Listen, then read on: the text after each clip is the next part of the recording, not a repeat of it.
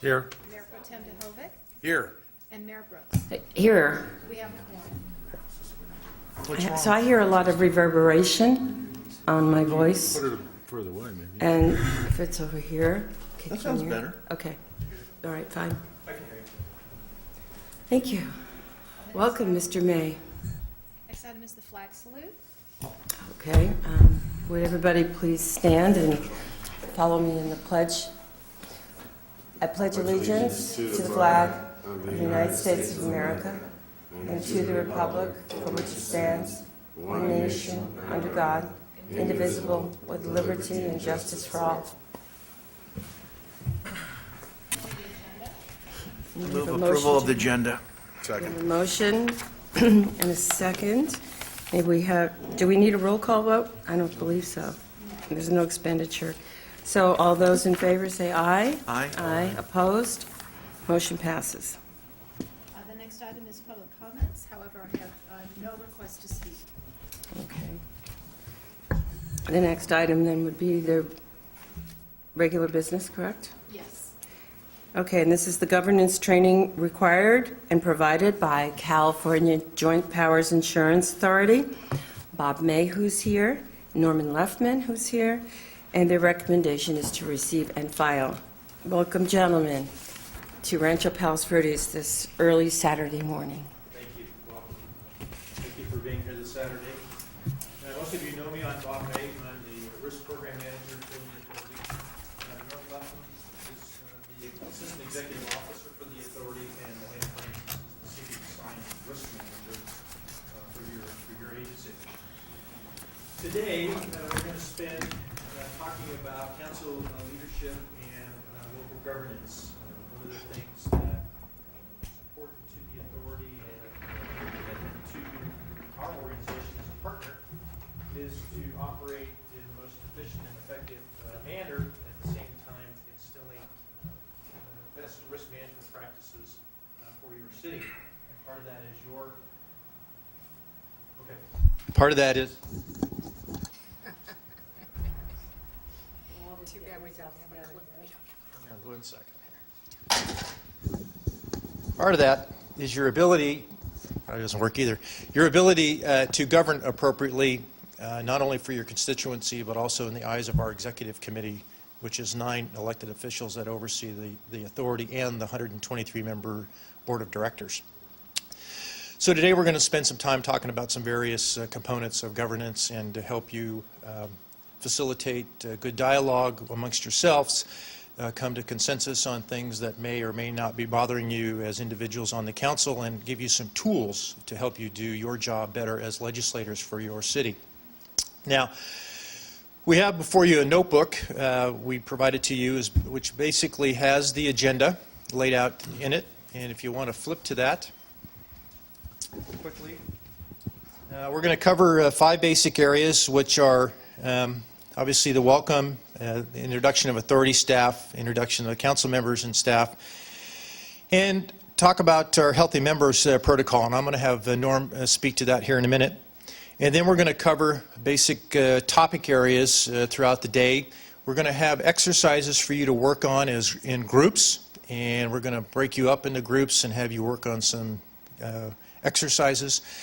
And then we'll come back and talk about those. And then as we transition through the morning, we'll take a break somewhere about 10:30ish thereabouts, and then we'll stop and have a little snack for lunch, and then we'll come back and finish off in the afternoon and get you out of here in a timely fashion. That timely fashion is basically up to you folks and the material that we need to cover, and obviously getting you the tools you need for your operation. Under tab 1 in the notebook is our bios for Norm and myself, so you kind of know where we come from. Those of you that went through the interview process with me kind of know me, because we spent lots of time talking about governance and the impact and the things that we see from the authority standpoint. So I wanted you to have that as a frame of reference for the folks that are going to be doing the instruction today. Under number 2 is just some notes. So we're going to allow you to take some notes. So we give you a couple pages for training notes for you to write on. If you run out of that, then we gave you some other writing materials in the front flap of your notebook. Section 3 is some things that we'll talk about today about tips for promoting civility in public meetings and the strategies that you can use with one another and those that you can use also with the public. Those of you that will be coming to our conference next week in Indian Wells, our main theme is enterprise risk management, and we are going to spend a lot of time talking about governance in various sessions at the conference, because it's an important component for the authority. Tab 4 is another one talking about promoting civility in public meetings, concepts and practices. We'll talk a little bit about that. And then tab 5, we talk about strategies for creating a more collaborative, effective council. And again, part of that process is creating tools for you, so we give you some information that will help you in that arena. So as we go through the process, if there's questions, feel free to raise your hand, jump up and down, get our attention. We'll move through the process for you. And if you need to take a break sooner or you need to get up and take care of business, just go ahead and do that. I would ask that your cell phones be on vibrate, your emails be silenced for at least the next couple of hours, and allow you to concentrate really for your benefit. And we are just here to facilitate a dialogue and to work through this process. That's our role from the authority standpoint. And again, when we return back to our executive committee, one of the things that Norm and I will be responsible for is to report back to them as to what the outcome of this training was and how receptive it was and the things that were in place after we left.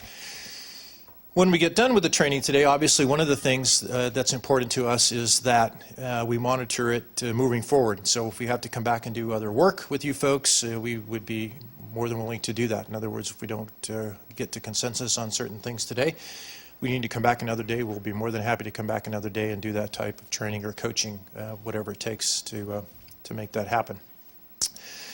Ken Dyda's in the back. Ken is running for council, so he's part of this in the concept of kind of listening and paying attention. So if he becomes a successful council member, then he understands where the authority is coming from in the concepts of best risk management practices. And again, our role is to facilitate that for all 123 members of the authority, because their losses affect you, your losses affect them. And after a period of time, as we talk about through the Healthy Members Protocol, you'll get a sense of where that's coming from our executive committee. So with that, any questions before we get into some areas? Let me hit some ground rules real quick. A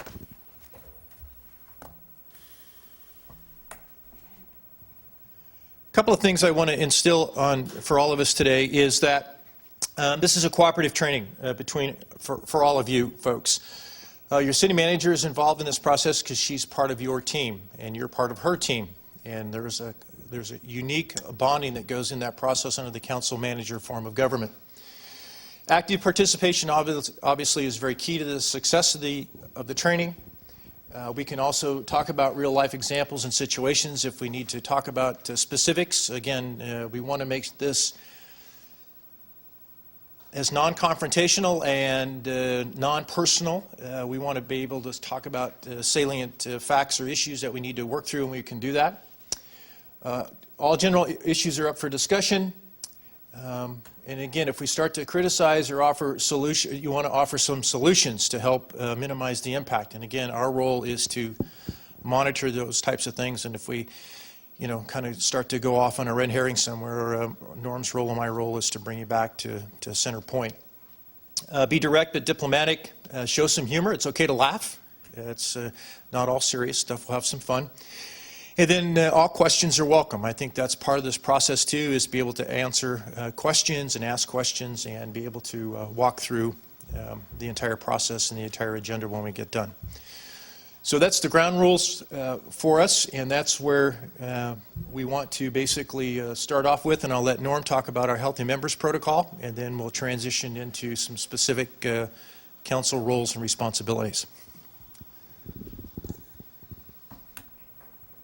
Good morning. Thanks, Bob. Thanks for inviting me, Bob. I appreciate being part of this today. Just by way of introduction to the Healthy Members Protocol, the authority was founded in 1977. You may or may not know that. Our first year of coverage for liability was 1978. What preceded that was 33 cities coming together and saying collectively, we cannot find commercial coverage. What are we going to do? Let's create a risk-sharing pool in which we collectively manage and fund the cost of claims against our agencies. That was extended to workers' compensation in 1980. So we have two risk-sharing pools. And for many years, the organization, the California JPA, was just simply largely a claims administrator. In other words, we'd receive a claim from a member, we would process that claim, either deny it or pay the claim, depending on what the facts were, and then be done with it. And that proceeded for, like I said, for a long time. But we realized, I would say probably in the mid-'80s, that we really wanted to make some efforts, and our members wanted this, to try to prevent claims from happening. So we evolved into a risk management organization, and we continue to be that today, meaning that we're going to put forth significant efforts, again, to try to prevent claims from happening. And that shows up in many of the programs and services that we do at the authority. One of the most visible areas is training, and you're experiencing that today.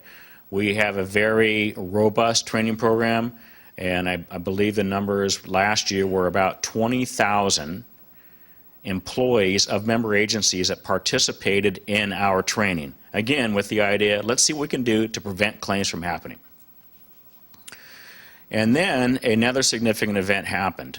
In the 2000s, and I believe it was around 2010, we started to see some members that, in fact, there was one member specifically that was, to be quite honest, careening out of control, meaning that claims were very significant in the millions of dollars, and the city administration and the council seemed to be part of the problem. But we, from a policy standpoint, from a governing standpoint of the pool itself, didn't have a way to work through that issue. What do we do? Just let things run their course? Or do we involve ourselves? And what was spawned from that whole discussion was the creation of something called a healthy member protocol that Bob made reference to. The healthy member protocol has become a policy, a protocol, that has been approved by our executive committee and largely driven by their direction to staff to have a way to identify members that based upon what we're learning from them are either in areas of claims or administration or some policy areas in which it would suggest that the authority get more involved.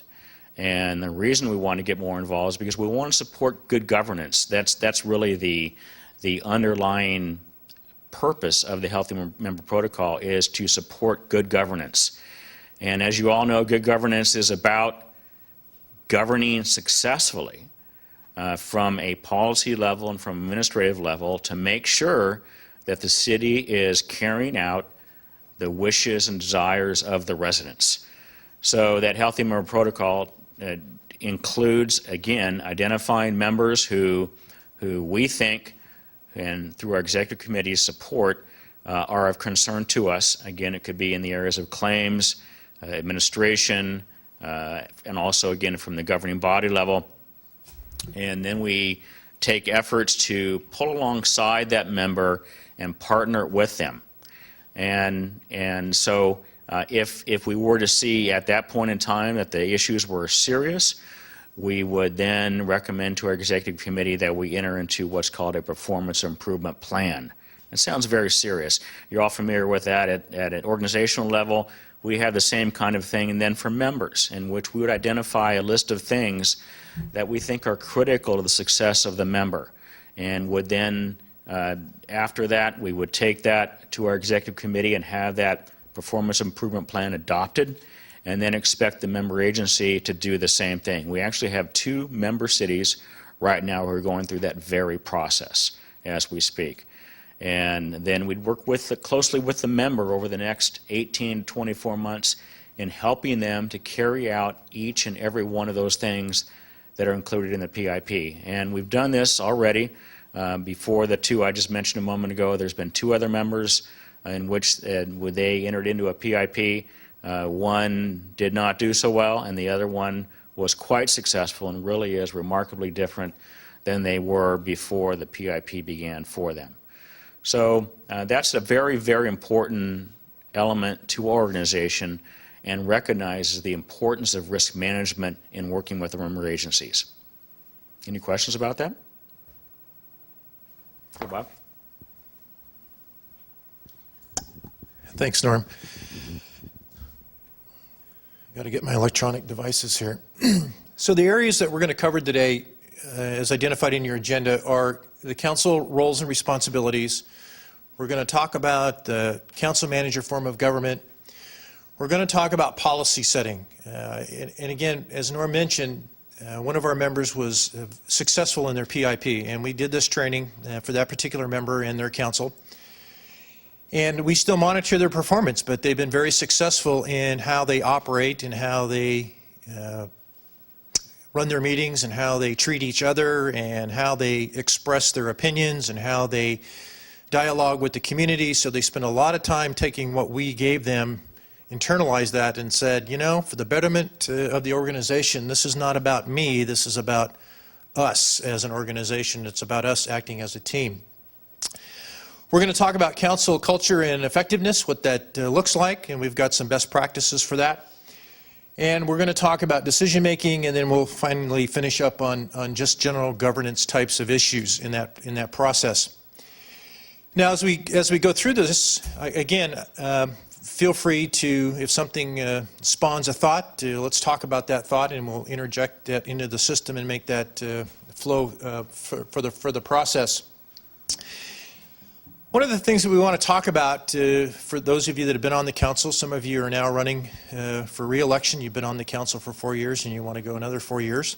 And then some of you have been on the council and are going through your midterm processes. But as you go through that time in grade, there's certain things that you ran for election for. In other words, you wanted to be part of governance. You wanted to be on the city council for a particular reason. And one of the things that's important to you as an individual and you as a group is to step back and say, okay, I've been on the council for 3.5 years, or I've been on the council for 4 years, or whatever the term is, and to say, what have I accomplished, or what have we accomplished versus me as an individual? In other words, when you walk out of this building after your terms have expired, because you have term limits here, is what are the people going to remember you for? And is it because the JPIA came in and said there's something going on, we have to do training? Is that one of your legacies? Or is it because you did something as a whole body for the purposes of bettering your community? And again, as legislators at a local government, that's our role, is to take care of our particular communities. So with that said, we're going to have a little exercise. We'll give you about 10 minutes, and you don't have to get up and walk around, but what I want you to do is identify your legacies.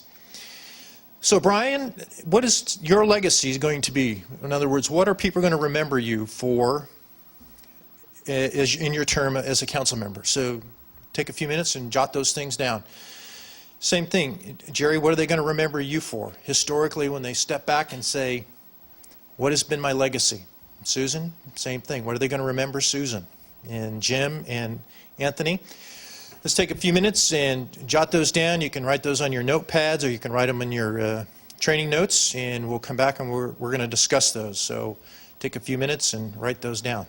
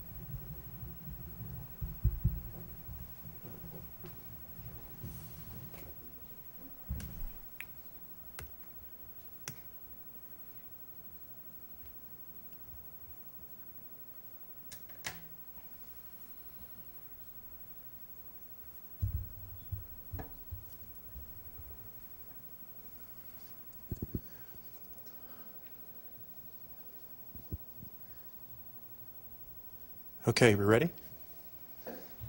It's like the time test, you know. Put your pens down, you know. Turn in your answer sheets. Your blue book is now being collected. Heard that enough. But I'm not done yet. I know. That was the whole process. All right, who wants to go first? Let's talk about your legacies. Jerry? Sure. Thank you, Bob. Kind of got philosophical here to a certain extent. Don't make us cry. No, just throwing out some adjectives. Obviously, I'd like people to think that during my tenure, I was, in a very high-level sense, I was fair, that I was engaged, that I was knowledgeable, and that I was hardworking.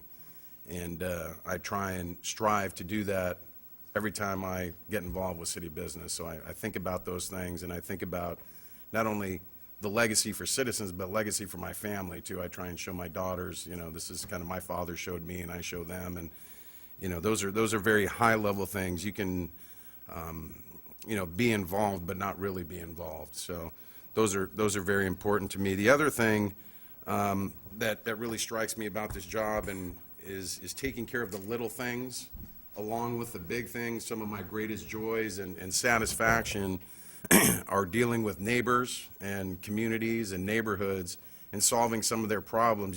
It's just the satisfaction of those people, things from, you know, moving a sign 100 feet down the road or getting their thoroughfare cleaned up and having the city come out and put mulch and all. Those little things make a big difference in people's daily lives, and it's really something that I find great satisfaction in. So I'd like people to remember that I got my hands dirty in the little things also. Again, getting back to a philosophical side of things, I want people to remember that I served honorably, that I left the city better than when I took office, and that hopefully I brought some of my specific skill set, primarily business, at an executive level, and that I've left certain things with the city to make the city much better going forward in perpetuity. So, Okay, there you go. thank you. How many of you folks knew that before today? Good. Good. Susan? Oh, Jerry waxed eloquent. Nice job, Jerry.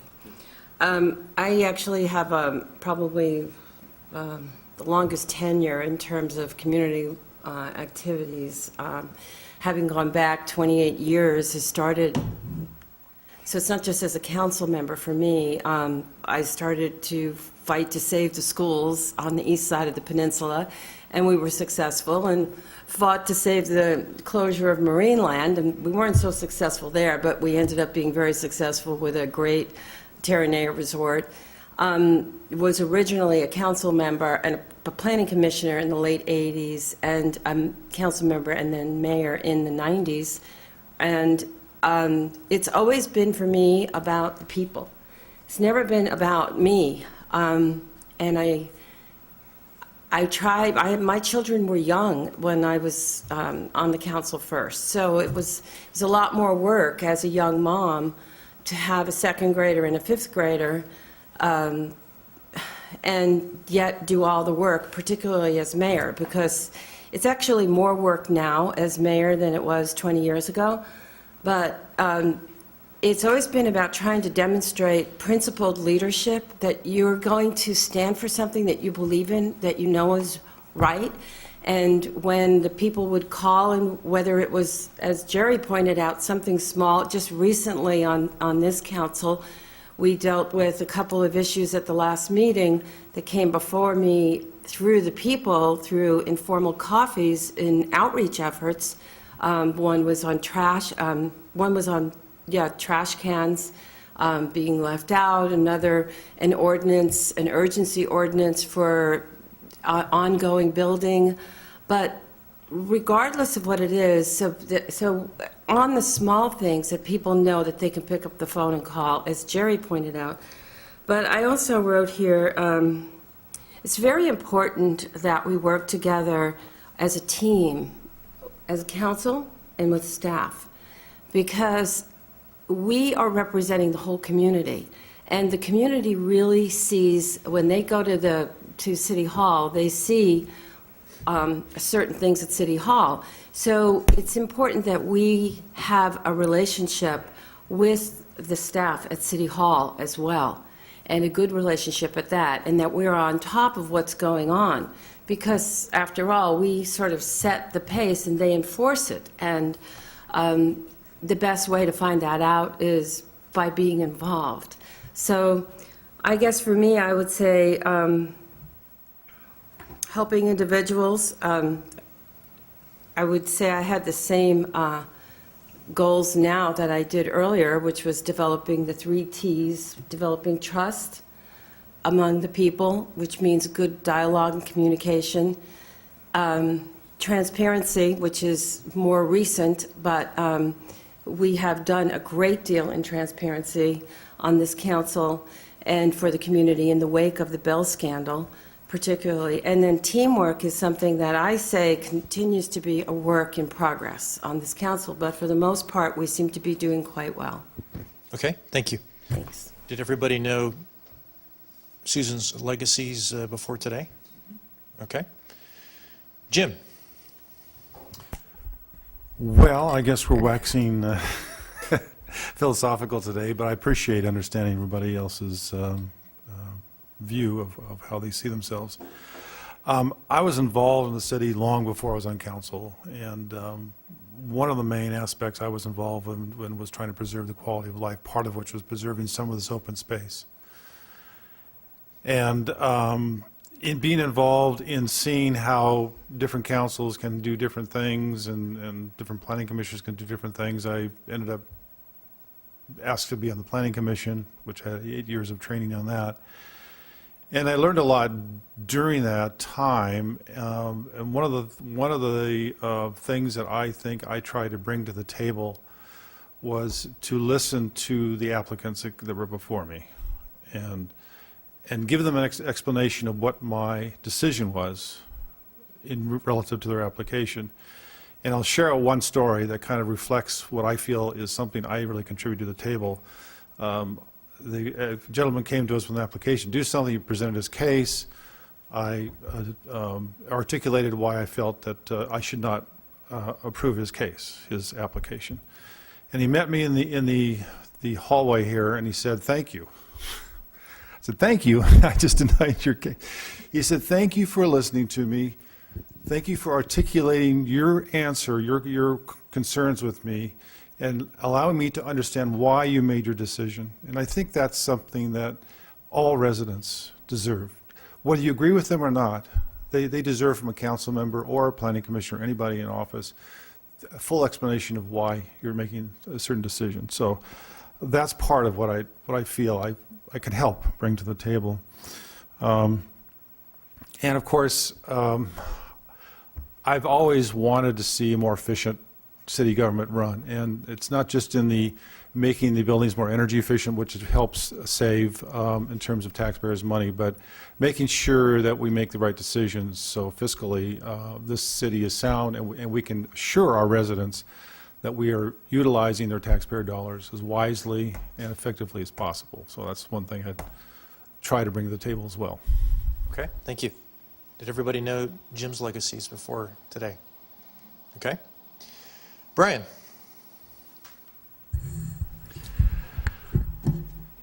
I think looking back on serving on the council, what I would like is to be able to show to my kids and their friends and other people that individual involvement, small neighborhood groups getting together, homeowners associations, if they team up, collaborate, they can accomplish a lot, particularly in a smaller city like this. One of the big advantages that we have in living in a small city like this is I love hearing the surprise on the phone when we get those occasional phone calls from a resident and they go, "Wow, I mean, I can't believe I got right through to the council person." And you know, that certainly is much more difficult in a larger city like Los Angeles. I mean, that's fun and that's neat. And I think that echoes a little bit what what Jerry was talking about. It's the little stuff, being able to make that little thing happen when perhaps residents figure because you're on council, you're just too busy. Well, we're not too busy, and it is the little stuff that people remember.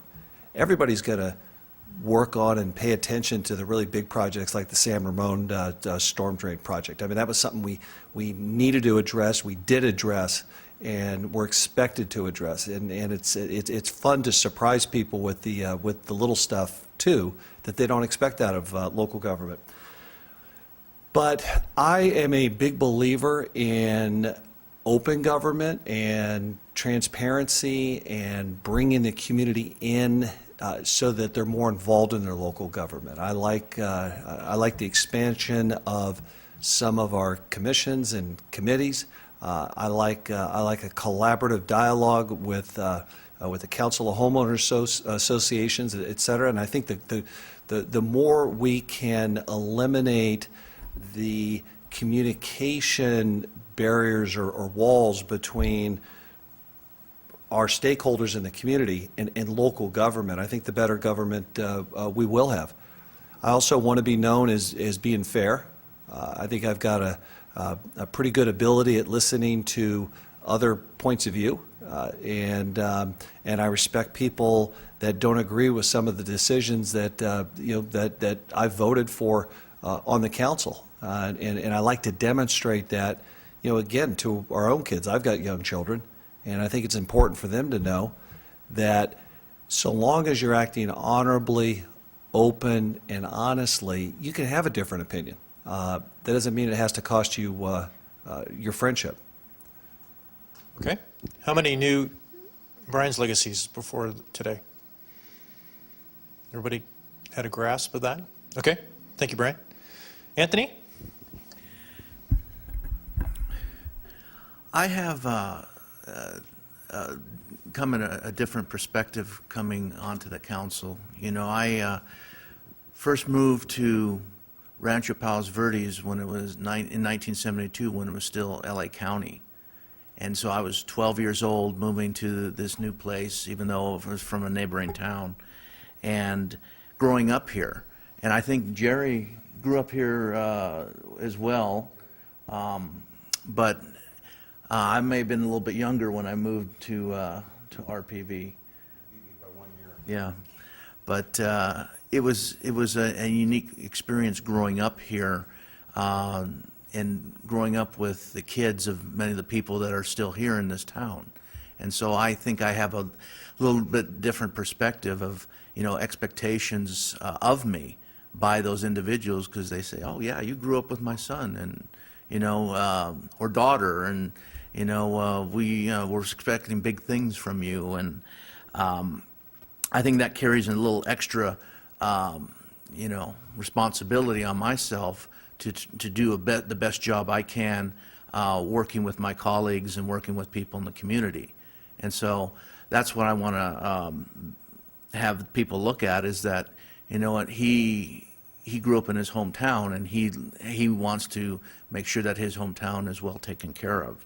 And that's why I have the,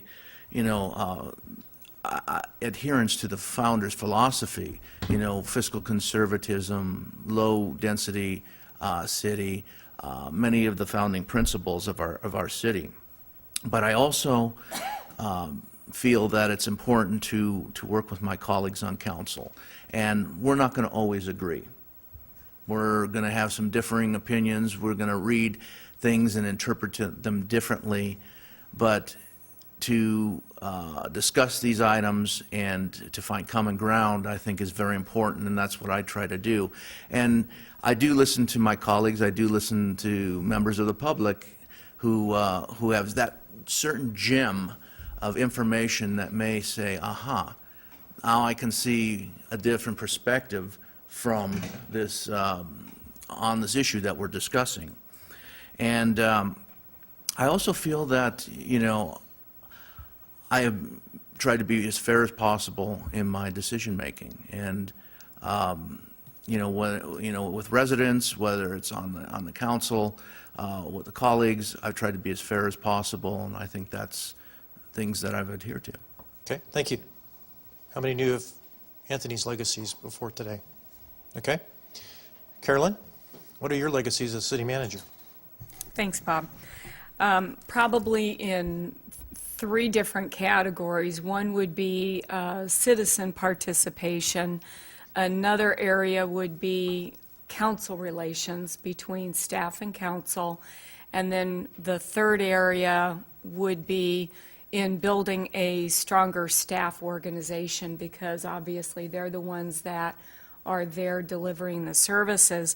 So those take the forms of things like, I think that as a city manager, I strive to be very inclusive, make sure that my staff participates at all levels. I'm a very collaborative manager, and I try and draw creative ideas out from my staff.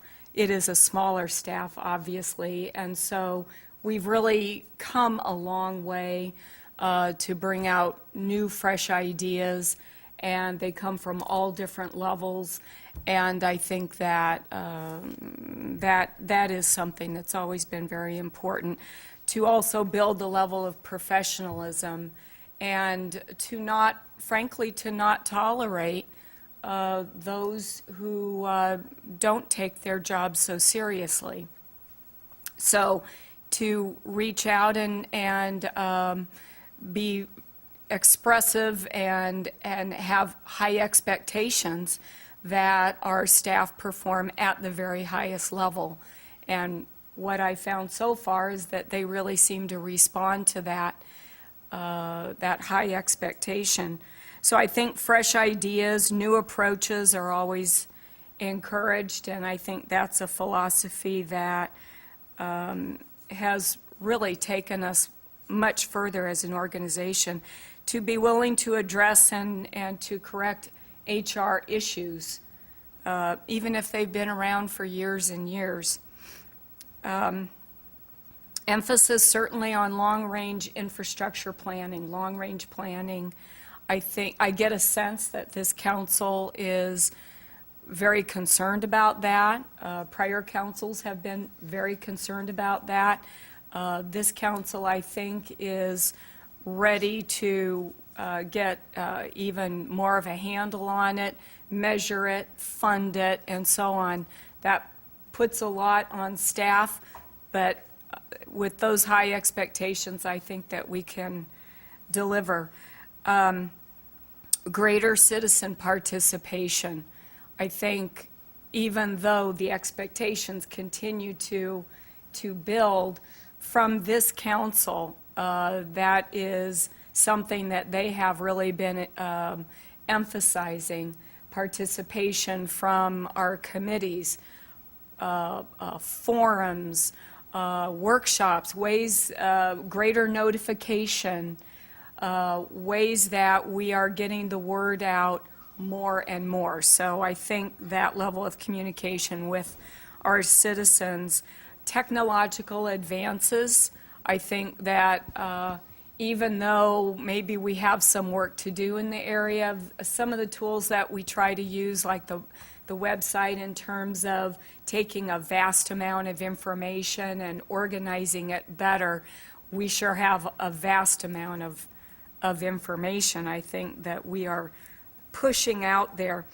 And I think something that that we do need to work on, and that I'm enthusiastic about today and moving forward, is to continue to build and improve that relationship between the council and the staff. And staff earning, which I think we do earn, but to solidify that trust. Staff wants the trust from this council, and we need it. And we need the confidence to be placed in us so that my organization will continue to reach greater heights of delivering the services back to this council and to all of our residents. Okay, thank you. How many knew of Carolyn's legacies before we started today? When you think about your legacies, if you look at the flip chart, Melena's been so kind to kind of jot down some notes for us, but fairness, engagement, setting examples, resolving important matters, community, serving honorably, transparency, trust, preserving quality of life, respect one another, open government, acting honestly, all those things. From a standpoint of legacies, when you sit as the body, one of the things that we have found from the authority standpoint, looking back at other councils that we've dealt with, is that a lot of councils don't understand your intrinsic value. In other words, why are you doing what you're doing? So if you have a flavor of what Jim's intrinsic heart is saying, and Anthony's heart is saying, and Brian's heart is saying, you kind of take time and take pause of that to say, okay, now I have a frame of reference. You want your daughters to remember what you did. That's important to you. Your kids are important to you to understand that what Dad did isn't very important.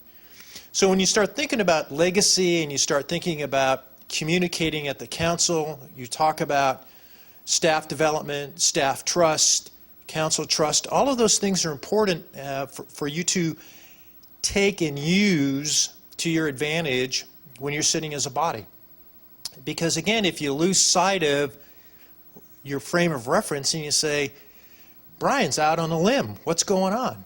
Jerry, what's wrong with, why is he thinking this way? Susan, why did you say what you said? You know what I'm saying? Because then you have to stop and say, oh, they're focusing on the people. They're talking about putting the mulch somewhere that's important to them. So it gives you an idea on how to build your team as to come from a frame of reference. Our executive committee is made up of 9 legislators, and we have 4 more than you 5. And when we do presentations for our executive committee, we have to stop and think what their frame of reference is. Because they're council members coming from their cities, but at the same time, when we make presentations, we have to stop and think about what is the frame of reference? Where are they coming from? So as we go through the day, I want you to think about the legacy information that you've just shared, because this is valuable information. We're going to post it up here on the wall so we don't lose sight of it, because we're going to come back to it later this afternoon. But in the context of your role as council members, Carolyn's role as the Chief Administrative Officer, you folks need to be in sync in that process, and that's critical for your survivability, to be able for you as a body to respond to the citizen needs, to do the right thing within your fiscal constraints, and to manage your legacies moving forward. Because you don't want to walk out the door saying, I spent 4 years and I didn't get anything accomplished as a team. All right, you want to be able to step back and say, gee, my 4 years, my time away from my family, like today, was important for a reason. And I think once you get a hold of those things and you can step back and say, I grew up in this town, I was on the council, and I made a contribution to my hometown. That's important. And all of us have those intrinsic values, and all of those things make us tick as individuals. And for us to come together, there's a process in group dynamics calling forming, norming, storming, and performing. And right now, we're coming together in that process as a group. The 6 of you, the 3 of us are in that process. So as we start to build that relationship amongst ourselves just today, we'll be able to, again, to get together and start storming, norming, and performing at a high, high level. And we do that internally at our shop as well. Okay? So with that said, we're going to post those up on the wall, and everybody now has an idea of what your legacies are going to be as a member of this body. And then we're going to transition now into what we see as downfalls to some of these things across the board. Now, you all have spent time with me in the last month or so talking about various issues that you may or may not see within the organization. We're going to talk about those in a minute, because I took all of your information, synthesized it down into some basic categories, and again, names will be anonymous. But the point is that you gave us some information that we built this program on for you. So we tailored our information to what you folks gave me over the past month and a half or so, and we're going to get into those salient points. Okay? Questions, comments, concerns? We good? Okay. All right. Norm, you want to take the next section? Let me flip the slide for you.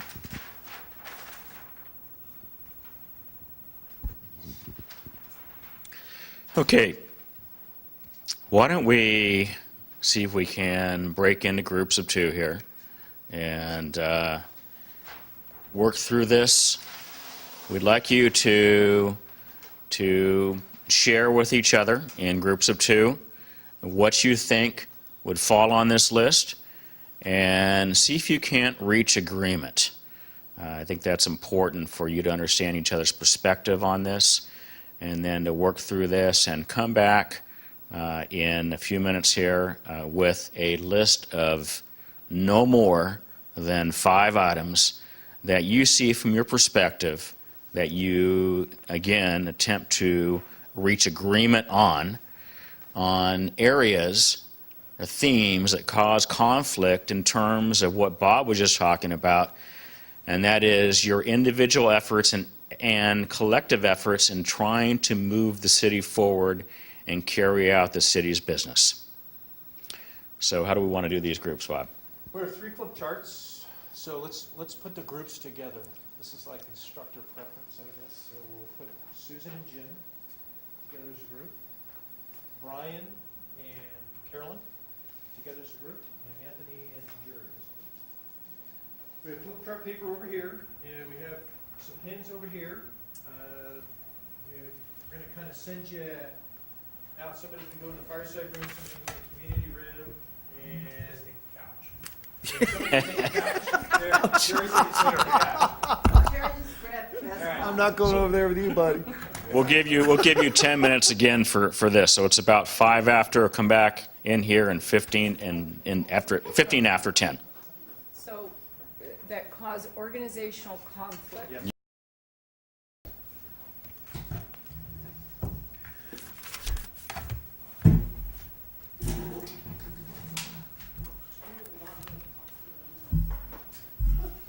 Susan? Okay. All right. Just like at a council meeting. Well, this is a council meeting. This is a council meeting. Lo and behold. This is our litmus test for how we run as a council. There you go. There you go.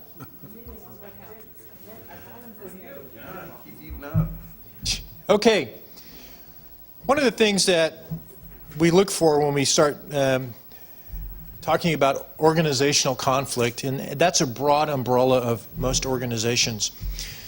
And we're going to talk about 3 things this morning, is organizational conflict, council conflict, what causes conflict amongst the council members, and then we're going to talk about what the public sees. And if you've been listening to the radio and TV for the last several days, what is the major conflict we're seeing now is government shutdown. And the public sentiment is, can't those folks get together and make a decision? And folks have entrenched themselves and polarized themselves, and now we hear all the horror stories that flow from that. When we look at organizational conflict, this is stuff that breeds throughout the organization.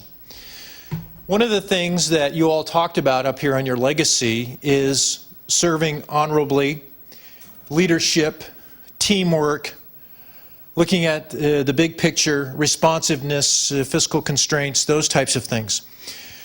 Well, if your activity is out of sync with your legacy or your intrinsic values, what do you think is going to happen Right. with the rest of your team? You're going to start to see what we call fractionalization. In other words, you're going to have what people either perceive or actuality is disingenuous, two-faced behavior, deliberate distortion of information. What do we got? Debate without personal offense. You're going to look at competing, hidden agendas. You're going to see unwillingness to communicate with your city manager. You're going to see a whole host of those things that drive organizational conflict. And quite frankly, your employees look at you. They watch your activity. They have to sit at council meetings. They have to see you in action, not in council meetings. So when you see these types of things happening, that activity, what Brian does, or what Jerry does, or what Susan does, or what Jim does, and what Anthony does outside of this dais, out in the community, is that going to cause, because if it's harmful, could it cause organizational conflict? Absolutely. Because it's going to what? Fractionalize. Crash on one of your intrinsic legacies or your staff's legacy. I mean, you can take this clear down to your staff level and ask your staff folks, what's their legacy? Why do they work for the city of Rancho Palos Verdes? Sure did. What is their ideal of doing doing a good job? Carolyn wants to instill what? Professionalism. She wants her folks to think outside of the box. Well, if your activity, breach of attorney-client privilege or failure to understand or any one of those things happens, what have you done to your staff? Taken them out of the picture. What have they done to you? What have you done to yourselves? What have you done to yourself when that happens? Or actual or perceived? Brian, what do you think? Limited your effectiveness. Absolutely. And you all want to be what? Effective. You want to be efficient. So if Jerry goes out and spreads what? Bad information, what does that do to your team? Takes your team right out of it. Because now you're at odds with each other. Jerry said this, Jim did this, Anthony said this, Brian's doing this. Becomes dysfunctional. Yeah, it's a dysfunctional family. Well, what that does too is it also makes people not believe that this is what your goals are. Right. Absolutely. And they believe you're disingenuous and that you're just another politician. So you're out of sync. See, that's why I start off with these intrinsic values for you. And these are your core values internally. You've got your own city core values. We're going to talk about those in a little bit too. You've got a vision statement. We're going to talk about that in a minute. But when you look at organizational conflict and you think about the things that go on internally within your organization, either these are actually happening or people are what? Perceiving those are happening. That's dangerous for you as a council. Now, there are certain ways to fix that behavior. One is you hold each other accountable.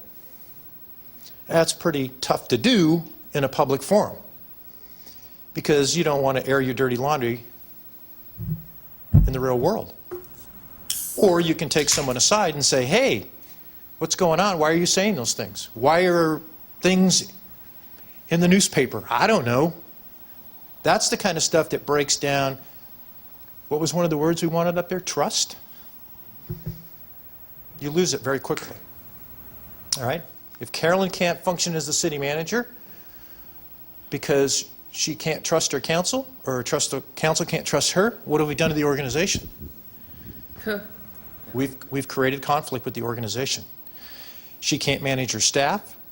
Her staff are looking at you folks, and whatever's being done is destructive to the organization. Okay? Break it down into your family unit. Jerry says one thing and does something different at home. Do your kids look at that? They do, absolutely. Or in business, if you do one thing and do something else, you don't have a lot of business, right? People go away. So when you think about that in the grand scheme of things, when we go through this process, here are some of the bigger issues that we see at our level. But again, we're going to work off of these, and we're going to start talking about setting aside politics, doing the right thing for who? The citizens of Rancho Palos Verdes, in concert with what? Your legacies. Okay? And here's a couple of things that we've seen that cause conflict. Council members meeting with staff below the city manager. We have had agencies where the council member believes that the council member is a city manager. Council members are not city managers. Council members are what? Council members. Okay? We have seen, when you start seeing organizational conflict, staff going to an individual council member for a particular Yeah. issue or issues, which becomes very dysfunctional in an organization. Staff potentially feeling intimidated. Again, if in fact you're doing something during a council meeting that causes staff to feel uncomfortable, are they going to do the best production for you as an employee? The answer to that would be what?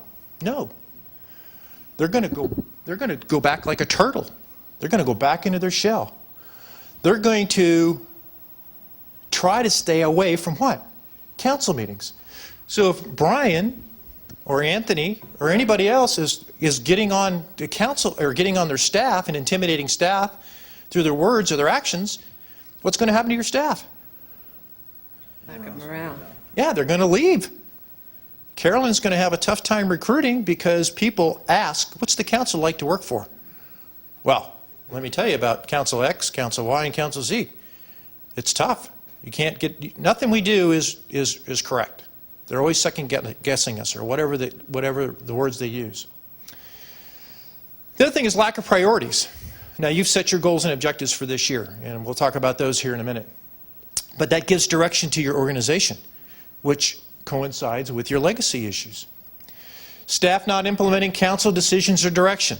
In other words, you've given direction to Carolyn to do something, she gives it to her staff, and the next thing you know, it's what? 6 months down range, and you say, what happened to that? Well, if I'm being intimidated or I'm not being respectful, what am I going to do? Drag my what? Drag my feet to get things done. Creates organizational conflict. Trust concerns about confidential information. If folks are taking confidential information out of closed session and giving it to someone else outside of closed session, you have breached your duty as a council member. Or you've gotten information from your city attorney. That is a breach of what? Attorney-client privilege. That kind of goes up on a couple of these that we see up there. So if that's an issue for us, we need to figure out how to what? Fix that issue, because that's causing conflict within your organization. Okay? And believe me, this is a big one for us. Because if a council member is taking information out of closed session, i.e. in a litigated case that we have to manage, and they're using that information or giving it to someone or sharing it with someone, it's compromised their what? Our legal position. We frown on that. Okay? We frown on that a lot. And that Norm talked about that during healthy member protocols. So again, if we've got some of this stuff going on, we need to either flush it out, stop it, do whatever's appropriate, do something. Yes, Jerry? Rob, isn't there also personal liability associated with stepping out of line like that? Sure, absolutely. Legal personal liability? Yep.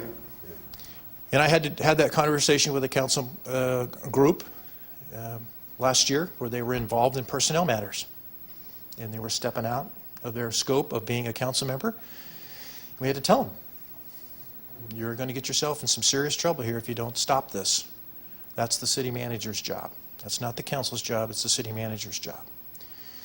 So again, when you have that type of stuff, or you have deliberate dissemination of misinformation to the residents, or unwillingness to communicate, or failure to understand, or breach of duty, client privilege stuff, you wrote those up there, and that's what we see.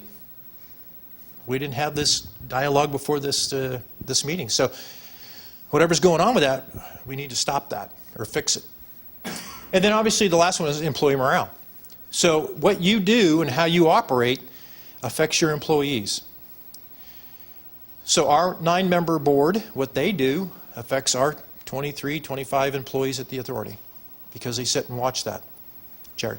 I'm sorry to interrupt you. Yes, sir. Are these are observations based on your meetings with us, or is No, this no. just generalities? Generalities. Okay, very Yeah. good. Thank you. Good question, because I didn't know. These are things that we've seen working with other agencies. Okay? And as Norm said, we've gone through this numerous times, so we see kind of some common themes which cause conflict, which cause us to come and do the training, is because we see things on the horizon.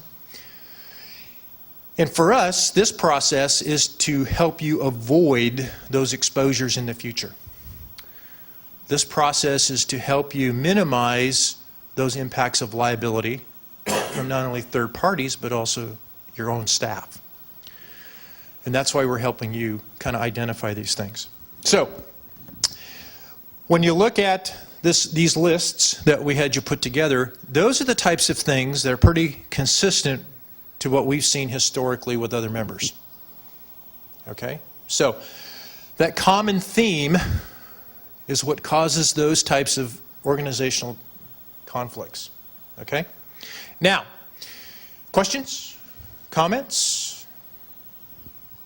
Okay? I would assume your function and your role is to minimize the risk for the pool Yes. of the insured members you have. And that's really what your interest is in helping us, or helping any city for that matter. That's correct. Okay. Because what you do affects the whole, as we said earlier. And what the whole does affects you all. Because you're part of the risk-sharing pool, which means you share in all of those losses. And a risk-sharing pool is successful if we minimize the frequency and the severity of those impacts to the pool. And that starts at your level. Brian? Bob, not this city, but can you give an example of when coverage was denied in a lawsuit elsewhere? I mean, you don't need to name names, but what's an example of what might trigger that? Loss of coverage completely? No, a particular piece of litigation. A lawsuit is filed and coverage was denied. Well, that depends on the lawsuit. Well, for example, I mean, here locally, this happened a long time ago, but the Monks case, weren't we exposed on that to some extent? Yeah, Anthony, when you and I were- $4 million for that. Did you guys cover that, or was there some portion of that wasn't? I'm just trying to get it. Yeah. I'm just trying to get an idea as to where that. Okay, fair enough. You know, because I mean that's what you guys are. You're an insurance agency. It's Well, we're not. well, not an insurance agency, Yeah. but We're a risk pooling organization that you're a member of, that you share losses. We buy excess coverage for extreme losses. But we self-insure. This year is $5 million. Our SRIR is $5 million out of the pool. So the first $5 million comes out of the pool, which is calculated in your premium. And that's kind of the misconception, even though insurance is in our name. We're providing you liability coverage with all of your other partners. It's a partnership, quite frankly. So it's if you and Jerry decide to do a partnership, you get to share in the profits or the losses of the partnership. Risk pooling is the same thing. We share in the profits and the loss of the partnership. Let me see if I can answer your question, Brian.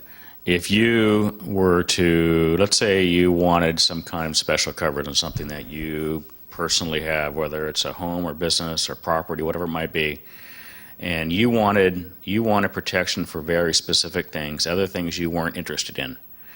Well, our organization is exactly like that. When we were formed, our 33 members had to create something similar to an insurance policy. Now, we're not an insurance company, so we can't create an insurance policy. What we created was a memorandum of coverage. The members at that point in time took what is traditionally considered to be a commercial liability policy and altered it slightly to fit the needs of our members. And every year since then, almost on an annual basis, we at a staff level, based upon input we get and also what we evaluate internally, make slight modifications to make sure that the memorandum of coverage defines what we want covered and what we don't want covered. For example, one of the things that we don't cover are airport operations. We have not felt that was an exposure that our members typically have, so we didn't want coverage for that. So in any claim that occurs with a member agency, we define coverage based upon that memorandum of coverage. If it's covered, we will defend the member. If it's not covered, we won't. So I'm not sure, I remember the Monk's case, I can't recall the specifics, but if there were things that did not fit cleanly as being covered, we would not cover that. Got it. That make sense? Yes. Okay. Thanks, Brian. Good question. Just a follow-up Jim. question. Ultimately, if you find an organization that just will not comply with your requests in terms of, resolving the conflicts, is the ultimate resolution to drop that entity from your pool? There's a couple of steps we'll go through. This is a precursor, quite frankly, to being put on a performance improvement plan. As Norm talked about under our health and members protocol, if in fact a city is not comporting themselves to best risk management practices, we evaluate that not only in frequency of claims, severity of claims, governance, relationships, morale, fiduciary duties, those types of things. If it goes to a level, as Norm talked about, we have 2 cities that are on that track right now because their system is way out of whack, then we take it to the executive committee and we recommend that you go on a performance improvement plan. That performance improvement plan then dictates a set of conditions that you must comply with to retain, quote, your coverage. If you fail in that process, there are some steps in between there that we can exercise if we believe we can save you, and that would be special endorsements or reservation of rights on certain claims, those types of things. So, yes, sir. Articulate and define special endorsements. If we end up with some hostile work environment or retaliation claims from your employees because they allege council is doing things that causes that environment, and we have counseled you not to do those types of things, and you decide to go against that, and you just continue to do that, then we would say, we're not going to cover those types of claims. You're on your own for those types of claims. The city or the individual? Could be both, depending on the severity and what the allegations are. Just before you go any further, just so I'm crystal clear here, this session here, you called it a precursor to additional action. So this is not just a routine, you go city to city and you give this presentation. There was something that caused you in your evaluation or the group's evaluation, whatever your evaluation process is, to come into Rancho Palos Verdes and say, we're kind of seeing something here and we want to nip this in the bud. This is just, it's not just our turn to get this presentation. Is that correct? That is correct. And again, part of what our performance improvement plan would be with other agencies is to provide the same or similar type of training for those councils, because they have a whole host of things. We would, in the cities that we're embarking upon now, have a whole host of things, as Norm talked about, to work through in the next 18 months to maintain their integrity with the organization. For you folks, as we talked about early on, was it's not critical yet, but we see signs of things that are not in alignment. And I can see right now where we've gone through just portions of that, and I can see where that alignment that we sense. We see that. We either get emails from folks, we get personal phone calls from folks, we watch the newspapers, we do a whole host of things to monitor our members' performance, because again, you're in a pool. So if you start, and our executive committee asks those questions, what is citywide doing that's driving their claims? Or what is it that, why is their council always in the what? Newspaper.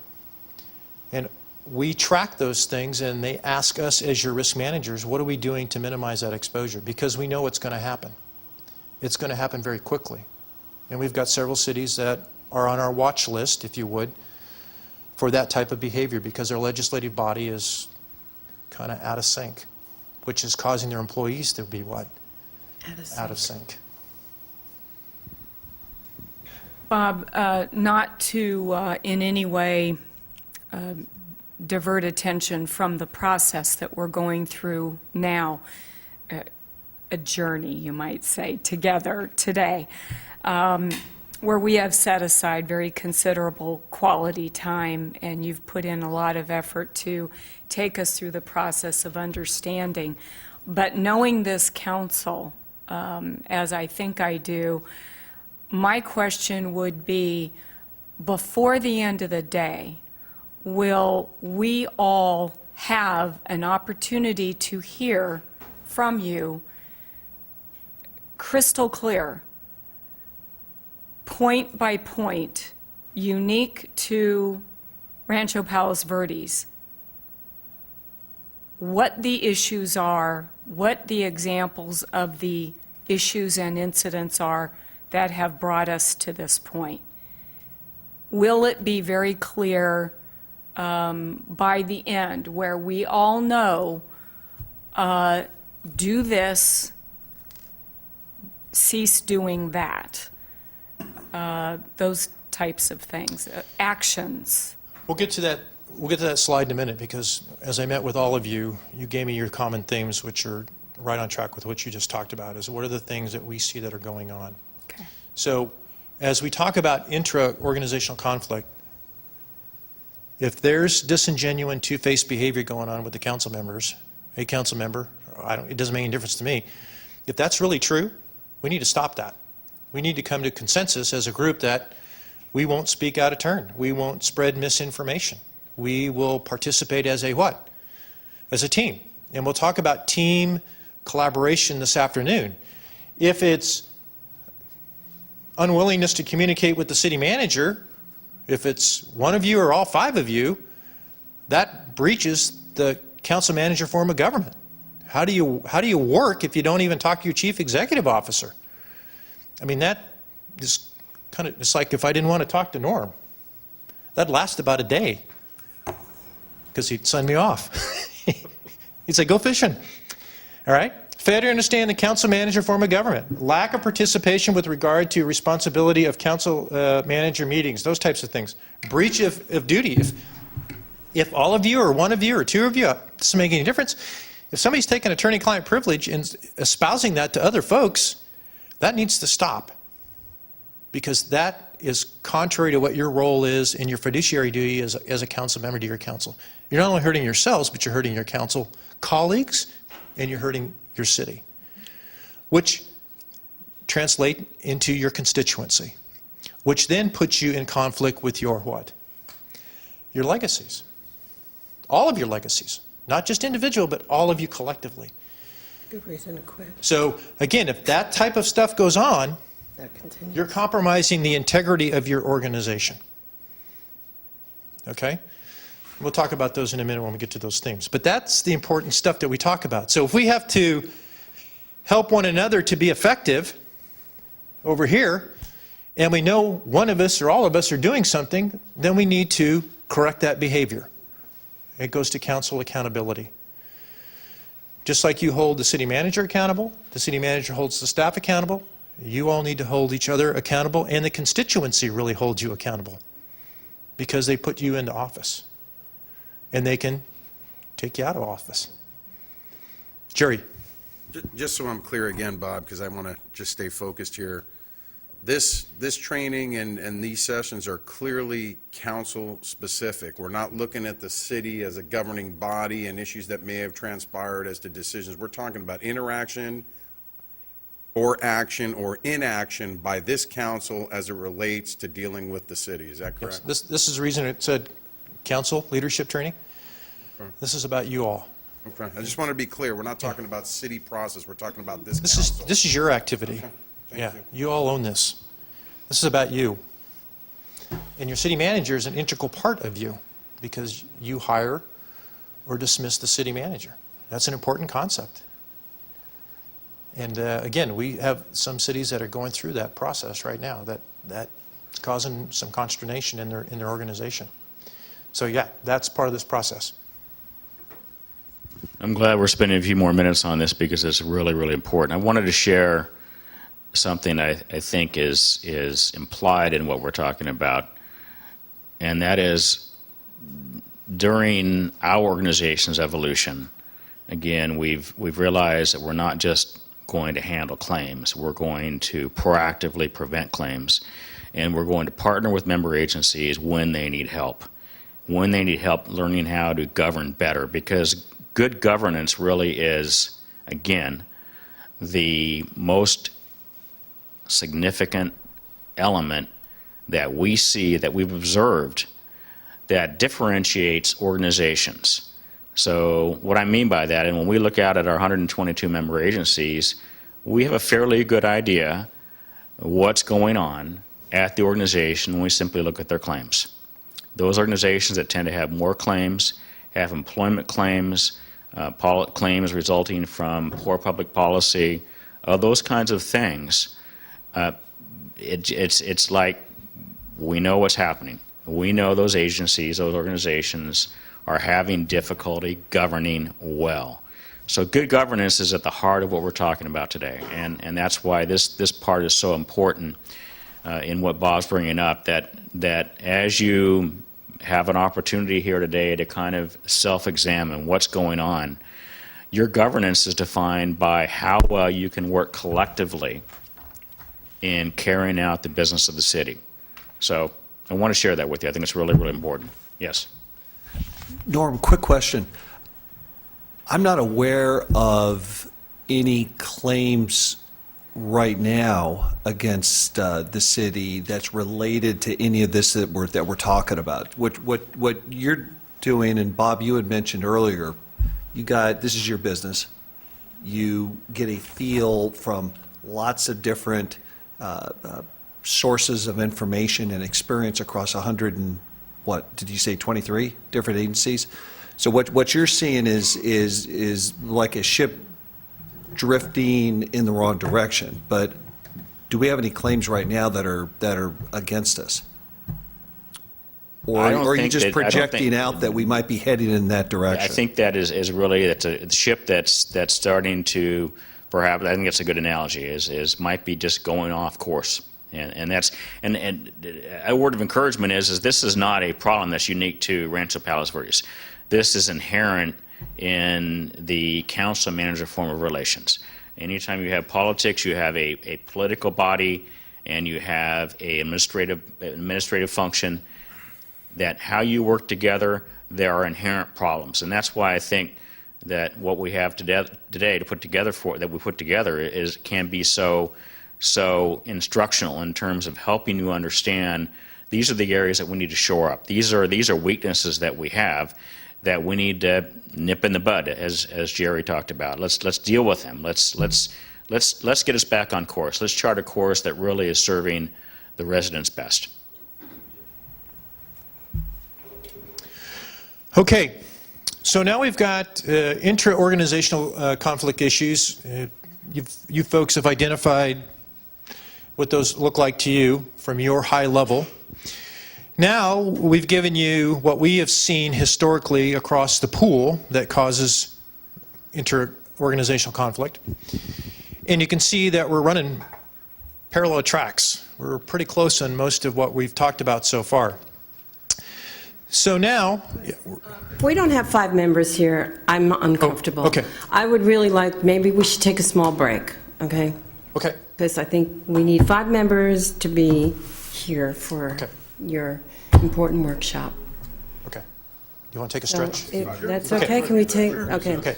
without objection? Okay, I'll be back at 5 after 11. Oh, here thanks. comes Brian. We're going to take a 5-minute break, Brian. Brian, we're going to make sure that we're all 5 here for it, so we're just going to take a 5-minute break. So Good idea. Okay, thanks. To pick up folks at the airport, so it could be compromising my integrity if I'm not there to pick them up. Let's talk about, we finish up a little bit on intergovernmental conflicts. Now we're going to turn our attention to what we call common themes that cause council conflict. Some of these may mirror each other, but clearly there's distinction between the two components. And the reason that we want to spend some time on that is because this goes to your legacy or your core values as an individual as well as the organization. So what I want to do is break you up into groups again, and I want you to list out what you see as causing council conflict. So what gets under Susan's skin, what gets under Brian's skin, what gets under Jerry's skin, those types of things from a council perspective.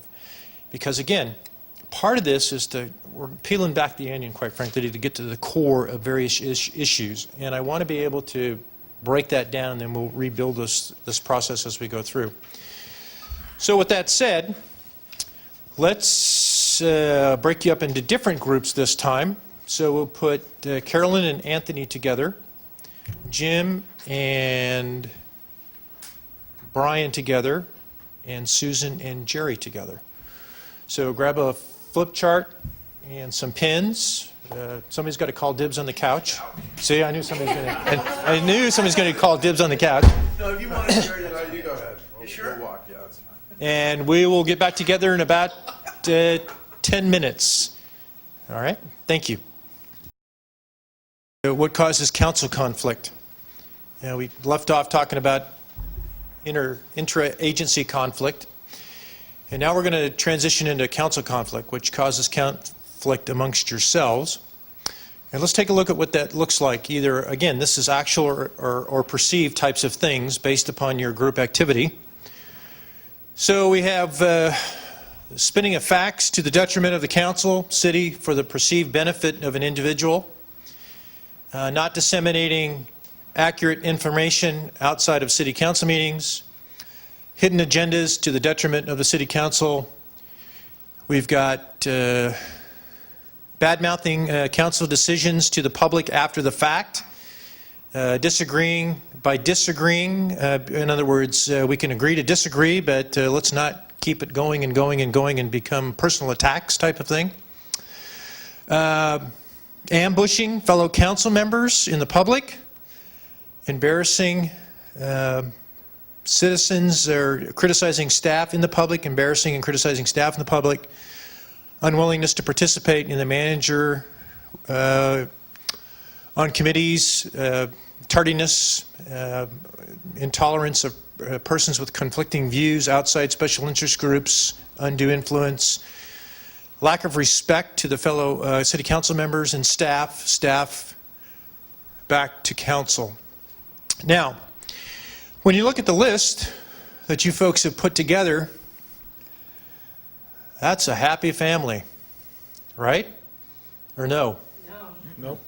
Would you say, based upon that set of facts, that we've got some work to do? Yep. Okay? And I think in the context of what we're looking at from, again, this conflict is, how would we hold one another accountable for that? So if Anthony's out spinning misinformation for his own personal benefit, not saying that you are, Anthony, I'm using you as a hypothetical, how would you as a council, how would you react to that? Or how would you hold each other accountable for that?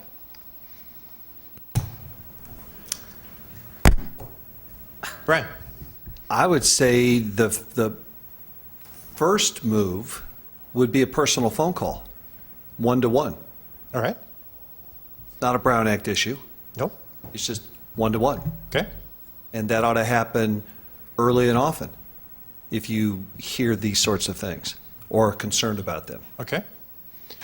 What else? The Brown Act is a problem because normally one or two council people would say, am I reading this right? And then you're really precluded from talking to the third individual about it. Correct. But you certainly could say, Susan, I heard you said something about me. Is that appropriate or not appropriate?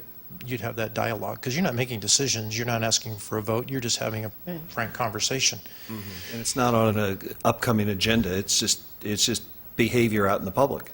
Well, it's behavior out in the public, but some of this is also what? Behind. Yeah, it's in public.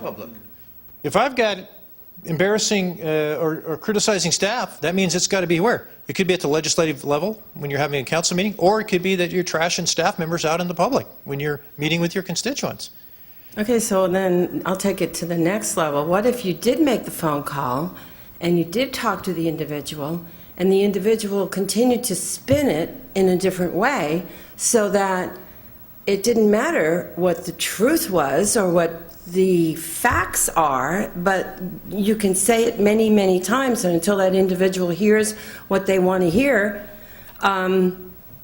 they will eventually find a way to hear it. It's a behavior pattern, is what it is. It's a behavior pattern, but it's also a commitment from all of you to say, as a collective team, That's true. we agree not to do this type of activity. Now, again, that's easier said than done, but that's the professionalism that you all bring to the table. So if Brian's spinning misinformation out there, and you all kind of individually have had a conversation about that with him and said, hey, that's not right, that's not fair, that's what, tearing down the team? Brian, as a colleague of all of you, should say, okay, I need to back off. I need to stop that behavior. If Jim's doing the same thing, Jim should say, okay, I need to what? I need to throttle back a little bit from a professional standpoint. Now, you folks are what we commonly refer to, you're in the silly season right now because you have what coming down the pike? You have an election. So everybody's out there trying to jockey for a position. When we talk about teams in that process in this afternoon, we'll get into how you should comport yourself, quite frankly, during an election. Because again, if you're jockeying for your position and you want folks to vote for you, you're kind of tearing down your teammates at the same time. And somebody's got to come in as the coach and say, wait a minute, we're still what? We still need to function as a team.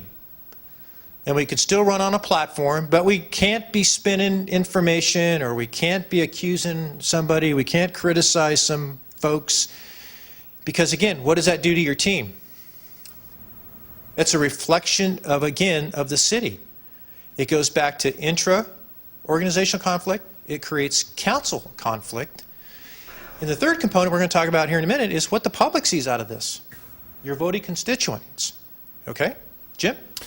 What if we have addressed some of the misinformation out there at a public meeting, corrected the record, but an individual continues to disseminate the same information? What recourse do we have? Well, there's a thing called public censorship, where the council can censure somebody, and we've had a couple of those in our cities where the council gets fed up with somebody and says, we're going to public censure just like it does at the legislature, and say that is misinformation, we're not going to tolerate that anymore. But ultimately, there's not a lot of control other than the voting public puts you in office, takes you out of office. But at the same time, hopefully, you work as a collective group trying to achieve the common good. In the common good, to argue about issues or keep bringing issues up that have already been settled, that's just bad for your organization. Because collectively, hang on a second, Brian, collectively you've all, what? You've come to consensus, you voted. Could be 3-2, could be 4-1, could be 5-0, but you've voted on the issue. Let it go. Don't keep bringing it back because you weren't the guy that got the benefit, or Jerry didn't get the benefit, or Susan didn't get the benefit. It wasn't my way, so I'm going to continually what? Churn the pot because I didn't get my way. That causes this conflict between yourselves, and it causes that conflict with who? Your city staff. When are they going to let this thing go? We've already voted on it. You've made a policy decision. Right. Let's move on. And folks that keep dwelling on that, their intent, quite frankly, is to tear down your organization. And you're not going to build your organization if you have that type of behavior on a continuous basis. Just think about your own personal relationships. You do that at home to your significant other, pretty soon somebody's giving you a de novo slap to get your attention. Knock it off. Stop doing that. And that's what we see a lot of is organizations, is they get into this cycle, and as Jerry said, that cycle creates all kinds of problems for you, and we see that on the horizon. So that activity that we see, that stuff that keeps coming back, or we keep seeing the same types of behavior, we know that leads to litigation because we've had it in the past. So bad behavior is a predictor of future behavior. Brian. If I could just make one comment about the current election season. We've had 3 open, public, and filmed debates so far. I mean, the most recent one was it just 2? 2. It was League of Women. Oh, okay, that's right. We're going to have 3. We've had 2 open ones so far. And just with the hope on the horizon, the light out there, I've been very pleased with how they've come across. I mean, this last Wednesday night, I thought that was a terrific forum and a terrific debate. I had people coming up to me afterwards saying, you know what, everybody's a professional that's up there, and there has not been any personal attacks, any public venting of anything. I mean, I've been very pleased with it. Okay? Okay, I have a comment to make on that. That's a good thing, and it's also a bad thing, because it is not, we are seeing right here that we have an issue. We have a problem to address.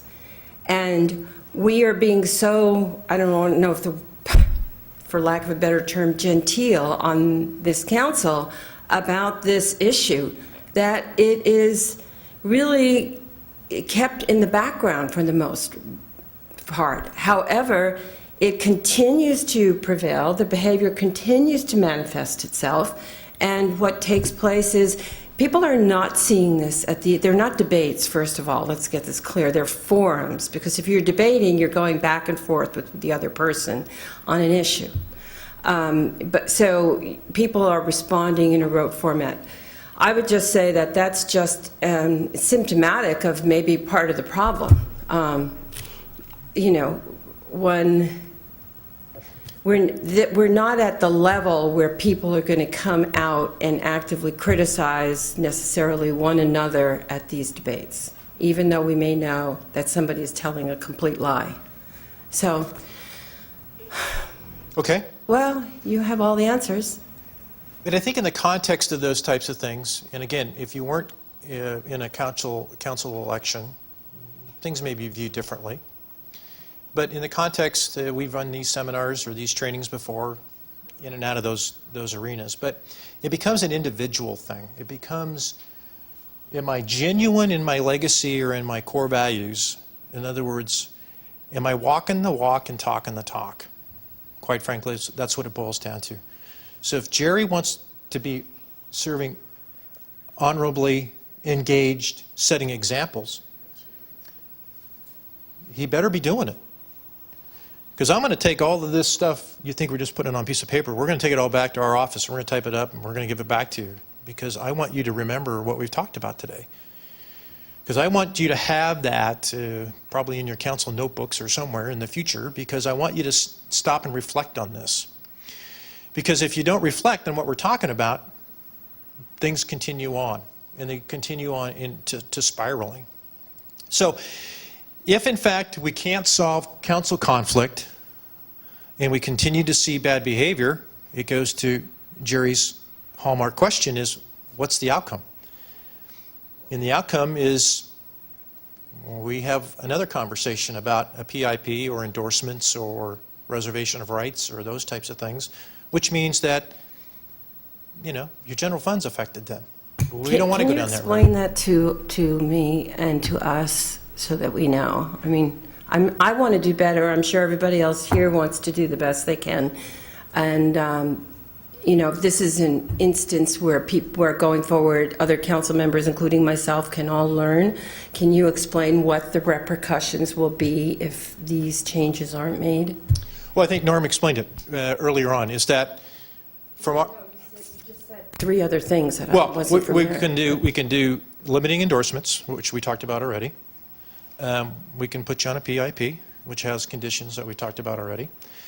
Or we can reserve rights on coverage, just like any other typical insurance company, that we debate as to should we cover this or not cover this. And then ultimately... If you reserve rights on coverage of an individual, is it an individual or a whole council? No, it'd be for the agency. For the agency? Yeah, it's the agency, yeah. Do you take action on an individual? Is it possible that you may eliminate an individual from the pool, or would it just be? No, you come It's the whole agency. You come as an organization. The whole agency Yes. comes. Yeah, we don't isolate folks out. But that's important to you to know that, because again, Okay, that is important. do you want your legacy to be that? And it's really not the individual, it becomes the body's legacy, quite frankly. So again, as we talked about very early on, one of our members didn't succeed, so they lost their coverage. Other folks are being put on a PIP. So it's up to you folks to take this information and say, wow, if this is really happening, again, it's either actual or perceived. So if you feel this way and there is a problem, we need to figure out how to address that. We need to figure out a way to say, Jerry, you're giving misinformation. Susan, you're misinformation. Susan, they're talking out of school. Jim, you're talking out of school. Anthony, you're doing something that's inconsistent with our core values. We need to stop that. Because when we talk about your core values here in a second, that's an important thing for you folks because they're on your books. And I think that when we look at those, it's like, ooh, wow, are we really doing what we say we're going to do from a core value standpoint? That's important. I was just going to say, you know, that, again, trying to define a mechanism to get done what you're talking about, we're very restricted on what we can do. If one person makes a comment, another council person to another and saying, well, what did you think about that? Was that out of line? You're prohibited from talking to that third person. And how do you collectively as a body, if there's groupthink, if you think there's an issue outside of a public forum, bringing, like you said, the dirty laundry out to the public? How do you do it? Are there any, what are the tools to do that? Well, the mechanism is you can bring it up in the closed session, or not closed session, but you can bring it up in the public forum under council comments. Say, hey, I saw your presentation the other day and you said something that was inappropriate about me. And I'm going to call you on the carpet about Where that. would that be even in the mechanism there? We have oral reports, but that's not what that's designed to do. No, but again, you certainly could raise the issue in a public forum, but you're not taking a vote or taking an action, but I would call Brian and Well, I say, guess my point is there's not a spot for no, there isn't. council commentary. So again, mechanically, where would you bring something like that forward? Would you have to agendize that? Would we have to address it in the studies? We have study sessions We once a have month? future agenda items We have prior to future a study agenda session, items, then. right. We could certainly, you could Maybe do that's that. what you would have to do. And for future if you were agenda items, is contemplating study censuring an individual, you would That would bring be that on up as a that would- future agenda that would be item, on your and then agenda. you could discuss it, then that would be your option. Sure. Yeah. That's what you'd have to do it then. But remember, those mechanisms then create divisiveness too. Oh, yes. So for every action, there's a reaction. And I think from our standpoint, we don't want to create that kind of environment. We would just assume that we as adults, being an elected official, understand that if my colleagues are sensing this from me, and I need to change my behavior. I need to be part of the team. That's pretty much bottom line where it looks at. But I think when you see these types of things, and again, what we have seen historically is, again, this is across the board, is lack of uniform training, orientation, and information on how to do the job as a council member. Lack of accountability. I think we've just spent the last 15 minutes on lack of accountability. Not elected to be staff. In other words, we need to know our role as policy decision makers, not staffers, not city managers, not public works directors, but be able to what? Give direction through your city manager on policy issues. Council members want special treatment. In other words, Jerry wants to be treated one way, Susan wants to be treated one way, Anthony wants communication one way. Poor Carolyn, she needs to be able to communicate with who? All five of you, and she respects that same back. So if she's communicating something to Anthony, her obligation is to share it with the rest of you, so you're all equally informed. Conversely, if you're communicating with Carolyn, she's going to write a response back. It's going to be shared. Need to understand information presented in your reports. In other words, if you're getting too much information or not enough information in your reports and your council agenda packets, you got to tell the city manager. You know, and you do it in a polite, civil manner, saying, hey, it would be nice if we could get a little bit more information or tidbit. But you don't want to create an environment where it becomes what? Adversarial. Adversarial, and you don't want to create this untenable workload that you want something, you want something, you want something, you want something. I mean, we've got one city now that the poor city manager got no less than 25 emails from one council member per day because they wanted this treatment. Well, put yourself in the council member or in the city manager's shoes. That's not going to last too long. Something's got to give or take, okay? And multiply that times 5. That's a lot of stuff going on. I have a question. You're talking about that regarding the city manager. Well, yeah, that is bizarre. 25 emails a day. But what about the use of the city attorney? Because that is a contracted job. The city manager is contracted actually to work with the entire council. The city attorneys generally work for, as I understand it, purposes of, individually, only for purposes of conflict of interest, for the most part, with council members as individuals as opposed to, as a whole, where they're working on whole projects for the city. Okay? Before you answer that, Bob, Yep. just for clarity though, Susan, although Carolyn is she's a contract employee, she's not an independent contractor, right? Just so we get that. Oh, yeah, I'm sorry, yes, but what I meant was, she is, And the city attorney is contract. Right. She is not an employee. thank you, yeah. So she's not an employee, she's contracted by the hour, by the quarter hour, and if one council member starts using that time, that is taxpayer time, and utilizing it and overusing it, and what do you see other cities doing about that kind of thing? What you normally do is the council sets the parameters by which you utilize those services. You, as the body, dictate what happens. And most of the time, the city manager makes the request to the city attorney for something. And they control, because you're going to hold her accountable for the budget. So if your budget's going out of whack, you're going to say, why is my budget out of whack for the city attorney? Well, you're not going to look at each other. You're going to look at your city manager, and your city manager is going to say, Brian's been calling the city attorney 15 times a day. Well, when you have that, that's another one of those things. It's like, why are you calling them, I say them, 15 times a day? Well, because I don't want to talk to Carolyn? Well, no, you should take your, whatever it is, as a council member, and either bring it up at a council meeting as consensus, that all 5 of you say, yeah, I think we need to get the city attorney to weigh in on this. You know, that type of activity versus everybody just calling. I mean, can you imagine then if the city attorney gets 25 emails asking for stuff 5 times or 10 Why our times? bills are so big. That's going to throw your budget out of kilter, and then you're going to talk to your chief executive of why is the budget out of whack? Because you all need to police that as well. And we have agencies that get to that point where somebody says, well, how come the city attorney's bill has gone over budget by 50%? Well, it's because the council members are contacting them individually and getting this information. Because again, whatever information your city attorney gives to Brian or gives to Jerry, she needs to give it to who? Everybody. Everybody, because you all need to be informed. So it's best to work through your manager to make that workflow much easier, and you can control the budget. Because if Carolyn sees that the budget is going out of whack, she has an obligation to bring it to you as a body that says, hey, we're utilizing the city services or the city attorney's services, and we've now expended 75% and we're only 25% into the fiscal year. What would you like to do about it? And all this work has been done on your requests, because we forget. Right. We forget that each time we have a meeting, twice a month, we provide some type of direction to go do something, and we forget the implications of those costs. Because we go home, right? We go home, we've given a workload to the city manager and the staff, and we go home. Next thing you know, we've spent money, and we don't think about what that expenditure is. And the last one, obviously, is lack of teamwork. That's what causes council conflict. And quite frankly, that's why we're here today, is to eliminate that lack of teamwork, start working as a team, both in the organization and outside of the organization. All right? And be a united front, not a divided front. And right now, I think you can see through this exercise and this exercise, we've got a divided front. You're divisive in what you're doing either in the shop or outside of the shop.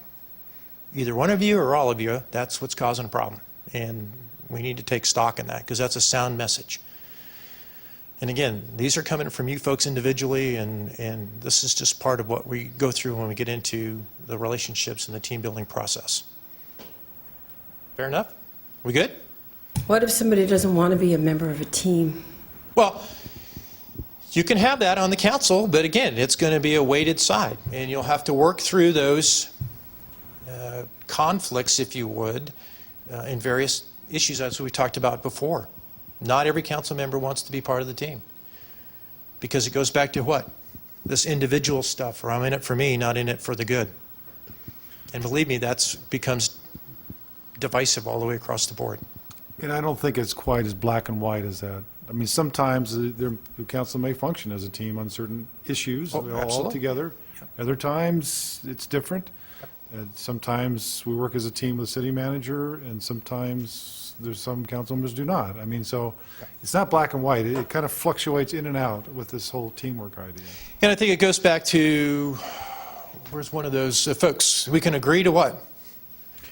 We can agree to disagree. It's okay to agree to, he and I don't agree all the time. But you're missing, it says No, I'm- agree to disagree without being Disagreeable. disagreeable. Yeah. There's a big difference. That's that civility process. And Norm and I, we banter back and forth on issues, and we can agree by being disagreeable, but we're respectful of one another's positions and what our thoughts are. So if he says, go out and mow the yard, I don't go out and what? Trash mow in the yard, I just go mow the yard. Just a sentiment. Staff is not the enemy. Okay, That's it. all right. That's an editorial comment. Thank you. Well, it's beyond editorial. Okay. It has to do with direct experience, and I'm sure that we'll have an opportunity to talk more about that. But when we talk about team, there is a sentiment that is permeating throughout the staff that is, it's there. It's there, it's growing, and it's not good. It's for morale or for productivity. That frequently staff is put in the middle and sometimes attacked. And maybe that's because there's really conflict within, with among the council, but they end up going after the staff. So. Okay, that's an unintended consequence, maybe. But that kind of gets back to my question about the team. I mean, yes, the council work as a team, but we should be working as a team with the staff as well. And sometimes that's a different teamwork Yeah, that absolutely.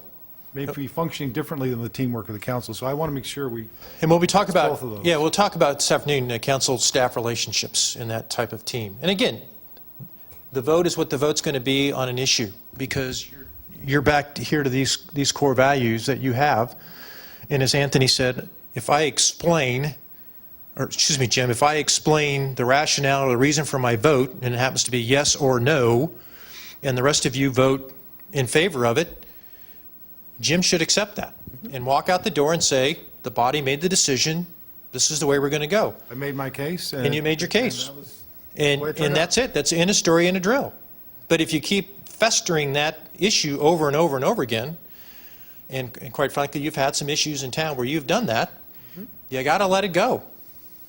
Because it's kind of done.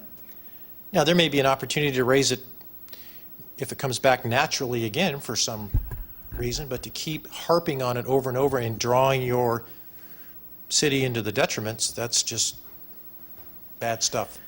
Yeah, I mean, that goes into an example where you have a vote and say the council is split, 3-2, 4-1. But when that issue is done, you have a next issue forthcoming, always. And you may need the support of that council member who opposed you in that last vote on a new issue. Correct. And so it comes back, as you say, letting that issue go, because you have to go move on, because there will always be a new issue to deal with. There's always an agenda every 2 weeks. Yeah. Jerry? Well, I was just going to say, it also has to do with your presentation, because as, you just heard, you can have split votes and different opinions, and I don't subscribe to groupthink, just, collectively, if something was voted 3-2 and I don't agree with the 3, let's say I happen to be in the minority, there is a way to bring that forward, say, well, I respectfully disagree with the vote, but the body voted, and, I'm part of that body, and that's what it is. Here's why I disagreed, without being distasteful in the presentation or bad-mouthing the colleague that voted the other way. There's a way to say that very tactfully, Absolutely. and that's really what I think a lot of the problem is. And if you look at the documents we have in the back of your binder, that's how to promote that type of response. The body voted, I had my position but I Here's don't. what I thought. The Yeah. group didn't think of it, but that's where I stand personally, without saying, well, he was a moron for saying Absolutely. it that way, or Or whatever. staff lied, or staff misrepresented, or staff did this, staff did that. All that stuff gets thrown in the pot, and then it just becomes muddy water for you. And it causes grief for all of you, quite frankly. Because then again, it goes back to your intrinsic value that you're trash talking your colleagues, and that becomes Point being, problematic. you can be principled in what you believe without really, taking people to task in an unnecessary fashion. Absolutely. But sometimes it does. It's a two-way street, too. If you feel attacked, sometimes some people will Absolutely. step back out and bark back at you. So it's a very fine line there. Yes. And you have to be sensitive to what those trigger points are for yourself. Yes, ma'am. I guess one of my concerns has to do with emails. 20 years ago, we didn't have emails when I was on the council last, and it was a lot easier. Of course, we're on demand 24/7, and so is the city manager and everyone else. But I am very concerned about the direction that things take when a vote is taken, that we just discussed. It could be 3-2 or whatever. On a specific issue, and then, or we as council members exercise our responsibility to appoint or unappoint or individuals to commissions and committees, and then an email is sent out by a council member blasting the individuals who happen to change the configuration. It's the responsibility of each council member that is elected to do what they believe is in the best interest of the people, of the city. And we have a responsibility, and we have an absolute right to do that without being chastised and bad-mouthed to a huge number of people that get copied and blind copied on these emails, which just makes us look ridiculous. So I'm just very concerned. I mean, is that just the kind of thing that you continue? I mean, I've already talked to the individual about it, so then what do you do?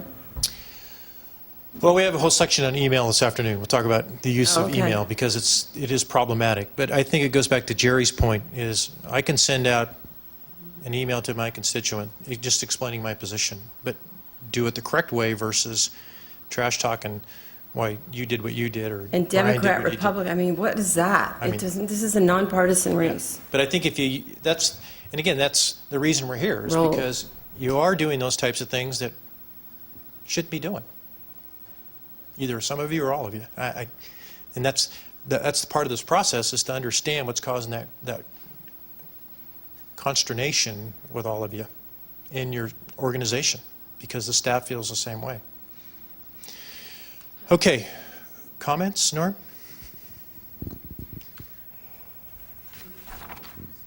This has been very, very insightful for me too, and I wanted to share some observations based upon what I've heard. One is, you each are elected to the council individually. That's obvious, but you cannot do anything by yourself on the council, and you know that too. That's also obvious. So that means that you have a process, and every other council has the same process. You bring items forward for discussion, and if there's a vote on those items, you have to make decisions by majority vote. Again, another obvious point. And you can do that. This is what separates councils, is you can do that a right way and you can do that a wrong way. Once something comes before a vote and a decision is made, you must move on. You can even respectfully disagree. But in the interest of the city, you have to move on. Attempts after that to manipulate facts, to distort the truth, do nothing in furthering the best interest of the city. That doesn't mean you can passionately disagree. I should say, that doesn't mean you can't passionately disagree with the city, the direction the city is going in. That is part of representing yourself, the beliefs that you hold very strongly. It also means that you're not going against your constituents that you feel you represent. But what it does mean, that there is a place to discuss those issues. And that place is in a public meeting. That's where you discuss those issues. That's where you decide things. That's where you realize that you put forth your argument either in support or against issues, and a decision is made. There was a study done a couple of years ago by the Harvard Business School, which I think is very insightful. I think about this lots of times. It looked at people's ability to be able to articulate issues. And the study took a set of facts, and the facts were true, obviously because they were facts. But it examined how people were able to articulate those facts. And what was interesting by the study, it proved that people who were more effective communicators were more successful in getting people to agree to their version of the facts. So oftentimes our arguments aren't won based upon whether the facts are true or not. They're won on how successful we can be in articulating a perspective or a belief or an opinion about those facts. But you as council members must realize that your business is to represent the citizens, and as issues come before you, articulate your perspective, debate the facts, and make a decision and move on. You can, again, passionately disagree with the decision that was made, but you cannot let that passion interfere with the best interests of the city. You can never be in a position, again, this separates good counsel from bad counsels. You can never be in a position in which you are allowing your passion to interfere with the best interests of the city. Okay, it's 3 after 12.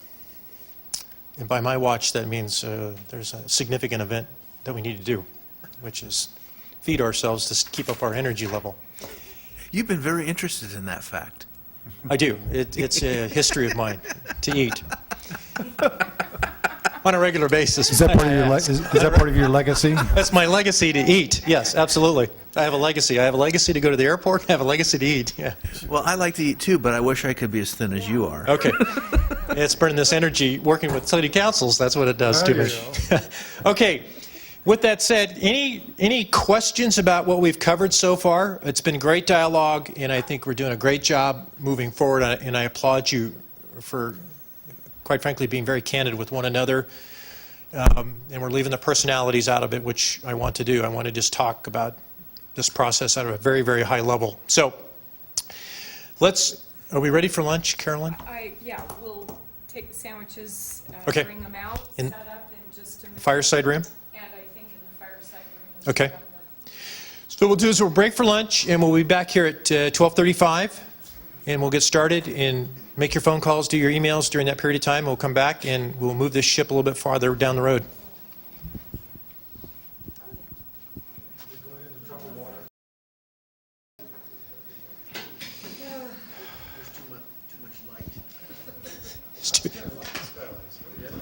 Yeah. You know what? Can we like dim the lights or something? Because you'll nod off now, right? Is what you're saying? No, it's just that it is too bright. Oh, okay. I'm gonna put my son, but I'm gonna have to go home that night. If it's too bright. It is. Can we dim the lights? Is that because of the camera? Do we need this light in here? because of You can. camera? These are skylights. The skylights. We're not used to having meetings in the day. Well, yeah, that's true. See, yeah. That's that nocturnal thing, we've changed. Okay, are the camera guys ready? Okay. I don't want to violate the camera rule. Maybe I'll get a supporting Oscar next year or something. All right, Susan's had too much lunch. Thank you. All right. Everybody had their great food. Yeah. That works. Yeah. Is it okay for the camera? Okay. All right. Where we left off was our discussion about council conflict and the things that go on with council conflict, and we put our responses up on some flip chart paper.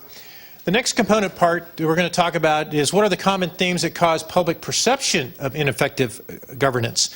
which means your activity, how it's viewed by the folks that are sitting home watching what you do and how you act out in public when you're not here. And I think part of that we lose sight of sometimes is that when you televise your meetings or whatever you do, most of historically council meetings were not televised. You had to come to the local government and you had to sit in the audience and you had to go through that process to be informed. And then all of a sudden we got technology and we either did it by radio or we did it by TV. Now we do it by TV. Well, and that's being broadcast to anybody that watches it at home, which means you're being scrutinized on a regular basis in everything that you do. So in that arena, then when you think about what goes on from the public's perception of what's going on internally. Now, when this workshop goes live, however you put it, folks are going to sit back and watch what we've talked about thus far. So we're going to go right into this arena as to what their perception is about what we've talked about and how we've come to consensus on certain things and talked about certain issues. So they're going to be able to evaluate that. When we talk about the ineffective governance component from a public perception standpoint, one of the things that we see and we hear about, quite frankly, from the constituents of several of our cities is that they know that we're out there. They know that the city is insured and they have access to us. So it's not uncommon for me to get phone calls or emails, or I see somebody out in the street somewhere, they'll say, hey, do you know what's going on in our city? I'll say, no, tell us. And we find out about those things, which again is one of our indicators in our measures, and our regional risk managers are responsible for that as well. So if Milena is watching her cities and taking care of her cities, if she starts to see something that's out of the norm, then she has a responsibility to come and talk to me and talk to Norm about that as to, I think there's something going on, we need to probably go over there and have a chat with folks. So in that vein, what I want to do, instead of breaking up into groups, is take a quick couple of minutes and have you jot down, what do you think the public's perception of ineffective governance looks like? Now obviously you can certainly look at the federal government, figure out what that looks like to you. You can also look at our state legislator and look at that component, but look at yourselves. In other words, what do you think the public thinks of you as individuals when they see you live or in the audience? What's their perception of what's going on? You mean if we're ineffective or if we're effective? Well, if you're ineffective, what do you think the ineffective looks like? Okay, I'm the word. Yeah. Jerry? Like the causes. Yeah. What are the causes? What are the causes of the public perception of ineffective governance? So if your public is out there and they either are critical of you in the newspaper or they're critical of you just in a public forum, you know, they've got a perception. Just like we talked about perceptions here, they're either it's either reality or it's not. So Yeah, I just want to make a point because I was chatting with a colleague of mine earlier, and you know, the fact that this particular council, the perception may be that it's labeled as ineffective, I take exception to, and I take umbrage with it. Are we perfect? No. Is there a certain level of dysfunctionality? Yes. But in reality, I think we're getting quite a bit done, and I just don't want this, you know, this cloud out there about ineffective governance and the JPIA or insurance authorities coming in because they see things. You know, we're getting things done, and I just wanted to make that point crystal clear because I can't just let that continue without being said. no, I appreciate that. A good comment. And again, this is in a general sense that we're looking at that process. So take a few minutes like we did this morning and jot those down, and we'll go through those real quick.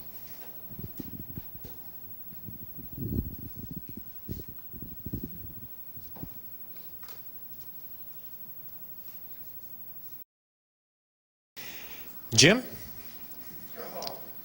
I got to keep you motivated now. See, that's the secret of all this now. Keep you motivated. Keep you going. Post-lunch syndrome, as they say. Yeah. Just a few things that came to mind. If there's a lack of conducting business professionally and respectfully amongst the council members, even the staff, that quite often can result. Oh, sorry. I'm sorry, my mic was off. Quite often what happens is if there's a lack of conducting business professionally and respectfully, by either council member, staff, or whatever representative of the government that is, Okay. that can lead to this. A lack of adequate communication and clarity as to what the city is accomplishing and resolving the details of those issues, because sometimes information is not correct out there, and if we're very clear and communicate clearly of what we're accomplishing and how we're accomplishing it, that sometimes can alleviate some of this public perception. Okay.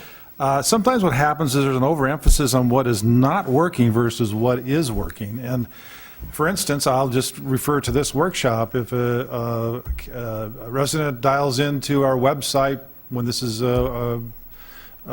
aired and only sees this and doesn't really explore the other parts of the website or something, it gets overemphasized of what we need to work on versus what all the accomplishments that we have achieved. So sometimes it's just what gets emphasized, sometimes can get things skewed in Correct. terms of what's going on. Okay. Good. Jerry? Thank you. I have several things that kind of to Jim's first point. Lack of civility, public bickering on the dais. The dais is always problematic, along with underbreath comments or noises. Somebody says something, you dismissive comment, you're like, or what have you. Snide or condescending disclosure or commentary during a meeting. You can tell when someone's taking a shot or taking a dig at you, and that's doesn't help the public's perception. And they obviously, the next step would be that they think you're ineffective if that kind of discourse is going on. That whether the public perceives or there is actual self-serving actions or motivations at the meetings or after the meetings. If people perceive that or in fact is going on and they see it, that leads to ineffective governments, in my opinion, also. Lack of information and disinformation a lot of the time. The public would say, whether accurate or not, that they think information might be being held back or that it's spun a certain way, and that leads to people thinking that governance is ineffective because we don't have all the data to make appropriate decisions. So whether actual or not, that perceived point. And sometimes, and to Jim's point again, I think there's a situation with degree and scale of severity or importance on certain things. And I think when and again, it comes back to spin, when something is that may or may not, it may be a point, but it may not be a major point, and it's spun a certain way, people who understand that it's being spun think that creates an ineffective body to govern because it's being spun and politics are being played. So. Okay. Very good. Thank you. Anthony? Yeah, I'm going to paraphrase some of what already has been said. I think one of the issues is that when you have other levels of government that are having their issues, people's perception sometimes is that all government is the same. Whether the federal government is shutting down or the state government can't balance its budget and is overspending, and then they think, oh, well, our local government must be, acting the same. And especially if there are some issues, challenging issues that we deal with that we're working through, and people automatically assume, maybe they're not handling it on their level either. And I think that's one thing that I think our residents can be assured of, that City of Rancho Palos Verdes does have a balanced budget, and we are working through the issues. And I agree with the comments of my colleague Jerry DeHovic that, our council is getting a lot done, with this body here, with these people here. So I think that being, it comes down to, council members are going outside the body and talking to other public forums, HOAs or other public forums, and spinning the facts. That will give a perception, because they'll say, well, I watched the council meeting, or I didn't watch the council meeting, but I'm hearing from you, and I'm hearing from different individuals, and, I'm hearing conflicting information, not a standardized, cohesive bit of information. And that, leads to, well, I'm mistrustful because I'm not hearing, I'm hearing conflicting information. And so I believe information, getting the right information out, and being clear about it is extremely important. And, a lot of times, putting blame on staff, just blaming staff, I think that's inappropriate as well. So, Okay, thank you. Brian? I think we've got a lot of agreement on these, but we talk about the dissemination of information. All the information can be out there and it can be accurate, but if the perception is that something's being held back, is an area that can, cause the perception of ineffective governments. I mean, that slide up there says public perception. Doesn't mean that causes ineffective governance. But if the perception is reality on this. I mean, one thing that the city, I thought, did well recently was that we're making some improvements down at Abalone Cove. And the original focus group, I know Jim Knight and I were on that a number of years ago when we scoped that out. The original focus group had been a couple of years before, and we'd gotten to the point where we were ready to move forward with going on that. But because it had been a couple of years, we didn't want to surprise some of the residents, and the staff made the time to hold, 3 extra public outreach meetings to, I know you've been to a couple of 5 or 6. I mean, they're in the middle of the day. I mean, I wasn't able to make them because of my job, but taking that extra few months and keeping it out there in front of the public. I know I was speaking at an event recently where somebody asked me about that, and they seem surprised because, again, people get their information at different times, or they choose to get involved in different issues at different times. But it was nice to be able to tell them that, there has been plenty of extra opportunities to get involved and lend your voice to this. And I went through the dates and the times on it, and this person was satisfied with that. They realized that, the information was out there, and I was able to participate, but I either chose not to or was so uninvolved that I just missed it. But they were satisfied with that. Okay, good. Susan? Well, I guess I would also preface everything by pointing out that despite the challenges that this council has faced, we actually have goals, and these goals get accomplished weekly, daily, and they get listed every month in our packets. And so we keep an active accounting of what we're actually accomplishing. So there may be some conflict and some strife here, but the bottom line is we are getting the job done. We've been doing a lot with the city in subcommittees. Some of us participate in subcommittees more than others, and we may have an individual that doesn't participate hardly at all. And that puts the pressure on everyone else to pick up the slack. So that's not really the item we're talking about now, is public perception of ineffective governance. I'm thinking in terms of leadership, and as mayor right now, the ability to govern and the ability to run a meeting, and the ability to make sure that we maintain a professional atmosphere, also a professional mediator outside of this, so I'm familiar with this, and I've had this job before.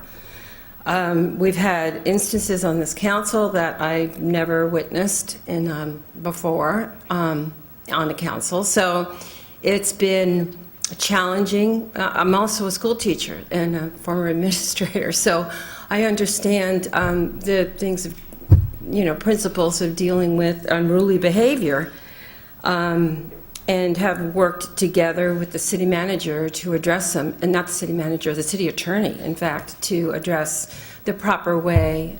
We've addressed rules of procedure. That is another issue, but some of these other perceptions could be wasting our time on issues that one individual may see as important that are not as important, and making a mountain out of a molehill. We recently went through an issue on this major project, on this San Ramon, project, and a lot of questions were raised. And it became, I believe it was maybe over $70,000 worth of questions, because we had one individual from the public basically came forward with what seemed to be some very valid questions, and they needed to be addressed. But at some point, this council as a body looked at it and said, yes, in fact, this is a good project. Let's go forward with this. But we do have, the issue of trust is crucial. And I remember being with the city manager in a place where a fellow council member from one of our neighboring cities said, yeah, the issue that you have in your council there is the perception there is one of trust. And where does that come from? Well, this person felt that it was coming from a council member, spread to other individuals within the chamber, also coming from other special interest groups. We have a small number of very loud special interest groups. And sometimes they have great ideas, but sometimes their ideas or their concepts, or they may have a mission or a motive that may be counter to the best interests of the people of the city. So the idea is to really make sure that we are focusing on our goals, on the goals that are that of our general plan, that they're consistent with what the city's founding principles are, and that they are basically with the will of the people. So I am very concerned. I have a lot of concerns about this workshop, why this is taking place, the timing of this workshop right before an election. I mean, I would like to have seen, frankly, this workshop take place either 6 months ago or in 6 months from now, if the need should be, because it is really important that people know that what the job is of a council member. And I'm not sure that the proper training is even done for people who run for city council, that they don't even know that their expectations are that they don't show up for a meeting just every other week, that they participate in these activities, because they have to be divided equally, otherwise it's disproportionate and it does a disservice to the people. So I also look at non-contiguity of the message. Marshall McLuhan said the medium is the message. So the message that we are trying to transport, that I've been focusing on this year, the trust, building trust, and I think we've been working very well on that, and transparency, and the teamwork issue is obviously why we're here. But that the messages that we are there to represent the wishes of the people. A question came up during our rules of procedure that we went through a year ago. Who's in charge? So the council manager form of government, I believe, continues to need to be identified in terms of there was this tremendous outcry that came. Rules of procedure are generally things that a council does within itself to decide how it's going to govern itself.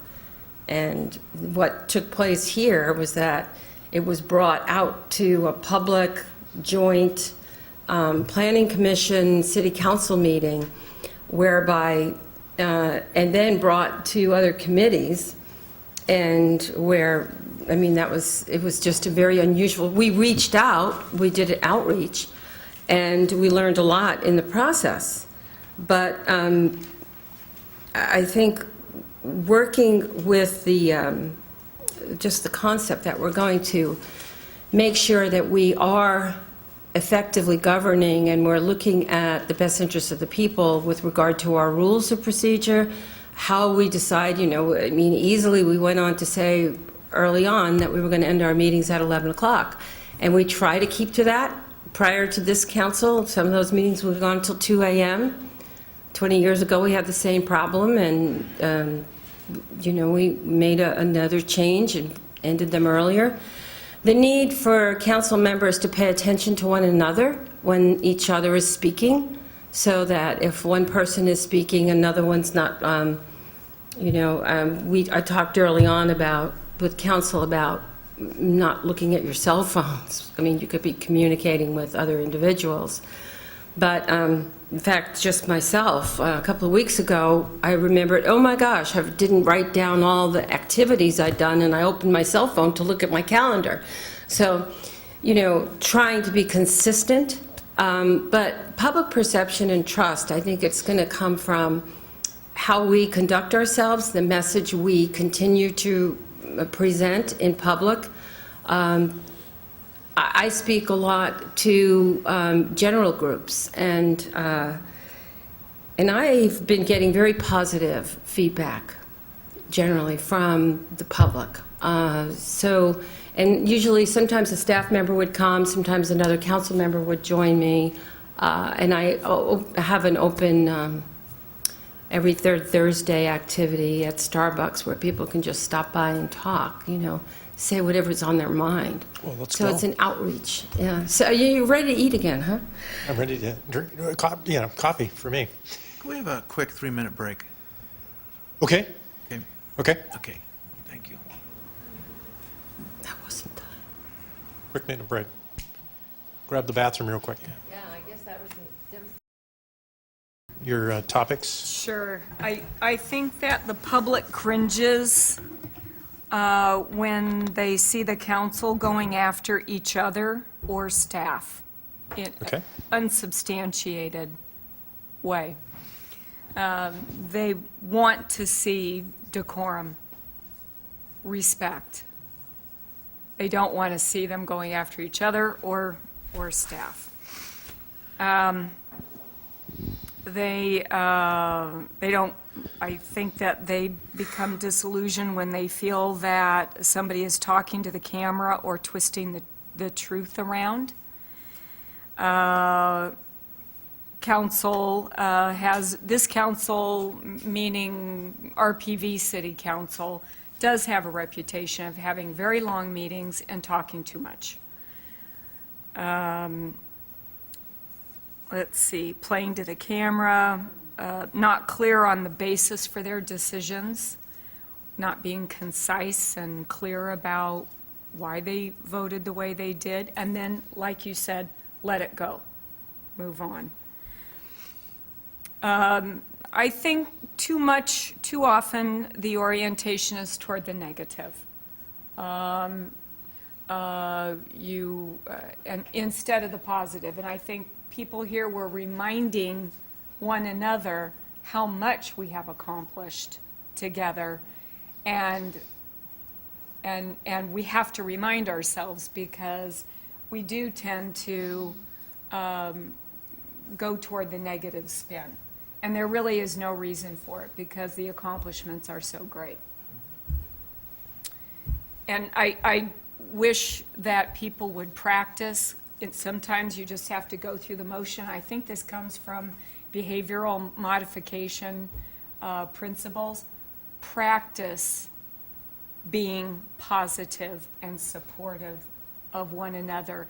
And sometimes, even though you feel like it's just going through the motion, before you know it, you begin to feel it. It's like walking around with a smile on your face. Even though you may not always feel like it, it changes you, and pretty soon things start to turn around. So, anyway. Okay, thank you. Just a couple of comments about what you're doing today, which I think is very important, is that this is a positive. This is not a negative. This is a positive, as we talked about at 9 o'clock this morning, is enhancing what you've already done, making you do better what you do better at. In other words, I looked at your goals and objectives. I mean, that is a very active list, and you are doing great things. But just think about what you could do more of if we weren't worried about distrust, misinformation, public perception. lack of communication, lack of civility, those types of things, if we weren't focusing, because those are all negatives, are they not? So if we're focusing on that, we're not focusing on the positives that Susan talked about and Jerry talked about, Anthony talked about, that we are doing a lot and we are effective, but at the same time we've got other things that are becoming detractors. And we need to reduce the detractors, quite frankly, to let you do more. Just imagine if you weren't focusing on that stuff, what you could be doing as a body, as a team, instead of worrying about what Brian's saying, worrying about what Susan's saying, worrying about what Anthony's saying, worrying about what Carolyn's saying, is to focus on what? As Norm talked about this morning, what you do as the body. Because it's really all about the body of you five sitting here doing the business of the city as a municipal corporation. So when you look at it in that context, the things that we have seen in our world is these types of things that the public looks at. And you talked about every one of those, is need to be team players, learn to do things as we, not as I, learn to drop issues if no consensus. In other words, if it is a 3-2 vote or a 4-1 vote or whatever it is, you've said your piece, and let's what? Move on. Move on. Let's not resurrect it again through emails or through news articles or letters to the editor or during public comment period or whatever you do. Let's move it on, because you've got, as you said, another issue always comes where? Right behind where you're coming from. Yes, sir. You're talking about amongst the council, but when I first read that, I thought about issues raised by the residents, and how do you drop those issues? How do you determine there's no consensus? Because you have residents bringing forth, they may be 1% of the population, but they bring forth issues. So I read that differently than you were talking about. What I'm looking at is, if I went and asked the public, what do you think of the city council? They're going to say they don't act as team players. They're out for, Jerry's out for Jerry, and Jerry's not out for the body. They don't drop issues because they keep bringing them back. In other words, the infighting continues on, because that's one of the things that we hear where?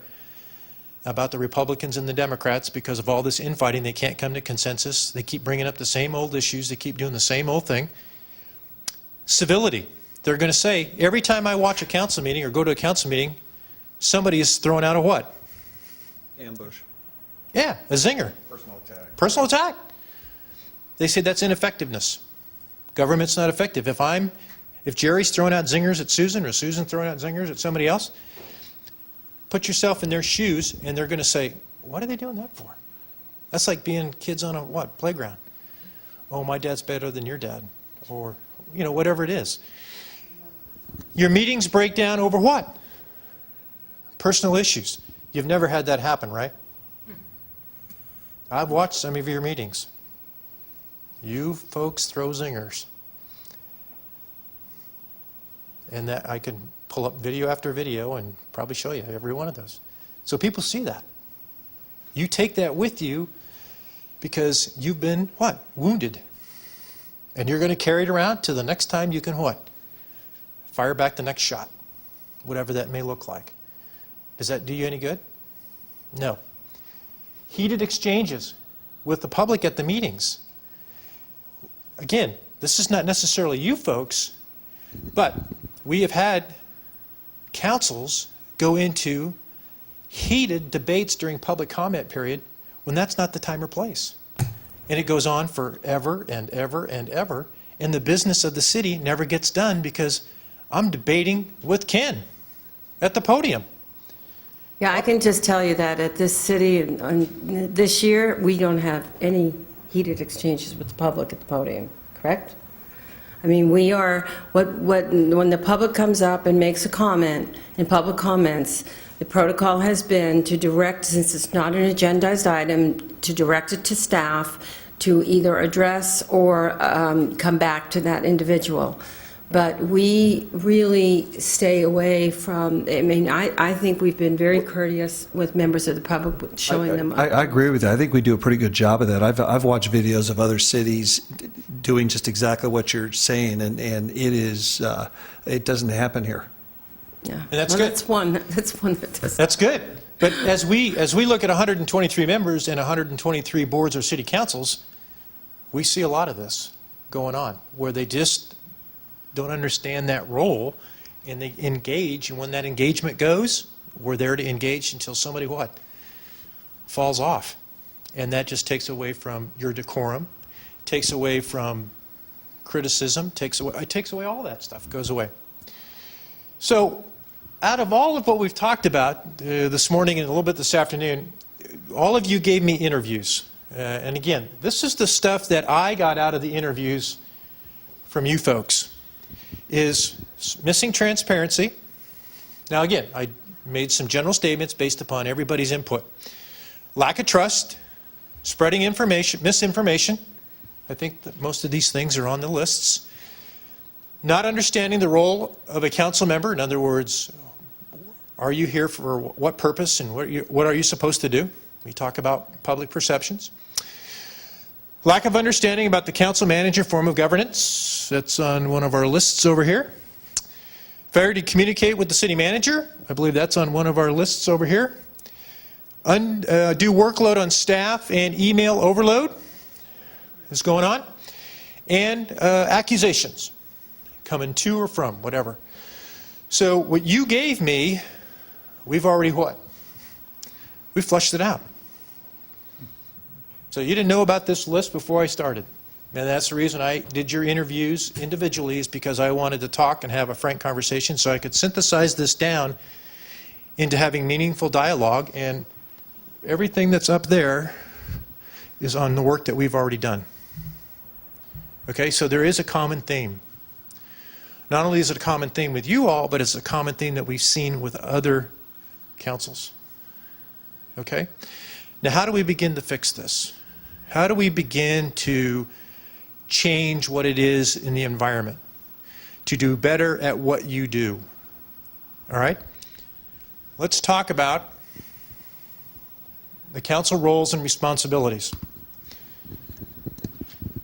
There is a cycle that you go through, and there are roles that you play. There is a structure, there are responsibilities, and there are duties of a city council member. Okay, and we've talked about those this morning. There is a line of division between the council sphere and the manager sphere, and those are overlapping spheres. Vision statement, mission statement, policy, execution, implementation, administration, and management. And the problem that we see from the authorities' eyes is this becomes very, very blurred, because folks lose sight of what their role and responsibility is. And this is where conflict comes in. We are dealing with several agencies where this council sphere of line is dropped clear down here, where they're trying to do who? The manager's job. Conversely, we've had city managers trying to be the sixth council member. And you have to balance those, because if you don't understand where the dividing line is or the boundaries, are you going to have conflict? And you're going to have that conflict. So when you look at it in where do we draw the line, it's up to you folks to set that standard.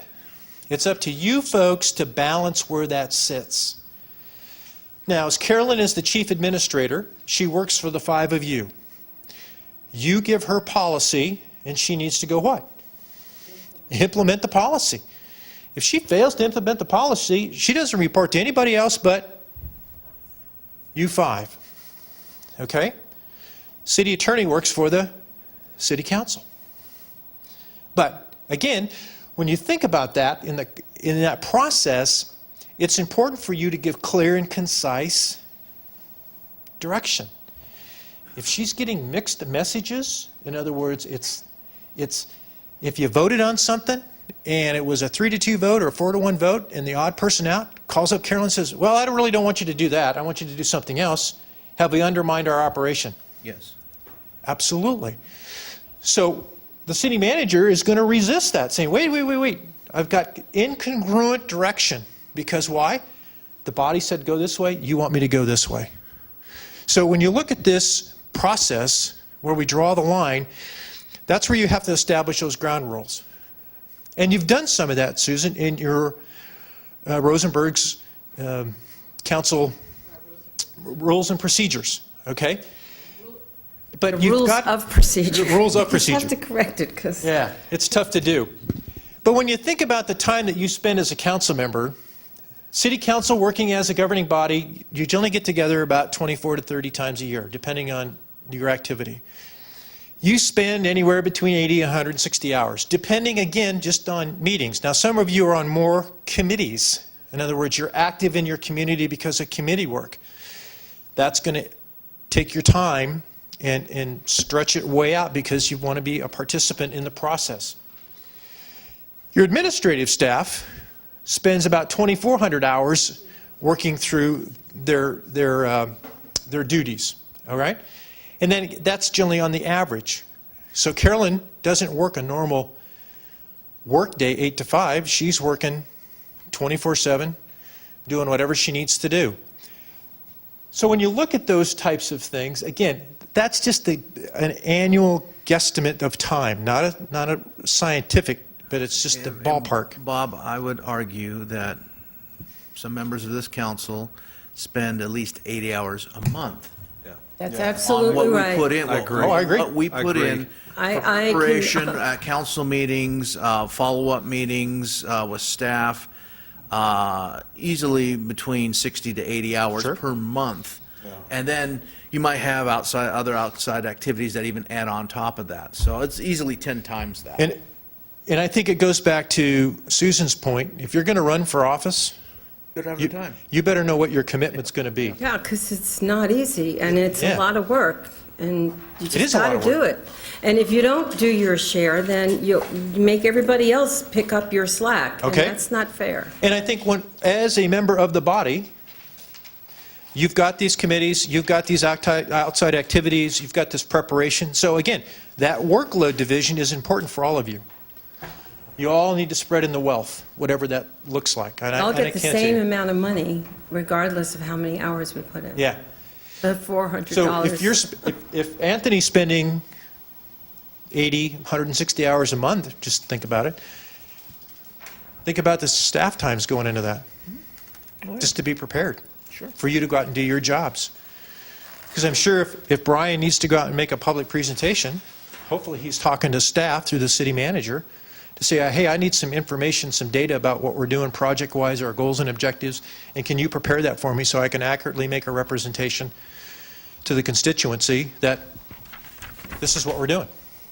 Same with Jerry. If Jerry's going out to do a public presentation, he wants accurate what? You want accurate information. I don't think that's the practice here, Bob. Yeah, it's not the practice. Should be. Should be. Should be. It's for me. Practice I do with it some council with the members, city- I do and it. never happens with others. Yeah. But there are several council members who absolutely call and say, can you gather together the latest, and obviously we're happy to do that But because you'll see. it's great to have accurate information get out there.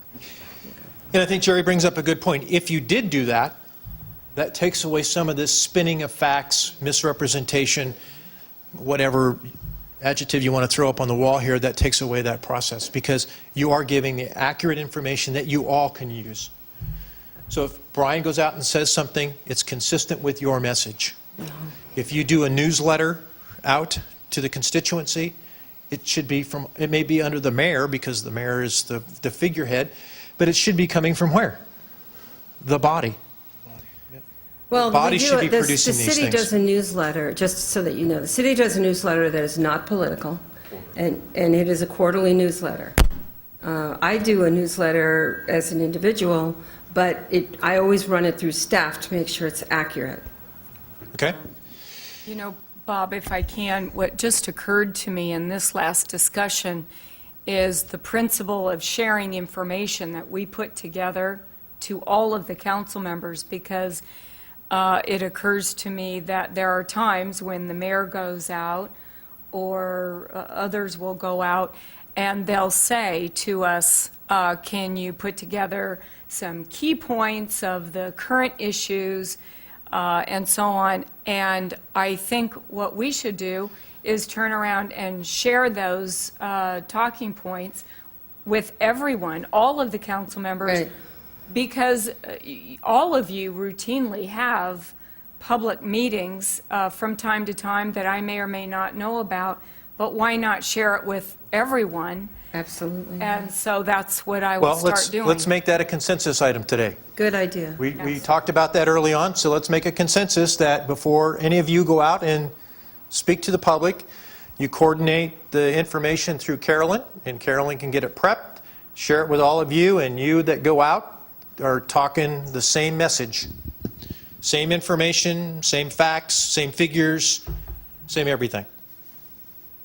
It's not gonna Play happen. devil's It's advocate. not gonna It may not happen. necessarily be the same message like we talked about earlier, though. If you were on the contra side of an argument, you can say, here's what happened, this is what it was, I was on the opposing side, or because of this fact, but this is what happened, and leave it at that without throwing bombs. Okay. You know, because you can't, I wouldn't want to stifle people if you're Oh, no. dissenting on a particular issue here. But I think it takes away some of these issues that you have put up on the board here. Clearly. I think it solves some of your issues. Brian? But that also presumes that the information that you're getting back is quote-unquote accurate. If you're getting information back that only addresses one point of view, how are you supposed to fill that vacuum, that gap? I mean, one of the criticisms that I've heard from the public that pays a lot of attention to what we do on council is when council gets our packets on Thursday night, for example, we don't have all the data. We don't have a broad enough range of options or choices. We're getting more of one point of view than the others, which then you've got to fill in those gaps. And if you don't get that information back, if you don't get those questions answered, then you're unprepared for a meeting But I'm not talking about a meeting. I'm talking about if you're going to go out. or a But see, presentation. that's your trust. That's your trust in your staff to give you the information. If you doubt their trust, we got a whole separate issue we need to deal with, which is all of you as a body put your city manager in a position of that what? Trust.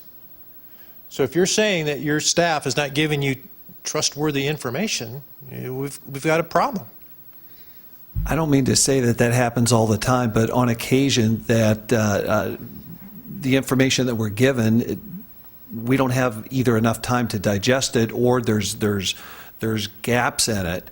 I mean, Well, I think that's- I've asked on a couple of different occasions, certain data, and it just doesn't come in time for the meeting. But notwithstanding whatever you're doing, if you, again, call her up 2 weeks in advance and say, hey, I'm going to go do a presentation in 2 weeks, can you pull this information for me? She'll probably tell you that she can probably get it done. If you call the day before and say, I'm going to go talk with something, and then each one of you have done the same thing, we're going to have a what? We're going to have a bottleneck somewhere. So I think it's up to you as a council member to think about what that impact is when you go through those processes. And again, part of this communication and part of bridging is exactly that. If you want exact information going out and you want the right information going out, your staff, you're going to have to trust your staff to give you that information. And I can't imagine your staff misleading you, because statistics are statistics and your goals and objectives are your goals and objectives because they're in your packet every month as your accomplishments. But same thing with Jerry. If he's going to go out and do a presentation at the Women's Club or wherever you go, and he's going to talk about the fiscal part of the city, Carolyn and the finance director should be able to give you a what? A budget and where you stand fiscally. Also, as a matter of practice, I don't think we do that many set presentations.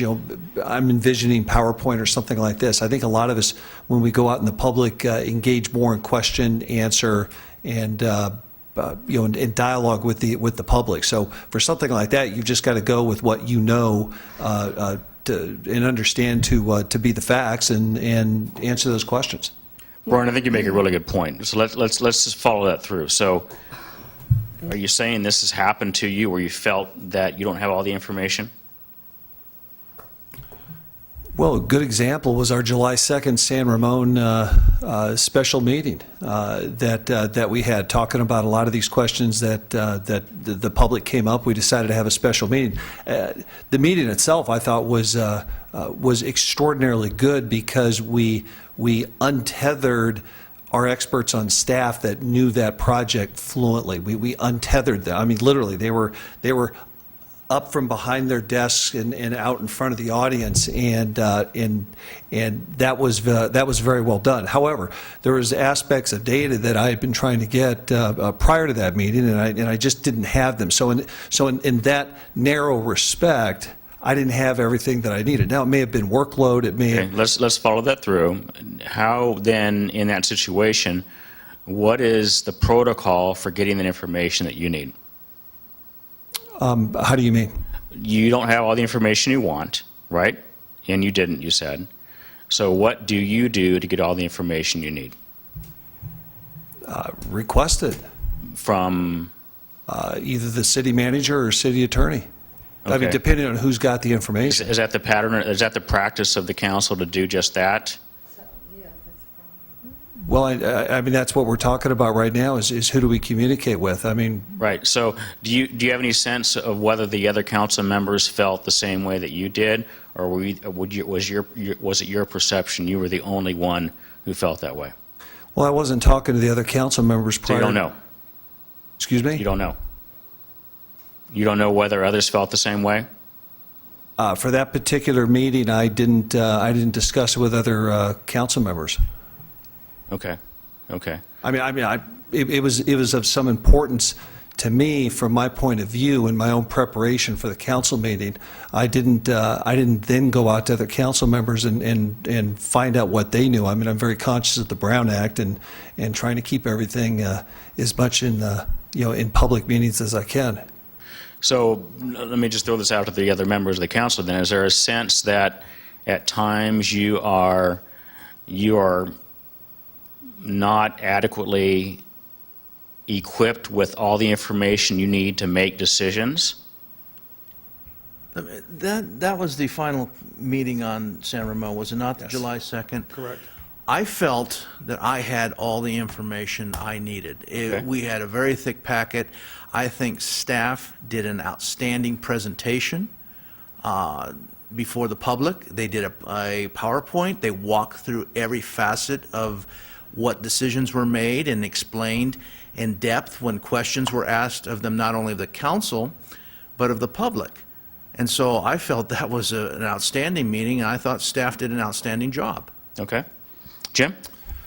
As with any agenda item, and including the San Ramon agenda item, I get the packet, I read it, quite often I have questions.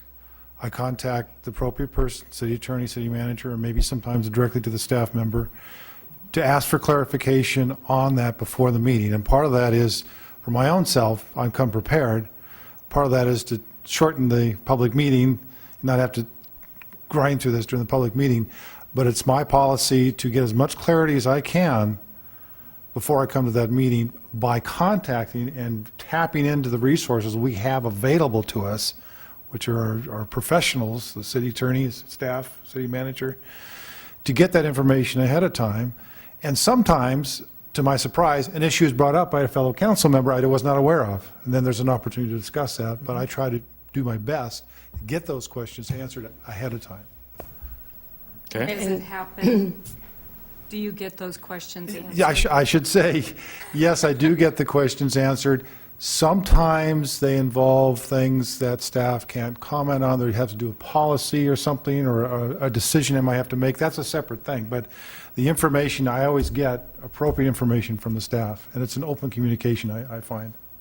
So what I'm hearing is... I Susan, want to say sorry. something Yes. here. So as mayor, you find that you meet with the city manager prior to it. You discuss with staff issues coming up. You're reading your packet rather intensely. I have to say, I always go over the packet with the city manager prior to the meeting. And recently, I had to give the State of the City address for the city before the coordinating council and the 4 cities on the Hill. And I inquired of Ms. Lair, I said, could you just give me some synopsis of some of the baseline facts? And I had, facts, we have really good pamphlets, facts in brief and things. So those are facts that every council member should bring with them to a meeting, because it tells you the budget in brief, it shows you what's going on. But she did that within 2 days, and that was 3 weeks prior to the meeting. So if there is an issue, and I would suggest, Carolyn, that note, even though I extrapolated from that and I worked into a theme where I wove those 3 T's into the things we've done, I managed to get it all in. But I think if you can distribute those kind of things to all the council members so that they can see, this is where we are right now. The mayor's going to be addressing issues surrounding this. Or this is for you to be addressing with your homeowners groups, or this is information that you can use. But the problem is that when you get something, we recently had a civil grand jury statement come out. And, we did pretty well on that civil grand jury.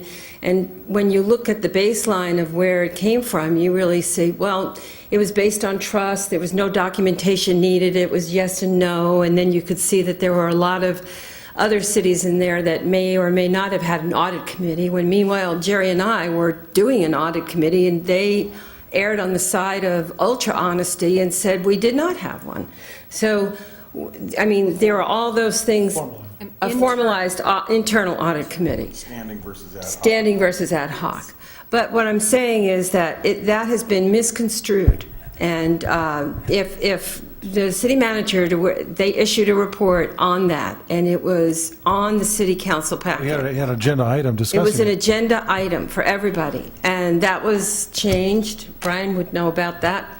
But, so what happens is then we get different assessments, and, it comes out looking differently, whereas I think on your website you say we're in the bottom third, or we're in the bottom 88% or something, on your campaign website. I've got to take exception with that, with what you just said. I may be. You want me to I may find be it? I may be On your reporting. website. I may be reporting something that's news elsewhere, but I certainly take exception with that. Okay, well, but I'm just pointing out that what I think is that when something like this happens, where we get some of the facts and we're addressing them, if we have a problem with that, we can address it at the council meeting. If I could speak to that, I think this issue about the civil grand jury report, I think it's a good one to look at, because, for example, if the council had been involved with knowing how the city was answering that, or perhaps our Finance Advisory Committee had had a chance to look at those questions and identify areas where we might be scored differently because of the slight difference between, as you just said, an ad hoc audit committee versus a standing one. If we would have been more collaborative, proactively collaborative is what I call it. It could have prevented some of this misunderstanding and misconstruing of the ultimate civil grand jury's report. So I think some of these things that break out later, that become controversial amongst our constituency, if we were more proactive about them and had a more collaborative early working relationship and we're better informed, then we could stop them before it gets to this type of misunderstanding. Okay, so let's turn to Carolyn here for a minute. So Carolyn, I don't know the answer to this, so you tell Bob and I so we understand how this works. Do you have a way of informing informally or responding informally or formally to questions from council when they need more information about an issue? Sure.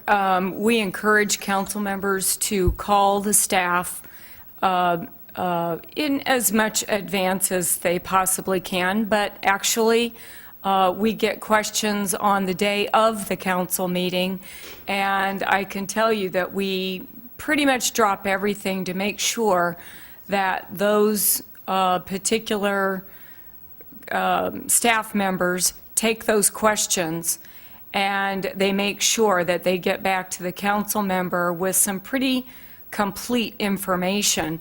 I was going to ask Brian to tell me just to remind me of what the nature was of the questions that you had on the July 2nd, just to remind me of what that was. It had to do with the process of that construction appeal for the San Ramon Canyon project, because during that entire appeal process, the council wasn't aware that this multi-million-dollar issue involving an outside law firm, our city attorney, was even going on.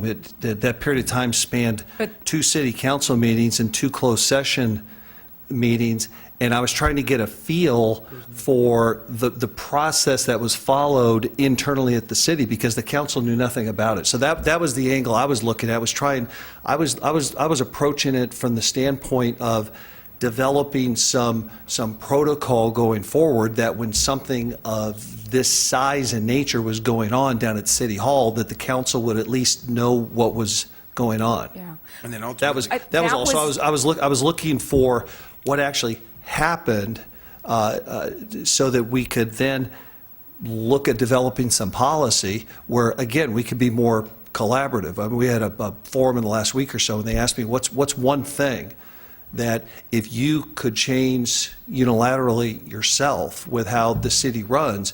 And my answer was that we would be more proactively collaborative in sharing information instead of finding out about things after the fact. Oh, I apologize. This was... Bob and Norm, I think this is a pretty classic case. I think what we're hearing is not an example where we did not get back to you with the answers, because in fact there was no appeal in that case. There was no appeal. Now, excuse me. Okay. I don't want to get into this big debate over San Ramon again. I want to avoid that a little bit. But I want you to think about, I think that's where Norm was going. We invited them to appeal. You provided us with the letters. We invited them to appeal. There was no appeal. It Okay, never did. let's do this. Let's do this. Let's see if we can't just rough out an agreement on how this should work then right now, because I'm assuming the 5 council members here feel comfortable in contacting the city manager's office and staff when there's questions, right? And all of you feel, and No, that is not the case. that's not the case. That is not the case. The council, you want to weigh in on this? Well, you Who asked feel comfortable? you asked us the question. Who You got- feels comfortable in contacting the city manager's office when there's questions? Everybody does. Okay. And you all agree that's the protocol, that's what you would do when you need additional information? Right. Okay. Or the city attorney if it's specific to that. Something legal. Something legal. Okay. And so is there a time in which you normally meet with the city manager to go through issues about staff reports? Is that something that also exists? No. No. Is there a need for that? See, No. just before you segue to Brian's point, we were talking about use of the city attorney, and I know there was discussion, I don't know if this mic is on, but it doesn't sound like it's on. I know the city attorney had brought forward that she should be contacted other than on a very limited scale with a quick legal question maybe, only when there's a conflict of interest with that individual council person or another council person, as it were. And that has yet to be brought forward, I think. Yeah. And there's some discussion about. Well, the use of you and I were going to work on that as part of that audit. So that's something that we're going to The bring back. question is, when is it appropriate to talk to the city attorney? I think we have access to the city attorney, but I think even at her suggestion that it may be more focused unless there's a conflict of interest issue. Okay. So there's some uncertainty about how she should be used. Well, we did have a 1-hour rule, and then it turned out that there was so many questions coming into her, she was being used to circumvent the city manager. So We can't do that, because that's a waste of taxpayer funds. Yeah, absolutely. I'm Yeah. looking for my, Let's try to rough that. I think this is a really important point. If we can kind of rough out something in which the six of you agree, this is how it should work. This is how we want it to work. Yeah? Anthony, you were raising your hand. I didn't- No, that's fine. Let's So, move on. let's say consensus point number one is that if you need to access the city attorney for something, you'll work through the city manager. yes. Okay, consensus. Is that a consensus No, for folks, that you'll work through the city manager's office to access your city attorney? no. Okay? Yes, Unless there's a conflict of interest issue that And- you may want to discuss Right. privately. right. You mean like a land use type of thing, or? No, No, personal. if there's a conflict with the city manager, if you've got a question about, for example, some data in a particular report, you want a legal opinion of it, I don't then understand what that may be contrary to, for example, what's put out in the report. You may have a question that you want to be able to talk to your city attorney about directly as a council person. I mean, League of California Cities, I think is pretty clear about how council people should use their city attorneys, and that's been our practice up to this point. I think limiting that would run afoul of some of what they call their best practices, and also I think Carolyn's busy enough. If everything is trying to be squeezed through that straw, if you want to characterize it that way, it's gonna gum up the process and slow us down. So this is a legal issue that hypothetically has arisen with respect to a staff report? Is that what you're referring to? Well, I mean, if I'd have known we were going to go down this line, I could have brought, some actual examples of questions that I've had over the last few years or so occasionally, where it would make sense to go directly to the city attorney and get the city attorney's opinion on something. Can you make something up? Not off the top of my head. Okay. And I think the way the city attorney has run this, and I don't want to speak a little bit to Brian's point, if it's something short, and Susan talked about the 1 hour rule, we formally remove that, but she uses her discretion. We're not saying cut off all dialogue with the city, but if you're going to have protracted questioning or legal research or asking for an opinion, that's going to take, right now, in the city attorney's opinion, more than an hour. She's looking for council consensus. That's why this was brought up to us as the subcommittee here. I've got an example. Okay. There was a question that I had pertaining to a contract that the city was going to enter into, and it had to do with change orders on the San Ramon Canyon. There was one clause in there which seemed odd to me, but it was a legal clause, and it took, 10 minutes of the city attorney, because that was she had some expertise in that area to answer that question.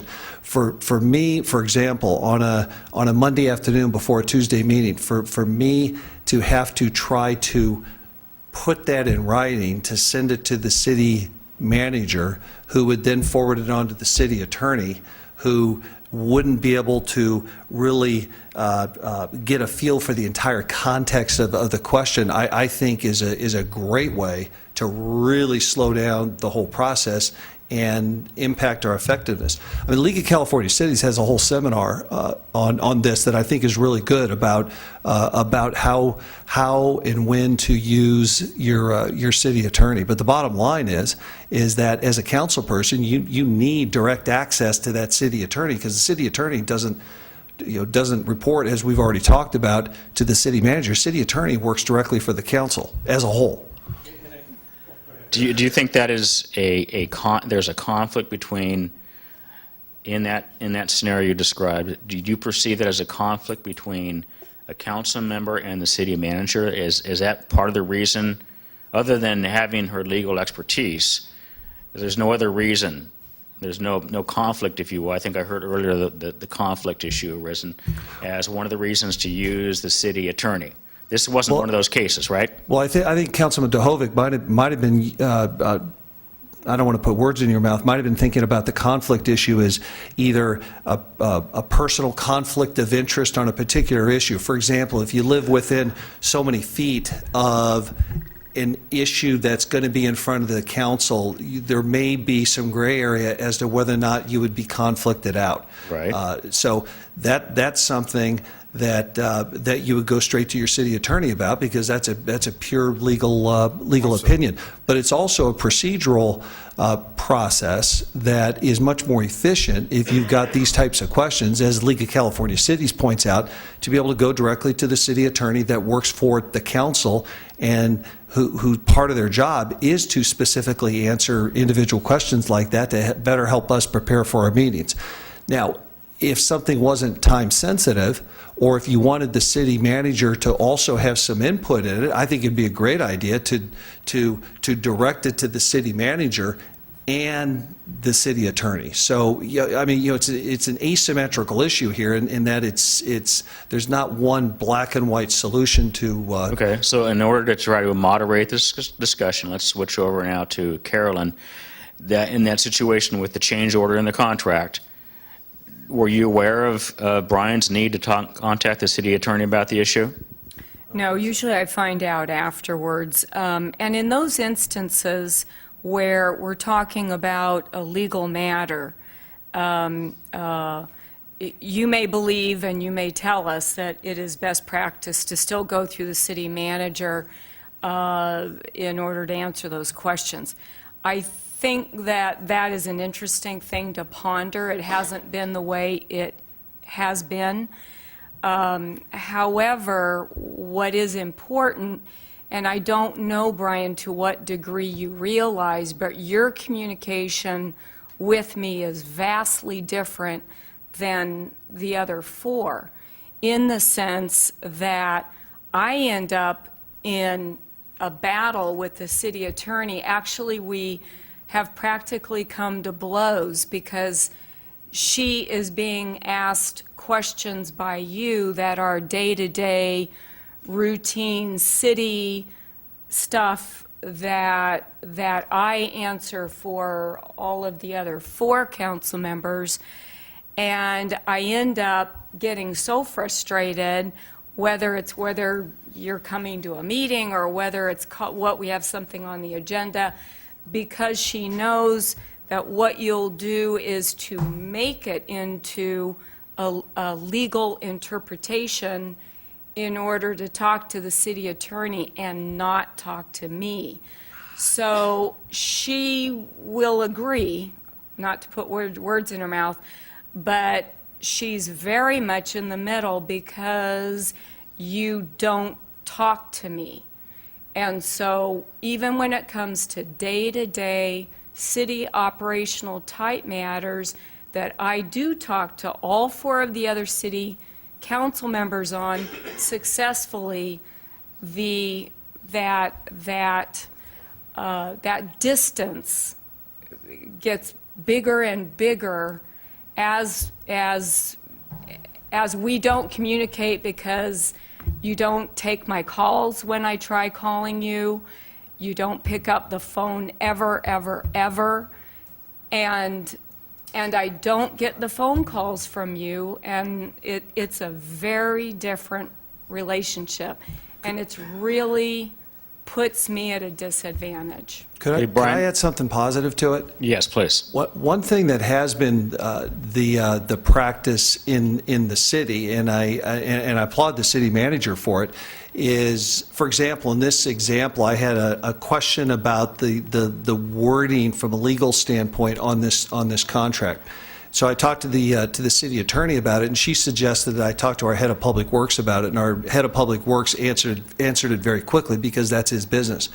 But one thing that is a positive here is that the city manager has always been comfortable, I guess that's the right word, that when we've got a specific technical question that may have to do with planning or public works, that we're okay with being able to just call that person up. We could call Joe Rojas up or Les Jones up, and they can answer that question quickly, and it helps speed the efficiency of how government works.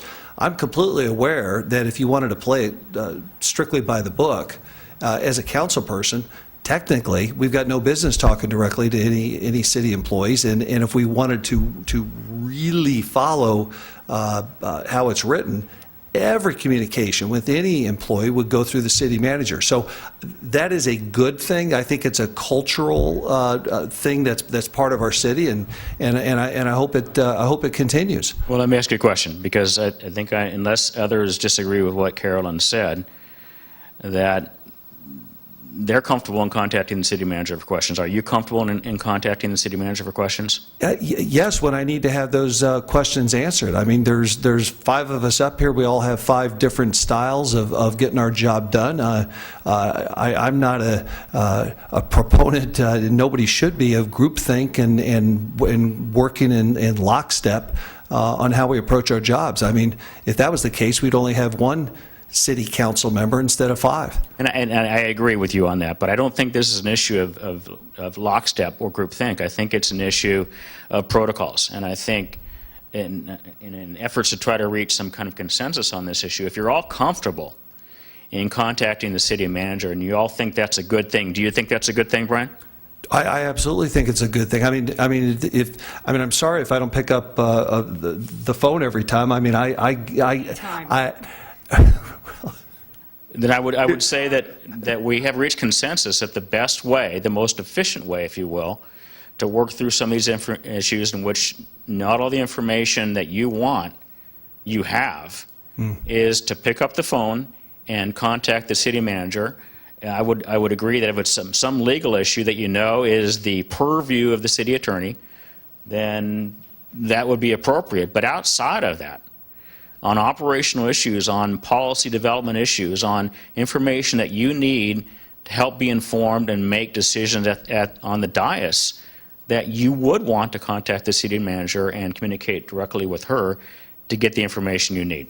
Yeah? Everybody agree with that? Yeah. Yeah. Okay. All right. Did you want to say something, No, Anthony?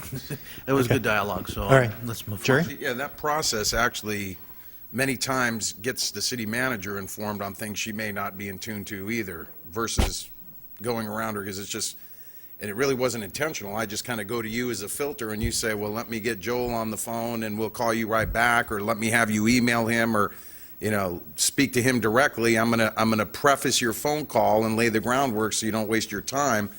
That usually works out pretty well and has worked out pretty well. Now, on occasion, if I have a quick legal question, I have called Carolyn in the past, but by practice, most of the time, even on those situations, I do call you, and it works out pretty well, just to be quite candid. I don't, you know, it's not a big, you know, you usually are pretty attentive to what I ask. You jump right on it, and I get something back quickly. So I just, you know, I have to say what my experience has been. That whole San Ramon thing, I know you don't want to go into explicit detail, just to go back to that for a minute. There was a perception, you talk about everything you have on here, Yep. Perception being reality. The council, and there was a decision made in hindsight, the city manager and the city attorney, when you said, well, we need to change the way that happened. My recollection is they agreed to notice us on any similar type scenario going forward when there is even the potential threat of litigation. There was a hint of it, and the city attorney's response was, well, you know, they basically said it was a dead issue and we didn't feel you should, you know, we needed to bring in the loop on that. I agreed with you. I think we should have known that, because we really didn't know, and other people did, that there was this bid and a time clock issue. We didn't know for whatever time, but I think that was a learning experience. So to Okay. your point, that is a real world example of what happened, and perception and people jumping on that, and council feeling to a certain extent we didn't have it. It was a very complex situation. And I was actually on the other side of that issue. I didn't feel prior to July 2nd that we did have all the information. I probably spent 100 hours reading and calling and deciphering and this, that, and the other. But the city manager did work with us when I call her and ask a question. She put me in touch with the engineer and this and that. So there is a process there where it works. You just to segue to the you know, how people can perceive distrust and all that. This was out there and it festered a little bit. But again, to the city manager's point, and I'm not here to just, you know, blow her horn on this, the July 2nd meeting, and to the mayor's credit too, I'm going to say again, was something I've never seen. It was just an open dialogue where all the information did come out, and the public across the board, including my wife, said, I've never seen, that was so open that people felt good about it. So that is something that originally started distastefully, and I know it bothers Susan that we spent all this money and went down this road, but the outcome was outstanding and stellar, and a lot of that had to do with the process we used, and part of that was the city manager's willingness to step forward. So based on that, no, those are great comments, and I would take from that, your comments, that quite frankly, that issue is put to bed. As far as I'm concerned, And it shouldn't be dwelled on by anybody, and you learned something that Carolyn, I think I heard you say you've committed to provide information to you folks. So if somebody's raising it up again, you know, stop doing it. We've got the data now. Well, the point is, don't dwell on it anymore because it's a done issue. I guess that's my message to you to build your teamwork is you've gone through what you just said you went through. It was a learning experience, painful experience, but party line should be now that we've resolved those issues. Our city staff is on board. We're on board. And we're much better for it. And you're better for it. And don't keep having people dwell on it and bringing it up because it tears down what you're striving for. That's the positive. Anthony? Yeah, I just have a comment. Two of us have the opportunity to serve as mayor on this council, myself and currently Mayor Brooks. But it is entirely, absolutely essential to have clear and open communications with the city manager when you're in that role. You can't effectively do that role without working with the city manager and having open communications, and through her getting work done through staff, you have I think an heightened appreciation of being able to communicate with the city manager when you're in that role. And hopefully the rest of my colleagues will be able to partake in that one day, and I think they will have an enhanced appreciation to be able to have communications with the city manager. Good. Okay. So I've been on this website, on the League of California Cities here, looking at what they're saying about city attorneys, and basically, from what I see here, they're saying attorneys, by contrast, are retained to keep us out of trouble and to prevent negative consequences. And and really, they encourage you to go through the city manager in order to get your issue to the city attorney, especially when your city attorney is a contracted individual who is charging by the billable time. Now, we had committees last year. We had a committee on the rules of procedure. That was very extensive. That required Robert's rules. It required the city attorney's time. Now, Councilman, then Mayor Misitich and I worked on that. And we took up about the same amount of time as Brian, as you took up with the city manager on other questions that didn't have to do with conflict of interest. And I think one of the things we should come to here as a body is to understand that the use of the city attorney, other than like a question, like Jim said, for example, he'd have a question on an item on the agenda on a legal issue, or I think, Jerry, you had some issues whether or not you should you'd have a conflict of interest, or whether you should bow out. That needs to be done in writing, and it does say that. And so we actually had initial language drafted for this in March, and that's on a future agenda item to come back with. But we need to make sure, because it's taxpayer money. Okay. Jim, hang on, Brian. I think we need to have a set of rules that we all follow together. I'm hearing that we should be following the League of Cities advice as to how to do a city attorney. Then I hear maybe some other organization has certain standards that they should be using. I think we need to have one set of rules that this council follows and we all agree to. So I'm just concerned about referencing different organizations that have different policies, and then we're all over the board. Gotcha. Okay. I agree with Jim, but I also think that the process should be a dynamic one also. I mean, once we have a certain way of doing things, we shouldn't close ourselves off to, to best practices that are working in other organizations. I mean, I don't know what Susan's looking at right now. I guess we can all get our laptops out Well, wait. I You're doing exactly what we talk about here. You're starting to bicker over something, and I'm just going to jump in, is because what I want you to do is focus on the big things. And the big things is if you have a legal question about a contract, you're reading through it, your other colleagues probably have the same question. Or maybe that information should be shared with the rest of the colleagues. So that type of legal question would seem to go through your city manager, that you have a question about an indemnity provision or a waiver provision in the contract. If she takes that, let me finish, if she takes that to the city attorney and gets whatever the analysis is, she should share that with all of you, correct? Yes. Because you're privy to information that your other colleagues aren't privy to. Well, because the city attorney works for all of us. That's right, that's right, as a body. How do you get around the Brown Act issue, though? If this has got to do with an agenda item that's coming up and it's your preparation for it, if you're sharing these questions and answers and comments and observations with the whole council, you're in violation of the Brown Act. You're not in violation of the Brown Act, because she could take your question, give it to the city attorney could formulate an opinion and share it in an open meeting. Or with all of you in advance as And that's what she- attorney-client privilege, or you're not making a decision, you're not working as a body, and you can ask those questions. And then once it's emailed, remember, it's out there in cyberspace. And so the key is to make sure that attorney-client privilege does not get shared with members of the public, because then that could subject you and the city to a huge liability in addition to a court injunction. Well, and I think in the Counsel. context of your example, and as Norm said, you made a great hypothetical, or whatever, that was an actual thing, but that type of information should have been shared with all of you, because you all could have had the same question about that same type of contract, and your city attorney could have had that question, and you come to the council meeting and said, Councilman Campbell had this question about an indemnity, here's the response, everybody knows, everybody's disclosed, everybody's transparent, and you're good to go. I would look at what you're doing as anti-transparency.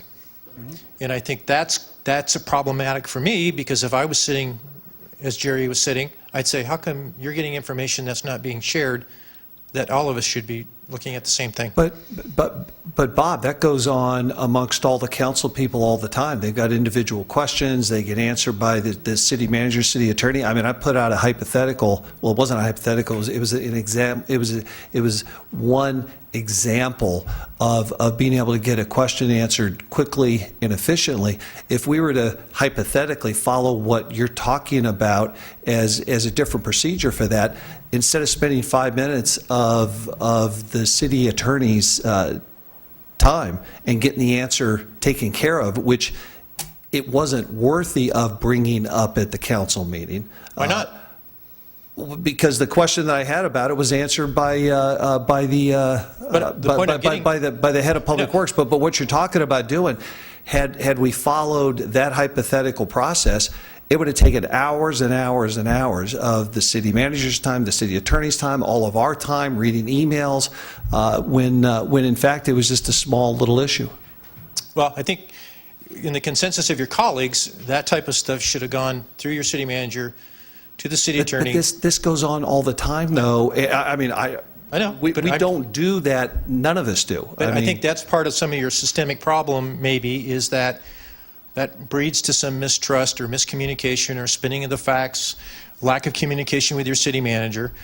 And all we're trying to do is get you to a focal point to say, as a body, to help reduce some of this exposure that you have and some of this uneasiness amongst yourselves, is it consensus that all other matters other than what Jerry talked about is your own personal conflict and voting on a matter because the state law says so, should you route that through the city manager, who can in turn route it to the city attorney, who can in turn respond back and make sure everybody has the same information? That's where I'm at with that. Is that? I want to expand the definition of conflict, though. That includes other council members and the city manager. In relationship to, well, the conflict for you. In relation to reaching out to the city attorney. If I have an issue with the activity of, council colleague A, I may not necessarily want to bring it to the city manager. I may want to just get off-the-record commentary from the city attorney at that point, because it may be a non-issue. That, I think, is sound advice, me personally. Yeah. Okay. Okay. Or vice versa, I'm not going to the city manager if I have something to say about her action, as an example. Just to be crystal clear, not just my own personal conflicts, but conflicts I amongst agree, this that's the way body. to avoid conflict. Okay, so, Bob, that's where it gets to be, and Jerry, I don't know of any example where that has been even come up with you. But if many of my actions are called into question, it suddenly can be interpreted as these are all legal issues, and this is what I was alluding to before.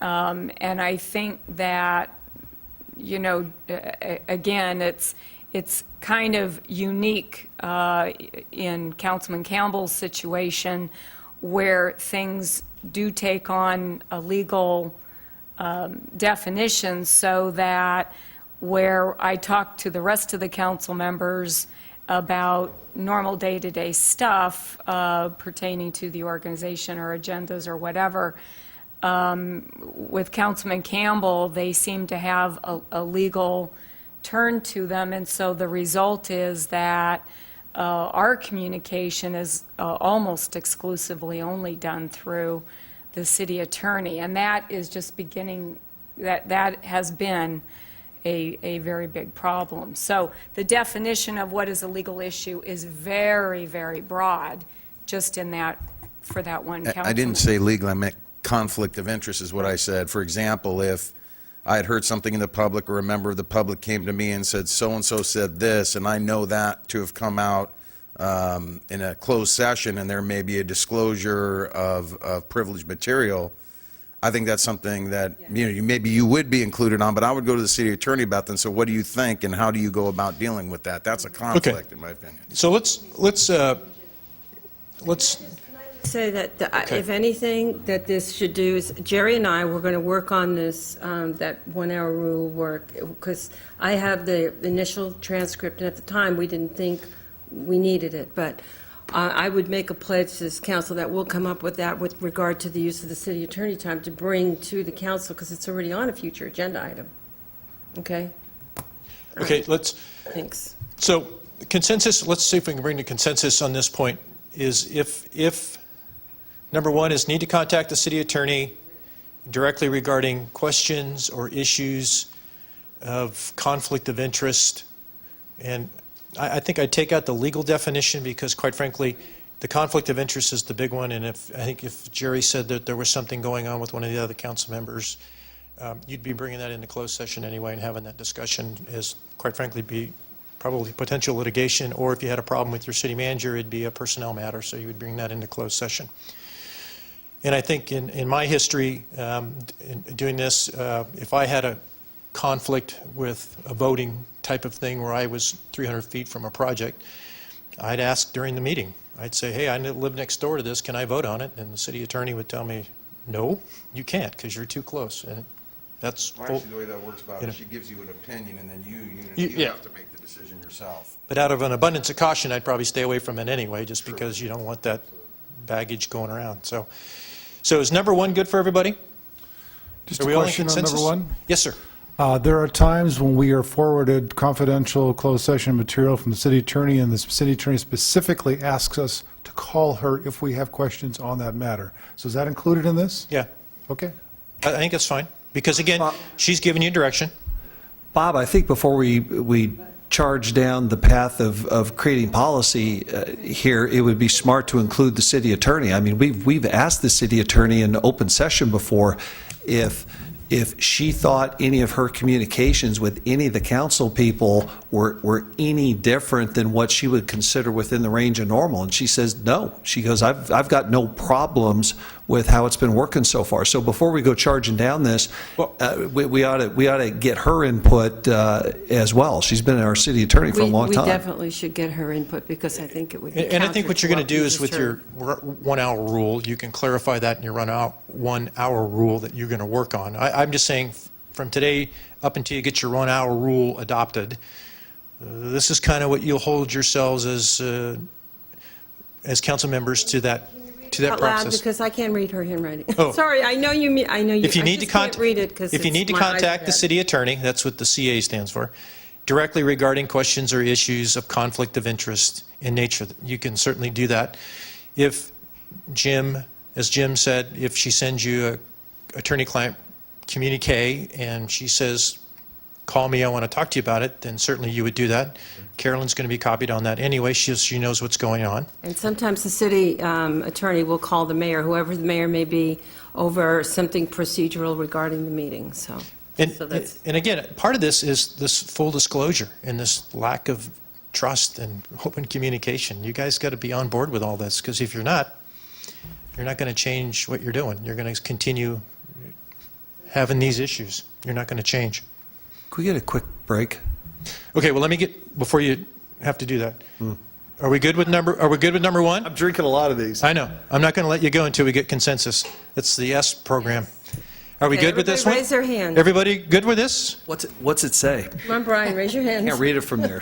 Do I It just raise says, my hand anyway? if you need to contact the city attorney directly regarding questions or issues of conflict of interest, you can still do that.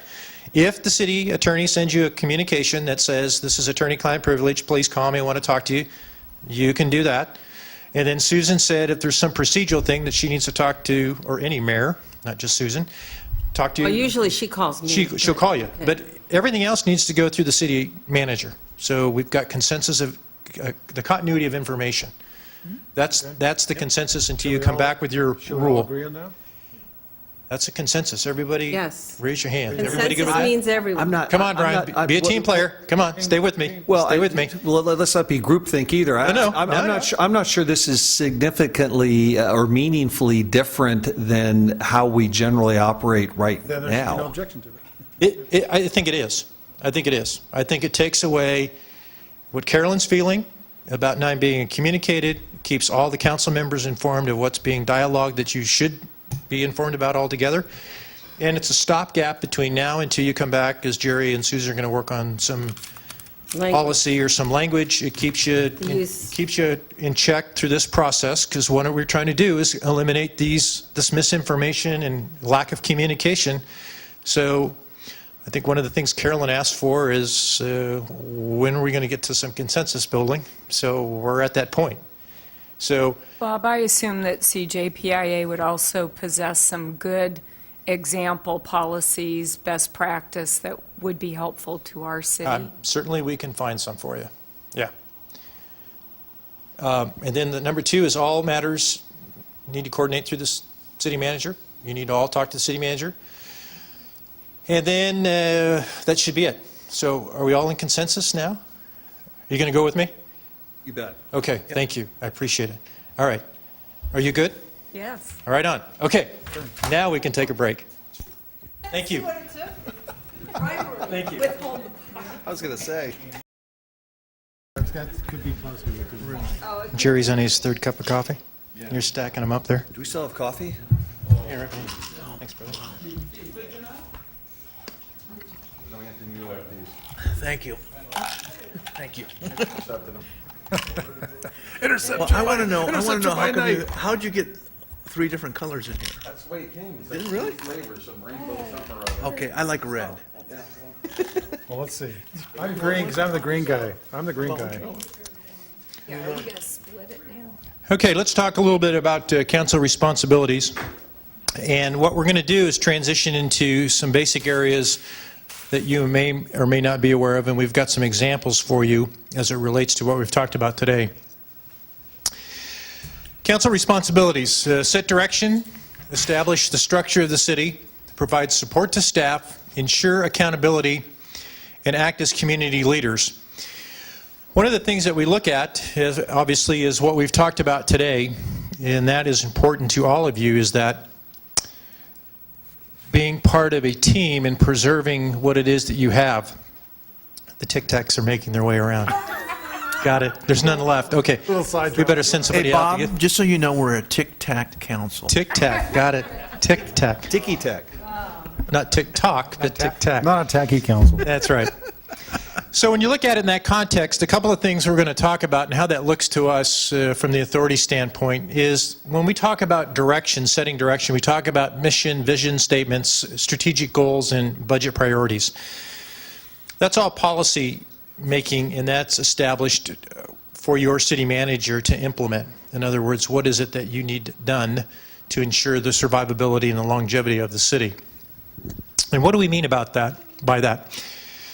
The mission statement obviously defines the organization's purpose and primary objectives. Its function is internal, to define key measures or measures of organization success, and its prime audience is the leadership team and the stockholders.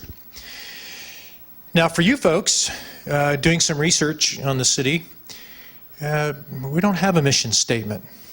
You have a vision statement, which is different than a mission statement. And one of the things that I would suggest that we put on the to-do list is when you get ready to do your next strategic updating from what you did in January, March of this year, is you think about creating a mission statement for the city, which talks about how we are going to operate as an organization. Can you just explain, in your words, the difference between the two? A mission is what we're all about. A vision is where we want to go. And our core values are the guardrails along the roadway that keep us in check. That's how I look at it. So you define a little bit of your mission in your vision statement. And we'll get to that here in a second. But when you think about it, that's a critical component so everybody's on the same page as what is it and why are we here.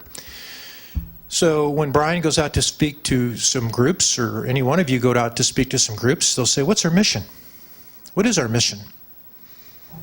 Well, we don't have one today, but we're going to have one because it's important for you to what? Communicate that. I can tell you I would what think it we is. do have a mission, yeah. I think this whole council would say, to preserve the founder's plan of a low-density, low-cost, semi-rural environment, providing services to the city in a low-tax environment. Okay, so we'll take that and frame that. That's right. We'll write that down. All right, so the work's All done. the words right out of my mouth. There you go. I would say there's a consensus for that. See?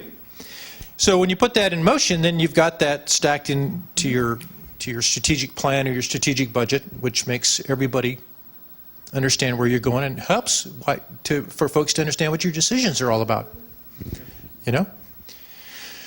So Carolyn, you'll probably have to go back and get that, what Jerry just said, and use that. When you, Low watch the density tape. fiscal prudence, Yeah. just remember those words. The vision statement we talk about also defines the organization's purpose, but this time they do so in terms of the organization's values rather than bottom line measures. The vision statement communicates both the purpose and the values of the organization. For employees, it gives direction about where you're going to go. That's the road, the path we're going to travel.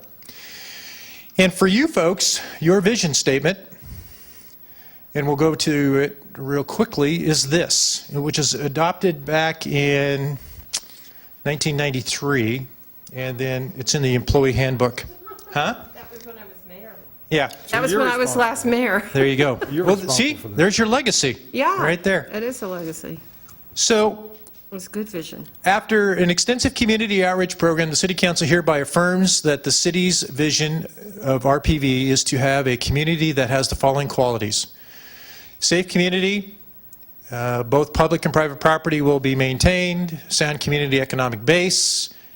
As part of the economic base, the city will provide an opportunity for the development of quality recreation facilities, and there'll be a high customer service satisfaction and commitment to maintaining open space and public access as part of your critical resources.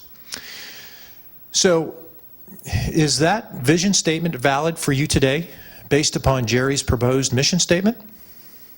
Or would you entertain wordsmithing that for Yeah, I contemporary would needs? wordsmith it just to keep, well, his mission statement that he identified is the precursor Short to version. the vision.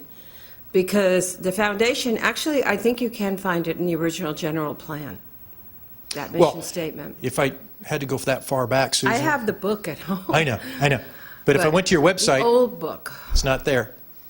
And I think that's important for you Oh. folks to have that before you at Should all be there. times. So I would suggest that as a future item, besides crafting a mission statement, you want to go back and revisit your vision statement, some strategic opportunity to look at those words and see if they hold true for you today. And our organization does that on a regular basis. In fact, we're going to be doing that in 2 weeks, going back and we revisit our mission, our vision, our strategic goals, our strategic opportunities on a regular basis at the authority to make sure that we're meeting our members' expectations.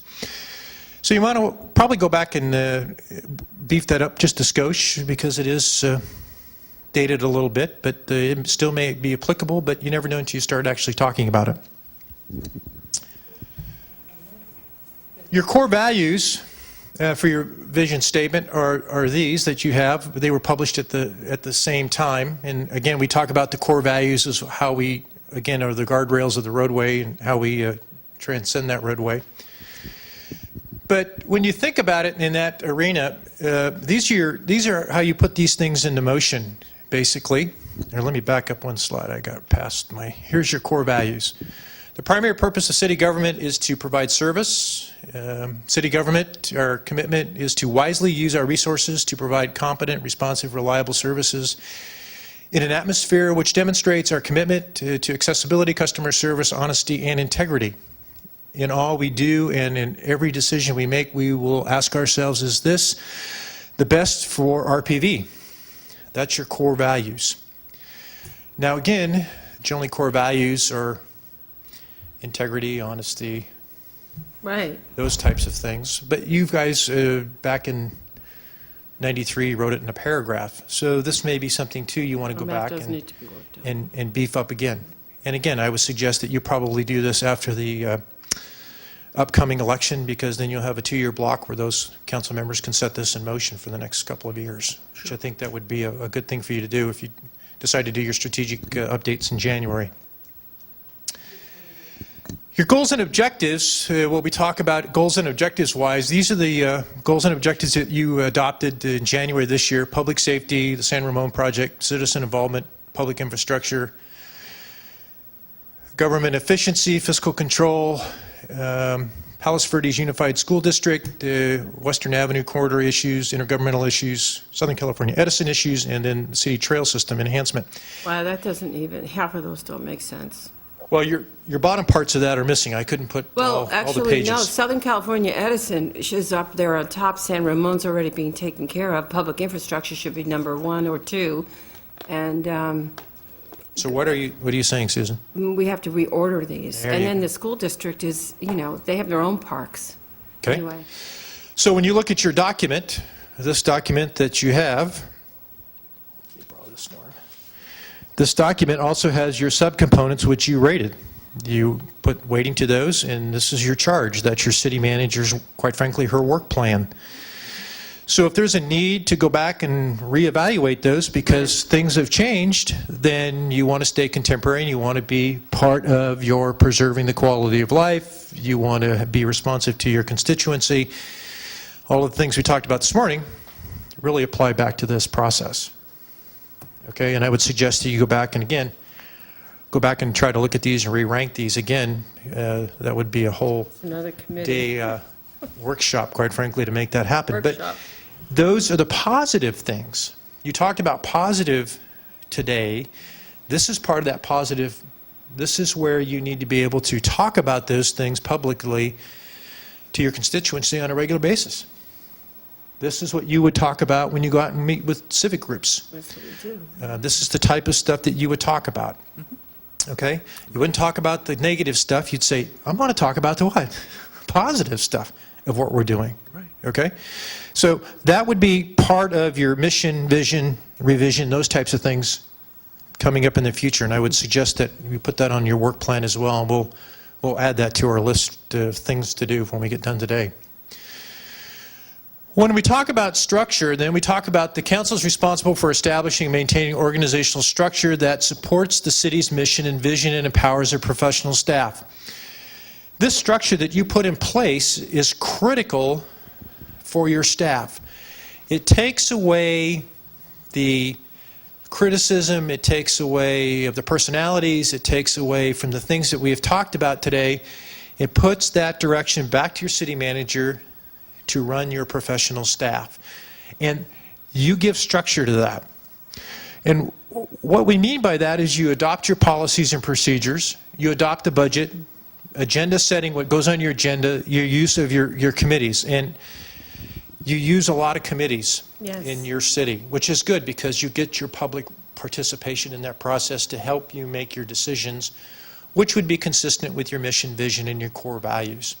I have a lot of regional committees too, and statewide functions that Oh, we sure. have to, Yeah. so that's like 22 committees.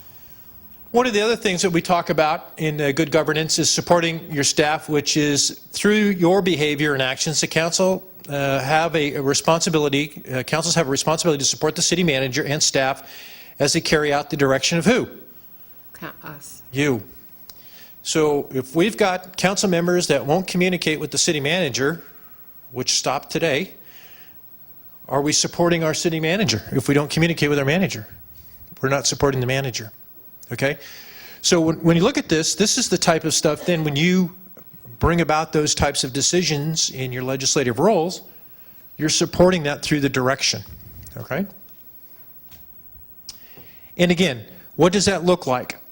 Hire a city manager, hire a city attorney, hire a city treasurer, provide sufficient resources to staff to carry out council's direction. In our economic situation since 2008, it's been tough to carry out strategic goals and objectives if you don't have fiscal resources, and your staff is inundated with too many things that you want them to do, and then there's not staff to support that. So there has to be a balance between what we need to get accomplished and what we have to make it happen. Because again, if Jerry's waiting for some information and Carolyn doesn't have the support staff to give to Jerry, then Jerry's going to get frustrated because he's not getting the what? The information, because you don't have the support and the staff for you to do your job as council members. So it's a two-way street. Champion the city's progress, and then obviously your leaders in your community. And again, that's one of the focal points that we want to look at through everything we've put on the board, is to be that leader in your community. The other component part we've talked about today is the council is accountable to the public and each other for the performance of the city, not for personal gain. And again, one of those things, again, when you get into the silly season that you're in, sometimes you're running for office because you want to be on the council, but then you forget about that sooner or later I got to work with these folks if I get elected. And sometimes we say things while we're in the running for election that does what to your relationships? You've already tarnished that relationship before you ever get on a seat of the council. So if Ken is out there running for a council, or Brian's running for council, and they're out there trash talking all of you, and you know about it, and you see it, and you read about it, and Brian gets reelected, or Ken gets elected, or Anthony gets reelected, what is the relationship going to be like when you come back? It's going to be like, wait a minute, you threw me under the bus.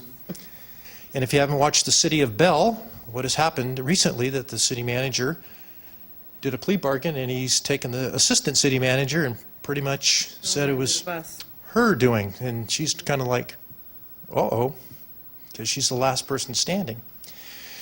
So in that context, this whole component really dovetails back to fairness, bad-mouthing, spinning the facts, ambushing fellow council members. Stay away from that process. So again, as you need information to go out and do public speaking, get your information from your city Or manager. ambushing the city manager. Or anybody. But Or the city point is, staff. you owe each other that obligation. What I'm saying is, if Brian's committed not to bash all of you, you should be committed not to who? Brian. Bash Brian. Right. If Anthony says, I'm not going to bash my colleagues, then we should what? Not do that. Okay? So that would be a commitment from you folks, is to say we're not going to bash each other, especially during this time of season, because it can get ugly out there very quickly. And again, if you talk factually, you talk from your position, but you start saying that so-and-so did this, so-and-so did that, that accountability factor goes right out the window. And I think this is the critical time to be on your game, is during this period of time. So I think that process, this accountability, is a fundamental thing that drives a lot of these things that we've talked about this morning. And again, one of the things that we look at for accountability is council self-evaluation. Again, your goal review, city manager's evaluation, budget program alignment to make sure that what you want to do is within your fiscal resources, not doing something that's way out and you can't accomplish it.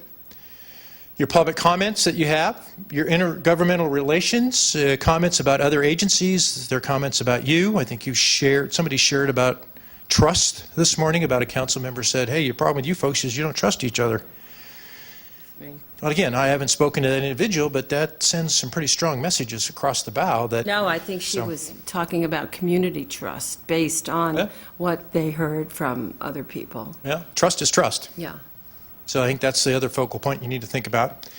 And then obviously what your press coverage is. The more we entertain the press, the more it's going to be in the newspaper and the more it's going to cause grief for folks. And you just can look at other cities in the locale and see who's in the newspaper, and that causes a lot of consternation. When we look at leadership, we look at council working with others to achieve goals and promote civility at public meetings, provide clear direction, and communicate that to the public. And again, I would encourage you, and today was a great example, that if your buttons are being pushed by someone else, be heads up enough to say, okay, I'm about ready to say something that I probably shouldn't say, or my button's being pushed, and somebody, what? Where's Call a the break. Where's the paddles? Didn't you have No, the it- paddles or something? Call a break. You know? Stop. If Jerry sees Brian and Susan starting to go at it, he should jump in and say, wait a minute, let me stop the chain of causation. There you go. Time's expired. Throw up the paddle. Throw out the yellow flag. Do whatever it takes. Jim, if you start to see that, you can say, hey, I need to interject here real quick. Don't take it as you're interrupting comment, but you can start to see the what? Volatility start to go. And again, it's not saying that you can't express yourself. It's just that it's gone past that Right. civility stage, and it's going to be, I'm taking you out. And I think the same thing goes with staff. If Carolyn starts feeling personal attacks, her wall is going to go up, because that's our mechanism as human beings. We're going to defend ourselves. Somebody needs to monitor that. Somebody needs to watch that. And I think in that context, some of your meetings have been very heated in those arenas where it started to get, and was, quite frankly, personal in certain points. And then things kind of just fell apart. And if you recall, one of the things that the public looks at is our ineffectiveness is meetings that go awry. Okay? And they start saying, gee, many Christmas. They can't even get along with one another just to get through business. Next thing you know, you have to take a break, or somebody calls a break, or something happens. That's a reflection of what's going on. How does it look from a leadership quality? Obviously, communications. We talked about communications already. Your newsletters, your websites. One of the things that Susan brought up, which is interesting, is that the newsletter she puts out. Does she put it out as the RPV city, or is it your own personal one? Mine is my own personal one, Okay. and Brian's is his own personal one. I would suggest, and I'm not saying you can't communicate with your constituency, but I would say that if you wanted to communicate via a newsletter or something, you do it as a body. The body puts it out. The body puts it out because the facts are the facts and the information is the information, because it's what? Should be viewed as the body working.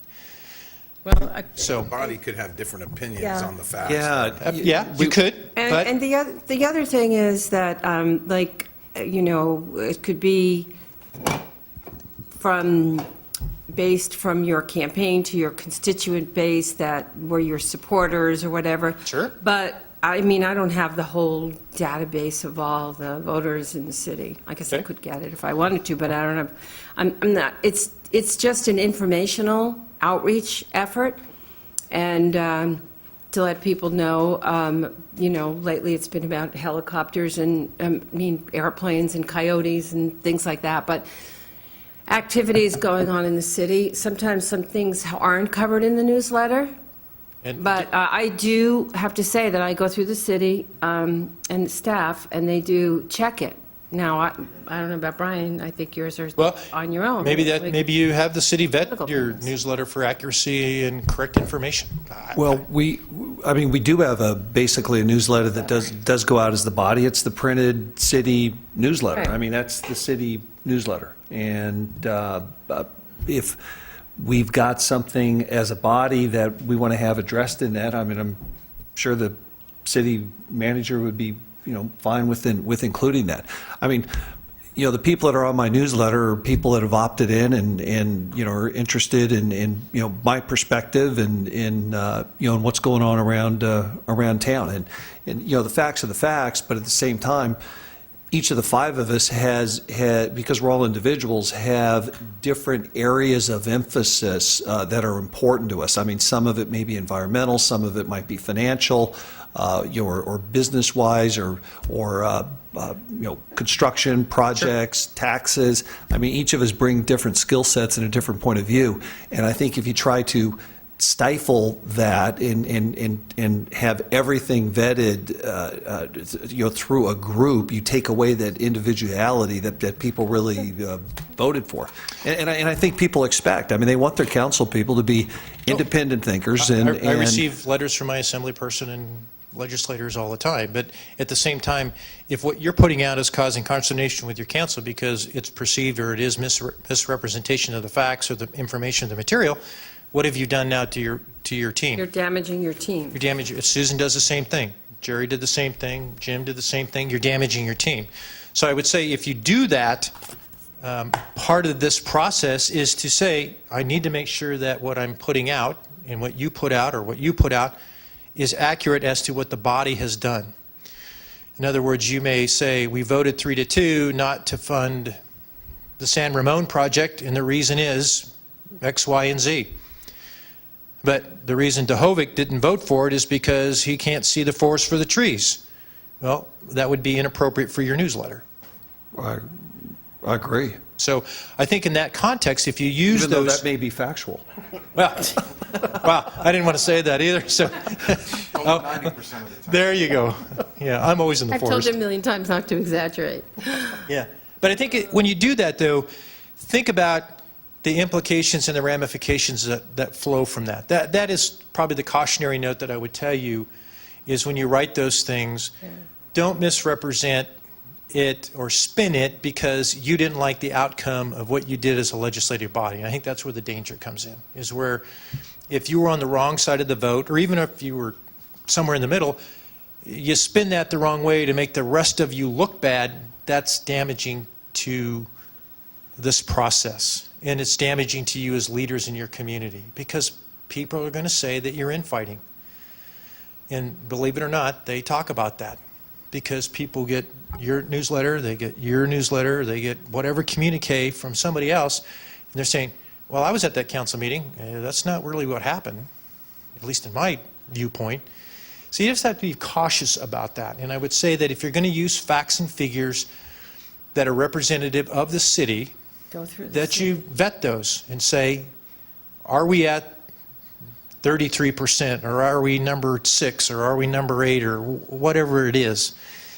You do that as due diligence for you and for your colleagues, so it doesn't become confrontational.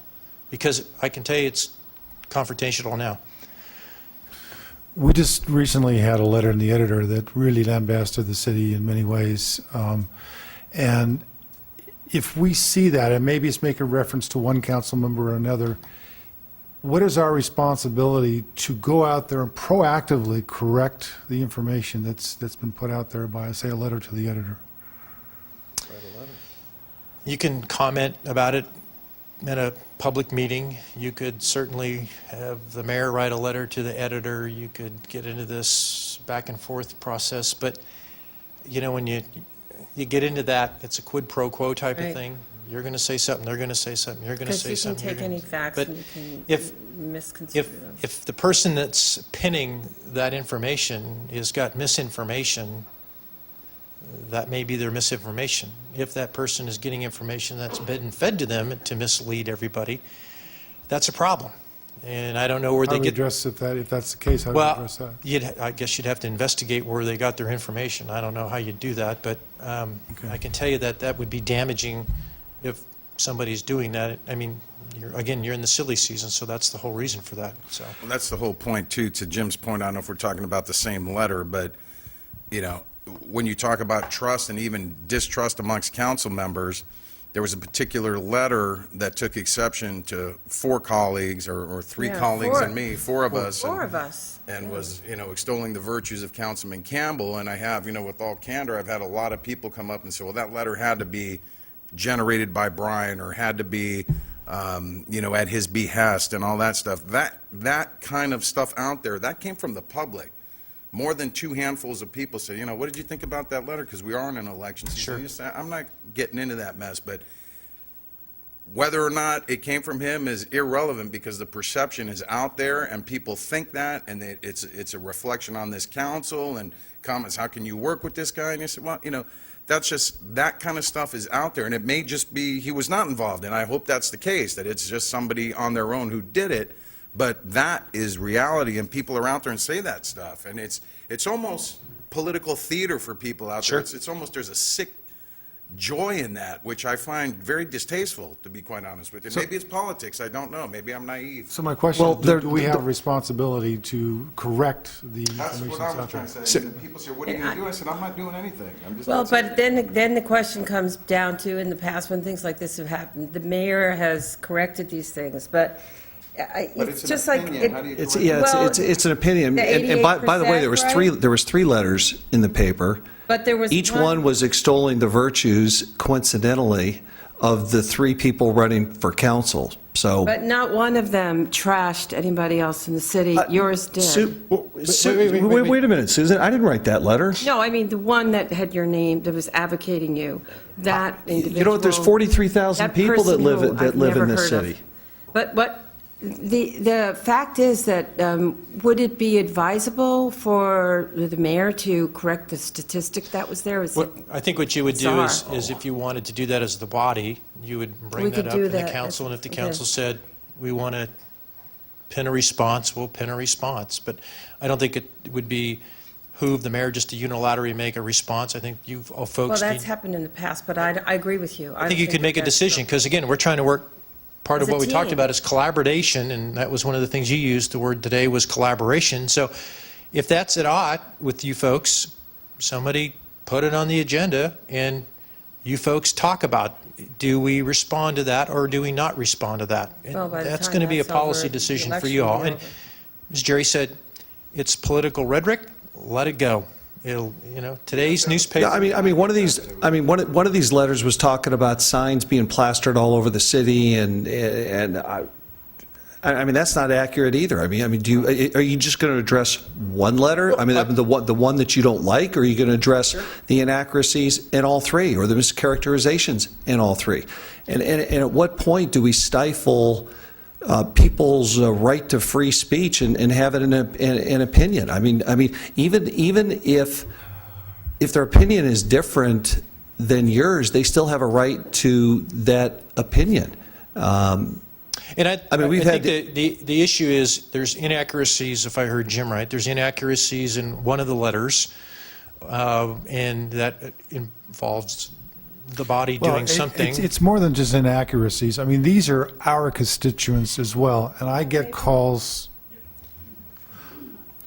I get Go ahead. calls about what's written in the paper from my constituents, Sure. which are all of our constituents. And it says something about how the staff is incompetent and not doing it right, and the other council members are asleep at the wheel, or whatever. And, I just don't, I'm just looking for you in terms of, do you have suggestions of how to appropriately get the right information out there? Let these people know that, unfortunately, whoever you ever got your information from is inaccurate, and this is not the way the city's run. How do, just help us try to I think address these things that come up. you do that as a body. You do that, raise that issue, and you can do that during your council comment times. Which happens at the very end of the meeting. I know, but I think you can certainly do that. You could refute that if you choose to do so. You could correct it through a newsletter, But I think- article, those types of things, those are avenues. Yeah, Jerry? I was just saying, what's problematic, and the point that I'm trying to make here is that those types of things we can't control, and they would argue, and you don't, I agree with you. We, both you and I wore the uniform to fight for people's rights to say what they want as long as it, you're not screaming fire in a movie theater or what have you, but Right. the point being is that kind of stuff does build angst and builds a public perception of an infighting amongst the council. That was my point. Oh, I'm not I agree sure how with we you. segued on that, but Yes. And this is a perfect example of a cheap shot that is 30 seconds away from being taken. Somebody writes a letter, you don't like it, you bring it up in a council meeting like this, blame whoever it is on the council that you're trying to score points against. I mean, where does that advance the ball with anything that we're talking about? I mean, if every time I heard somebody say something negative about somebody else in this community, that you go pin it on a council person that they're friends with, I mean, where's all this going to go? We're supposed to be bringing people into the process, not driving them away. I mean, earlier this year, there was a resident that, I guess it was late last year, there was a resident that wrote a letter to the editor that was critical of council, and they ought to be able to have the right to express an opinion without being retaliated against. And they felt like they were retaliated against. So, I mean, I would caution people to, I don't know if it's get a thicker skin or just be a little bit more open to different points of view that you may not agree with or even like, and let it go. One of the things, and I'll wrap it up with this, one of the reasons that we were able to resolve the Trump National Golf Club lawsuit with the city is that both sides agreed to stop the rhetoric, stop the letters to the editors, stop their attorneys from speaking out in public, and just dial it back and give us some time to find some common ground. And it worked. Okay. And we ought to be doing the same thing on council here instead of where we're going with this. I think it's counterproductive. Let me just kind of clarify what I was bringing up. I'm not trying to attack people's right to express themselves. I think absolutely people need to express themselves in perfect freedom. I'm just asking, at what point do we have the responsibility to set the record straight? And that's all I'm asking. Well, The see, facts are wrong, It's yeah, just the facts. Well, let me just say that if this has caused angst with everyone, I would suggest you agendize that Right. for a council meeting, and you can set whatever factual inaccuracies are correct. I don't Actually, care. the editor did, I just noticed here, she did put an editorial note. I know that. It's basically saying, go check out the jury report yourself, I'm uncomfortable with bringing that up now, Yeah. too, Madam Mayor. What I want you, but the focus is, don't blame Brian, don't blame Jerry, don't blame any one of you, because ever who pinned it. You're going to have this rhetoric as politicians anyway. It comes with the job. But at the same time, if there's inaccuracies that you really want to correct, the venue to take it into is take it to the council, and you guys make a decision. You may say, let it go. It's not that important to us. Or it may say, we want to clarify this fact, that in fact, this isn't correct, it is this, and here's why it's this, just to set the record straight. Because eventually, your staff will feel this as well, because Right. they'll say it's not accurate, and they'll start to feel the impact, and you'll want to be able to support your staff. Because remember, part of what we talked about is your ability to support your staff and your manager. So if folks are taking those cheap shots, you need to stand tall in front of them and say, here's what it is. You're not stifling free speech. People are entitled to their opinions. They can write editorials. But if there's something that's important to you, you talk about it as a body. And it may be Jerry's, where Jerry talks and says, it's not worth the headache. Let's let it go. If that's what you want to do. And my point of my comment, too, is you can't control that.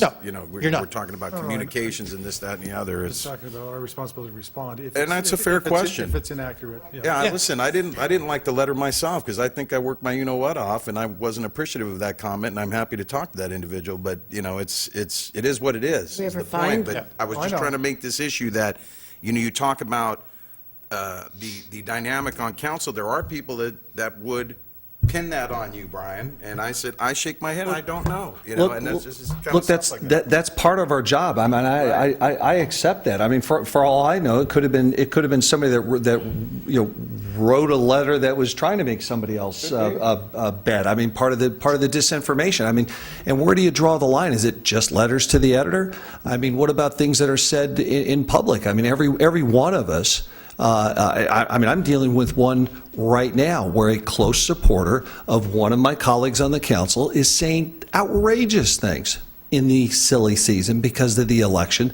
about me. I've got every reason, if we're going to use this methodology, to want to come out and publicly correct the record and blame, you know, and blame the person that's on council. You got to let some of this stuff go. And that's where you're at. You've got to. I mean, if you're looking like a wasp for any excuse to fly out and score your zingers on somebody else, you're going to find them 24 hours a day as a council person. That's part of, I think, why we are where we are right now, is this automatic reaction and going into attack mode and ambush mode at council meetings, be it, you know, pulling out newspapers or making claims or correcting the record. I mean, if we start correcting the record about everything that happens that we hear of out there in the community, we'll never get our council work done, because every one of us will be spending an hour at every council meeting correcting the record, correcting rumors, correcting whatever the heck it is that we hear out there that we may not particularly like. We've got to be able to let some of this stuff go, and also respect the fact that some people have opinions that we don't like or don't think are particularly accurate.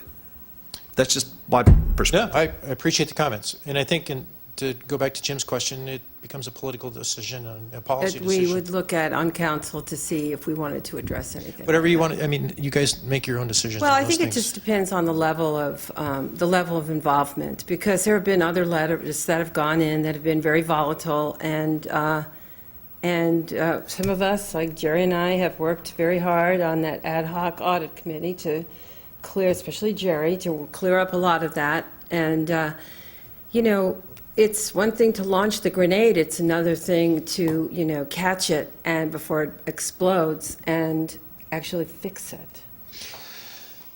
And I think this period of time is, you're going to have that. You're going to have this, and again, it's like water on a duck's back. Who takes You just credit kind of let it for roll off, but if it's too what? damaging to your reputation and to your city, then you not you about decide to us. react to it. Yeah. We were having a discussion earlier about a consensus of message, or Yes. like a newsletter or something. I didn't know if you meant, like, we already have a city newsletter that the staff puts together. Are you referring to something that the council would kind of collectively put out there? Because that would be like a Brown Act issue, wouldn't it? No, not on information. We put out a newsletter quarterly. No, monthly now. It's monthly. So But you're not the city elected. newsletter is what, is kind of what Our you're body is elected. It serves, they're all council members, and they serve, but we put out a newsletter that's an authority newsletter that goes to all of you, goes to all the members, and it basically talks about what's going on in the authority. It talks about risk management, talks about legal issues. So you're not talking about the city newsletter that's talking about things going on in the city. You're talking about Yeah. actual kind of a council message out there. Is that what you're saying? Yeah, you could certainly, And that's not a Brown Act issue then? you're not making decisions, you're just, But who's... Well, you may have different See, right now, I opinions. pay for Yeah. mine, Jerry- Brian pays Jerry for brought up a good his. point. We have I mean, different who's gonna opinions. Pay for it. We can look into it. yeah. I think it's just something you want to, if you want to keep the information intact and you want to do it where it's not misinformation or Disinformation. disinformation or whatever you want to call it, there's probably a vehicle that you could probably use to make that correct. What we're saying is, if Brian puts out his and Susan puts out hers, they put it out factually, and it doesn't show bad light on the city. It's just basically factual information that you all have discussed previously in a council meeting, just to keep the constituency informed. That's basically what we're looking at. Bob, can I ask the question of the staff members? I think that we had a good discussion about the letter to the editor. It is very troubling, but what is, and I've been advised before that the principle is that if something is factually inaccurate, it should not go unanswered. If there is a public accusation, it deserves a public response if there is inaccuracy. I would just like to know, does everyone on this council denounce what was printed in the newsletter as being Factual. inaccurate? I would denounce anything in any letter that's non-factual to be corrected. That's I mean, always been my Well, policy. you have to. I would it's like to inference, know, except for really, the at a 88%. very basic level, is there anybody here who believes there is anything factual about that in the sense that it represents an accurate picture? Because if some of the council members do, then I've got to do a better job of, I don't even get that paper. no, but I mean, I went out regardless- and bought it separately Right. to read the letters to the editor. So I'm not comfortable going in the direction that you're going, publicly denouncing, look, I So think you it's perfectly appropriate if there's facts out there, write a letter to the editor or a commentary. So I mean, the fact is, we put don't, your- even put your- among- Put your own newsletter On the 5 out. council members, we don't even have unanimity that that letter Yes, is you a... do. You have, that was factually incorrect about. Do we have unanimity on that? That's factually incorrect. That was Car- actually incorrect, yeah. Brian, do you Carolyn, believe I it was factually I incorrect? glanced at that letter. I'm not going Okay. to sit here right now and just agree to something unless I'm reading it through and we have a discussion on what's factual or what wasn't. I mean, there was 3 letters No. that were all, To be honest with you, that I were didn't all. read it in that detail. All I saw that the 4 of us Then weren't I- doing our then I job, so I'd think- have to go back and look. Well, let's say, I'd have to look put at that it on a again. future discussion, Yeah, I think council I've agenda, got and you some guys can work come to do consensus. straighten out the Yeah, facts if I we think- don't have unanimity here. That's fine. I But think as a policy, it is worthy of discussion that in general, when there's, for example, letters to the editor put out that we all agree isn't exactly accurate, that we put out, that we put out a correction. On facts, not opinion. On facts. That's right, on facts, not opinion. And that's a good distinction because people are allowed to have an opinion that may be wildly different than yours without being retaliated against. Or just be So wild. let's say that we'll put that on the Yeah. to-do list to create some type of policy, as you just articulated, Brian, that you all are comfortable with. And then if that's the direction that council says, we will respond however you want to respond, then you as a body will make that decision, and staff has the processes and the procedures in place to do whatever needs to be done. I think Do that's we the not have a appropriate way. policy on that right now, Carolyn? You said Oh, you said no. it's been your, No, you said you've but heard or something, but we don't have a formal process on how we address factually inaccurate stuff in the press. I mean, I've tried to reach out to public relations experts who, you know, have a lot of experience in government, and kind of the rule of thumb is a public accusation deserves, or A public it deserves a response. public response. You know, to let things go if they are damaging to the reputation of the city and to the reputation of this body, which I would argue that such a letter to the editor, twisted around, misconstrued, makes this body look ineffective, makes us look as a city like we are at the bottom of the heap, and we know that that is not true, deserves a public response. What I would recommend is that staff put something together Signed by as the a mayor. response. Perhaps send it out to you first. Individually, you can let me know whether you feel comfortable with that. And then we could either read it at a council meeting, or I could give it as a city manager report. Let's see here, I'm sorry, go ahead. I'm just Jim. going to say, quite often, public perception silence is construed as consent. Yes. And that's what you're trying to address? Yes. Okay. And reading it at a city council meeting, I'm sorry, it doesn't cut it, because there's half the people that read that article, 3/4 of them, they don't even look at the city council. But you also don't control the press. You can ask that No. be put in the paper. But I want to make a point, Carolyn. I was listening very Yeah. closely to what you just said. Again, it almost sounded like,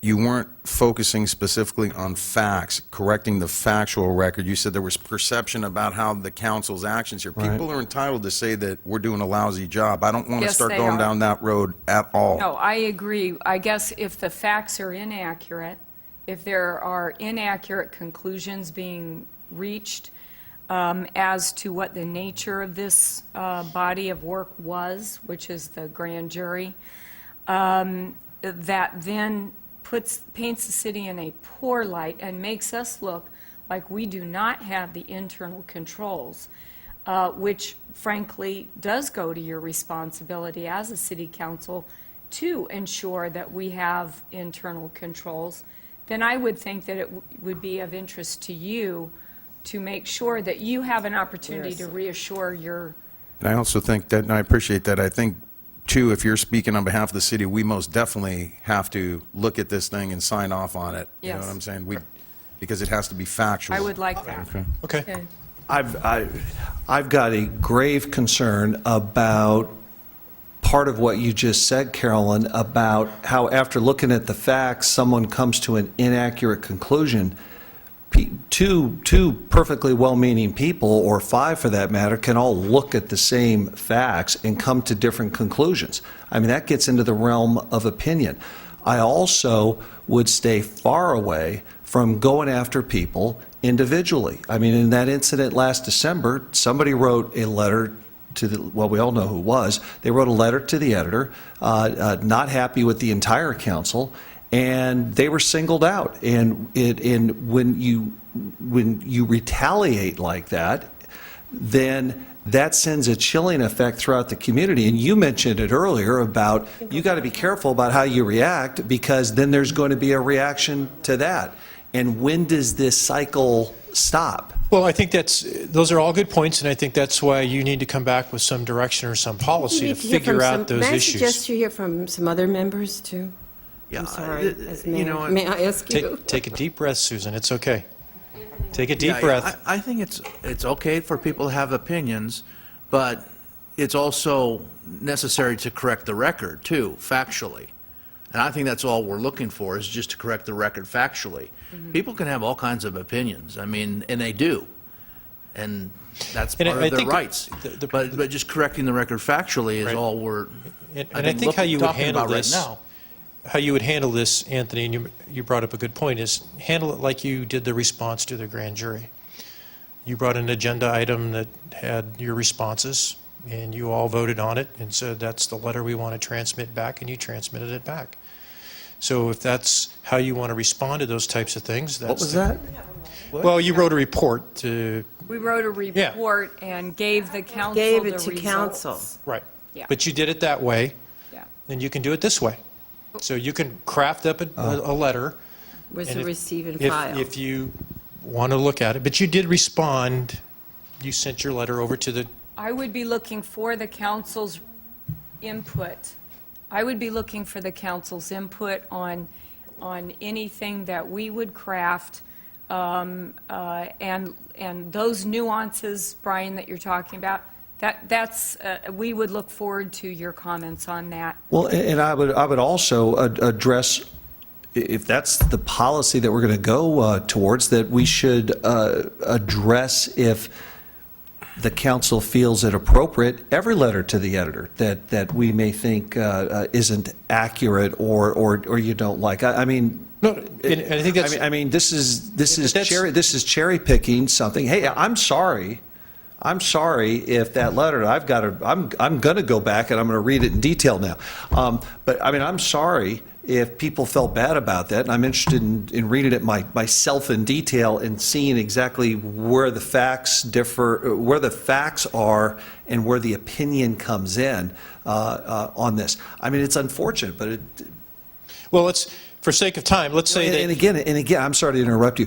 And again, do we stop at letters to the editor, or do we address what we're hearing in public, either other council members are saying, or council members' friends or surrogates are saying also? I mean, at what point do we start addressing everything? that's- This is one mode of.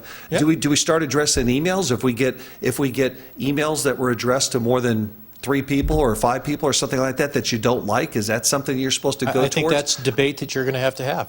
That's a debate that you're going to have. This council's time will devolve into nothing but pointing fingers and attacking members of the public that have got opinions that we don't like. And I don't think that's and I think smart. that's- We've got to be able to let a lot of this stuff go And I and think stick that's to our job. That's a policy decision that you guys have to come to.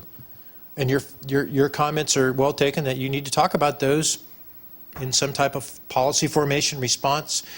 How far do you go? I don't know, but that's something that you all have to talk about and beat each other up over to come to consensus, if you can come to consensus. If you can't, you just let it go. It becomes just ink by the barrel, and you can't argue with that. So, wow, Jim, that was a tough question to ask. Sorry. You always write your own.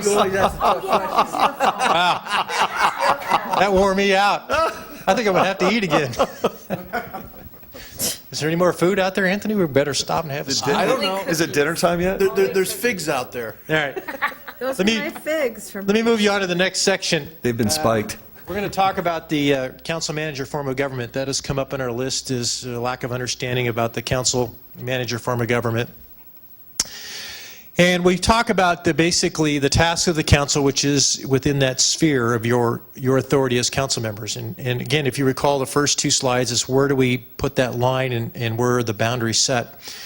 But when you look at your role as council members under your sphere is the policies, how the organization is looking today, or is it going to go in the future, purpose, scopes of service, levy of fees, charges, taxes, development of your work plan, those types of things, pass your local ordinances, projects, implementation of decisions, selections, those types of things that you've gone through in the past. And again, the works that you have done have been tremendous amounts of work for the community. But at the same time, the city manager, can you see that, Brian, all the way? I got this thing in your way here.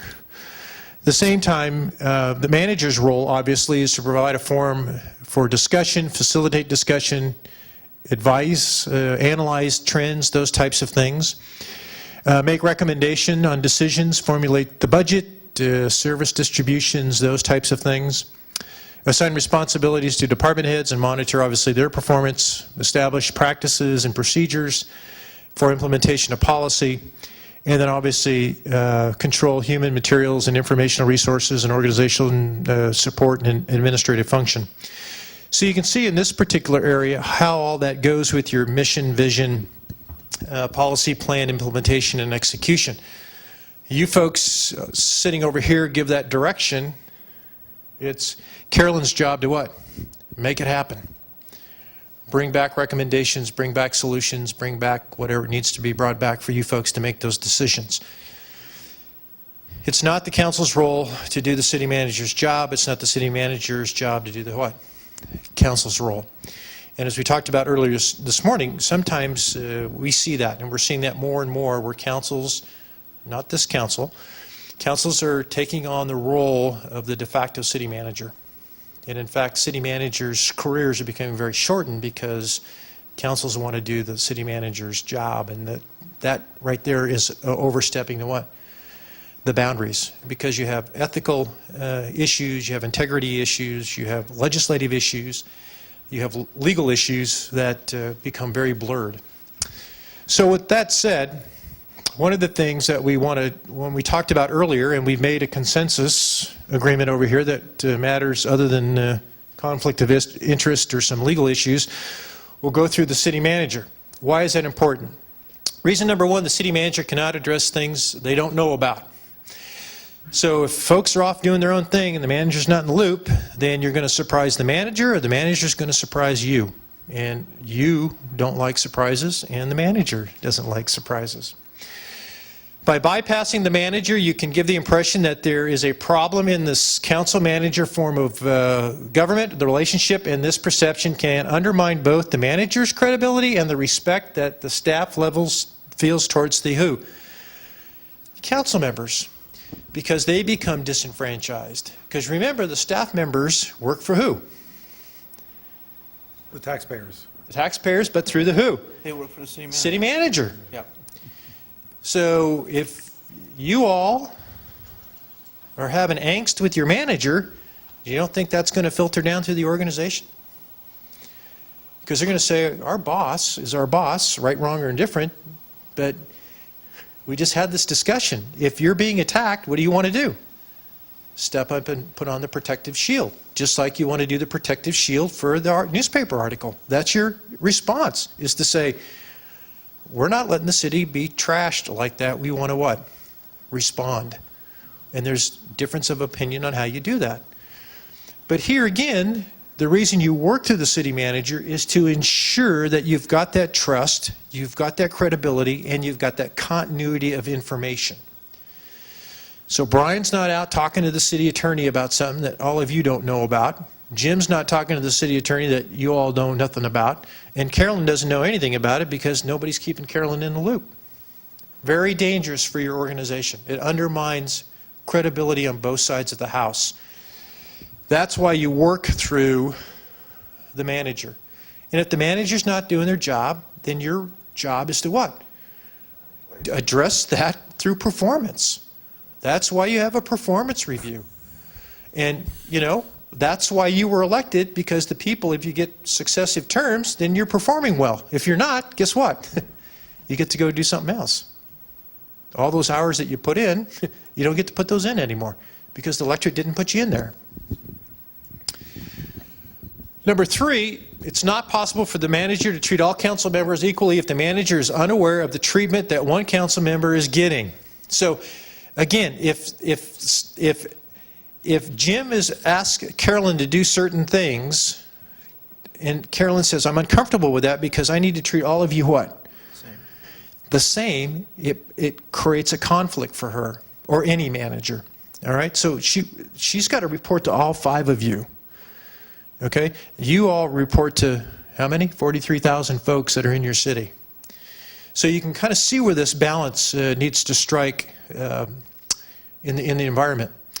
Number 4 is direct requests that lead to surprising and unattended consequences. Again, this is where if in fact somebody's asked a question and it's not shared by you, it can kind of be a little embarrassing when the question comes out or the answer comes out and everybody says, gee, I didn't know about that.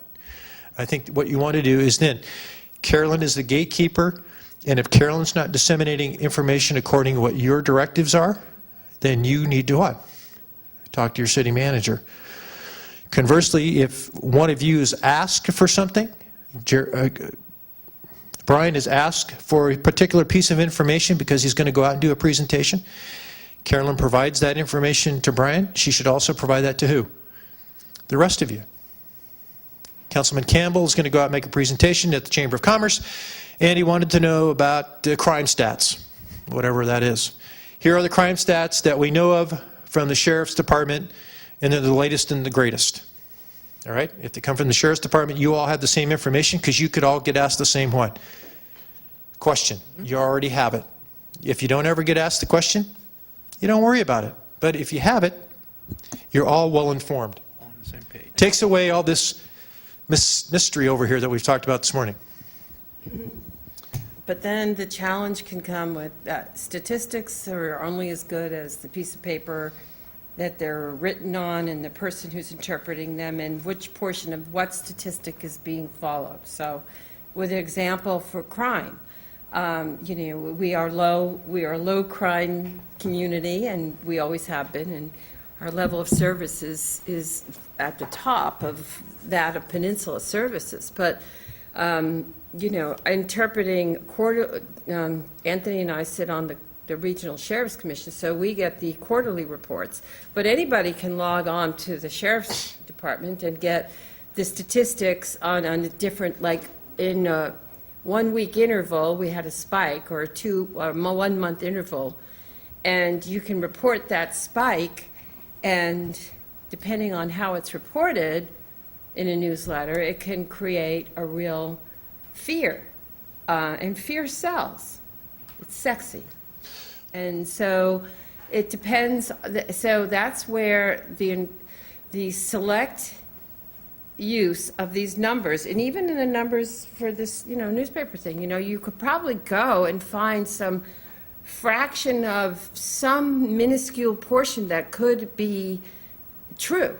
And it's like any rumor, there's always an element of truth in any rumor. This is the old saying, at least. But the fact is, what's the ultimate truth? So you say direct requests can lead to surprising and unintended consequences. So you asked for a request for sheriff's information for us to go out and make a presentation. That doesn't mean that everybody's going to make the same presentation. Well, let's take that as a hypothetical.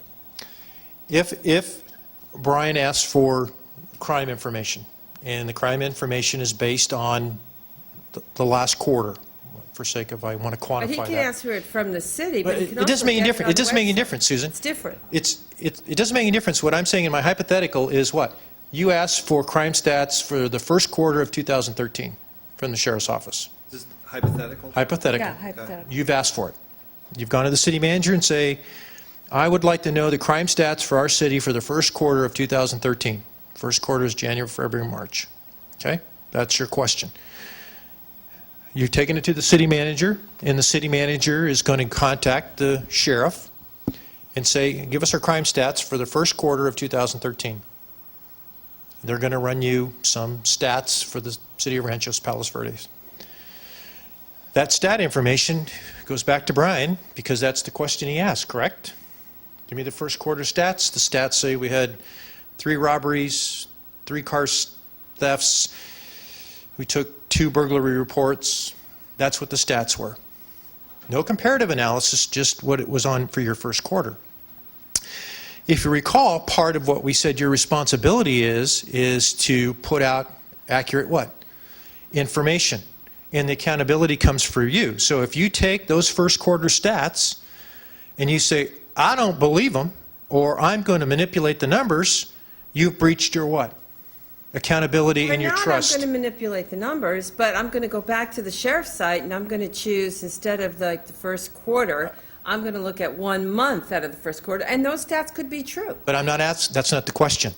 The question is, you've asked for the first quarter through the city manager, and the city manager's giving you the Well, first quarter I probably stats. wouldn't go through the city manager. Oh. Would go through the sheriff. But actually, that's Go- another question. We probably should. Go with me keep on going. this. Go with me on this. Because it goes back to what we just talked about. That's the exact reason that you have misinformation. I You cannot can't see read that. what I know. says. It's because you're all going out getting your own information. Well, we You're know making that. your own conclusions or whatever you're doing. We know that. So, It's supposed to be so if you get the accurate information from the source, which is your who? city manager, Yeah, city manager through the sheriff, sheriff's department. because that's your contract law enforcement agency, and you give it to Brian, and he looks at it, and he says, okay, I got it. Or if he has a question about the stats for clarity, he should ask for clarity, or Carolyn can say, call the police captain yourself and get clarity. But let me know what the answer was, in case the rest of you, because she's going to share those stats with who? The rest of you.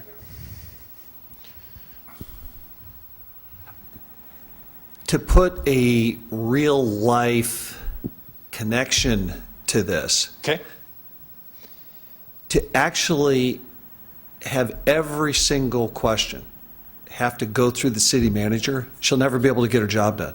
She just won't, because it's never going to be as simple as, here's a question, here's the answer, because then you're going to have a follow-up question, and then there's going to be a follow-up answer, and then you're going to have to track the city manager down on the phone, and then you'll play phone tag, and it will become the city manager's job as just being an information clearinghouse, and that isn't her job. Also, we also have to recognize the dynamics out there in the community. Anybody could call the sheriff's department and get crime stats and put them out on their own, on their own list or newsletters. There's newsletters already that go on around town, from private individuals to Neighborhood Watch, and they all, some are interested in the first quarter crime stats, some are first half year, some are year over year or going back 5 years. And even within those crime stats, we had a phenomena this year called a hot prowl burglaries, which is reported just as a burglary, like if somebody got in through your sliding glass door if you're on vacation. But they're quite different than that, because these are burglaries that were conducted while the families were home and the burglars knew they were home. So even though statistically there's still a burglary, it's quite a different type of crime. And that sort of discussion and being able to get a good understanding of it, if all of that had to go through an information clearinghouse, we'd have to hire a full-time employee to do it, and it still wouldn't be efficient. One of the things that we did in our newsletter, gosh, probably 5 months or so ago, when we were talking about crime stats and within the crime stats, the hot prowl component of that, which fortunately has gone away as far as we can tell, is we took the actual physical data that the Sheriff's Department gave us and we printed that. We took their table and just stuck it on there because we wanted to make darn sure that it was vetted and correct and we weren't manipulating any sort of statistics on it. So, but within those statistics, there's interesting things, such as the differentiation between different types of burglaries. Anyway, my point is, though, is that you're not going to be able to control everybody in this city. I'm not talking about, I'm not talking about your activity. I'm not talking about everybody. I'm talking about your activity as a council member. Because that's part of what our discussion is up here, is it not? It's your activity. I'm focusing on you spreading information. Not you, I'm talking to the body spreading information. So what I'm saying in the hypothetical is, if information is given to you about the accuracy, and that accuracy should be accurate from the Sheriff's Department, because if it's not accurate or you think it's not accurate, then we have another issue we need to deal with, which is your contract police agency.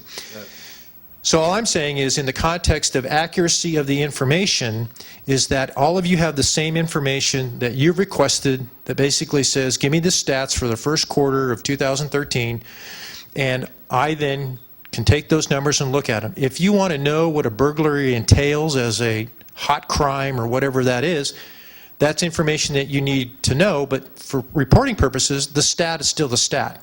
A burglary is a burglary. The severity of the burglary still doesn't change the stat number. It's still categorized as a Part 1 crime, Part 2 crime, or Part 3 crime, however they do the statistical reporting.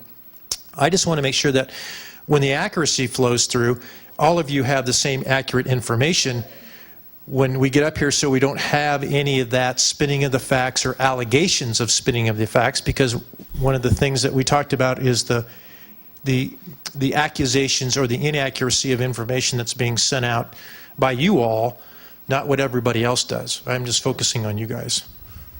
Bob, I appreciate what you're saying, and theoretically that would be great, but I or any other council member could take the first quarter, pick a month, and say, crime is up 15%. Oh my God, what are we going to do? We need to get, in other words, or it's down, either way.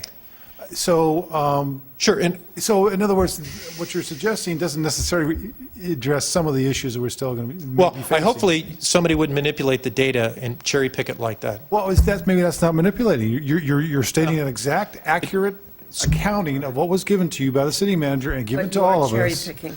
But you're saying though is, if I wanted to look at a certain month, within the first quarter, Yeah. crime went down, but in February, burglaries were up, Okay, now turn Or a certain category. or a certain category of burglaries. That's right. That's accurate information.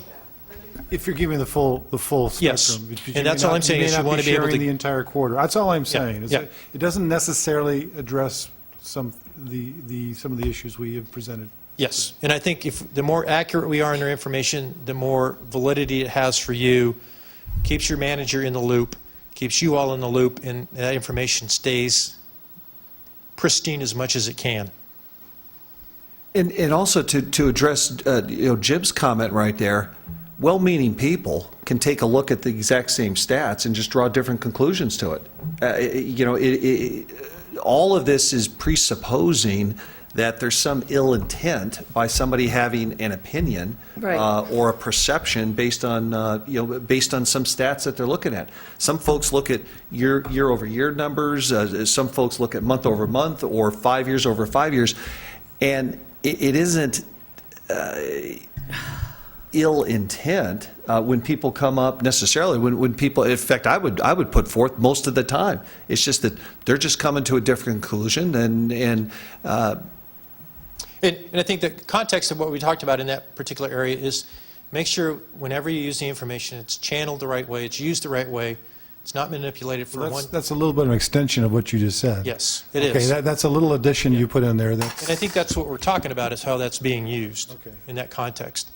Number 5 is the direct council member contact with staff members below department heads boasts the likelihood of getting erroneous or incomplete information. And again, Carolyn allows that to happen. She'll say contact the department head, but again, you have to be very cautious about how that's used and how that information is brought back up to the system. I used to be able to talk to council members when I was a department head, but I better be telling the city manager what the conversation was all about, because I didn't want to blindside who? The city manager. Because all it would take is Brian to say something or Jerry to say something. Well, I just talked to your staffer, and that's not what the staffer told me. That is, Yeah, but in this case, our department heads, our senior staff are really the ones with the micro knowledge. And that's fine, as long as you use that information, how it's put out, that's, They always copy. and they copy you, so that's good. Direct council member contact can inadvertently cause awkward or embarrassing situations for staff members involved. Some staff members get intimidated. They think that once a council member calls them that there's something going on, and they become intimidated. So again, that's why you generally work through the city manager, or if the city manager says it's okay to contact my senior staff, that's a policy decision. But again, we have had cases go through the JPIA where council members went to staff, and all of a sudden something happens, and it becomes, I'm being pressured to do something, or they're telling me what to do, or there's implication that my job is in jeopardy. These are just cautionary things that you have to be aware of from that process when you use this in your governance. Working through the city manager, also putting items on the agenda, your goal setting as a council, your study sessions, however you do those things, when you do your city manager evaluations and other things, is a good thing to work through the city manager on. And the reason that's important is because your municipal code requires that the city manager do certain things. That's their duties and their powers. And again, when you start blurring the lines, that's when we end up with problems. In other words, things start to happen or things start to unravel is because folks are taking on those roles that they shouldn't be taking on. And again, in your particular municipal code, you shift all of that over to your city manager. That's Carolyn's responsibility, is to deal with those things. The other part of that also is that she's got overall authority over the employees and department heads and gives directions to subordinates and alike. Not saying that you have problems with that. It's that experience for us is that some cities breach this boundary line, and that's when we end up with lawsuits and fair employment housing claims and those types of things. But you have a set of rules that it's very extensive for, and I don't know the last time you reviewed those, but she's in charge of the budget and purchasing and all the other things that go on within your city. So you got a lot of responsibility to take care of, and you know that. But your council needs to understand that you have those duties and responsibilities, and that's important for everyone to realize that. Just as the council has duties and responsibilities, so does the city manager. Okay, with that, let's take a 5-minute break, and we'll talk about some policy setting, and then we'll get you out of here. I'm going to have you out of here by 5 o'clock. The thing. All right, I want to have you turn to your notebooks, tab 5 real quick, if you would. Wow, easy, brother. That's a risk management issue right there. It could have been fatal.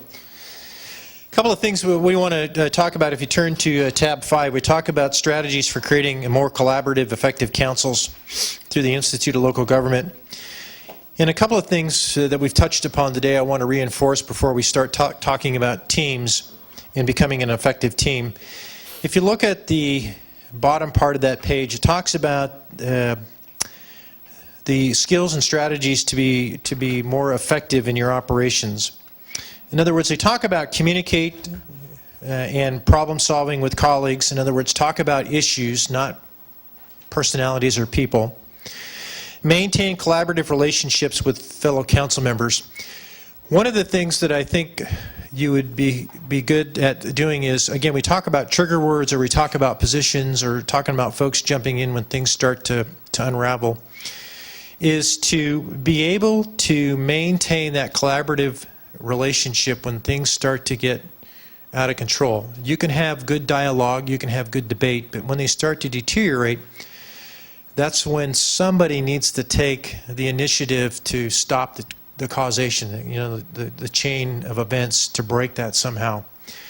And I know in your policies and your rules you have that ability to do that.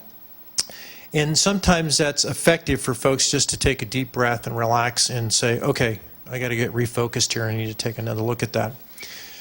So as you move forward with that, one of these things that you want to take a look at is preside over and participate in your city council meetings. Again, you do that very well, but at the same time, when things start to get out of sequence, that's when cheap shots are made. That's when innuendos are thrown about folks. That's when folks, their body language shifts, like, oh my gosh, do I really want to talk to you again?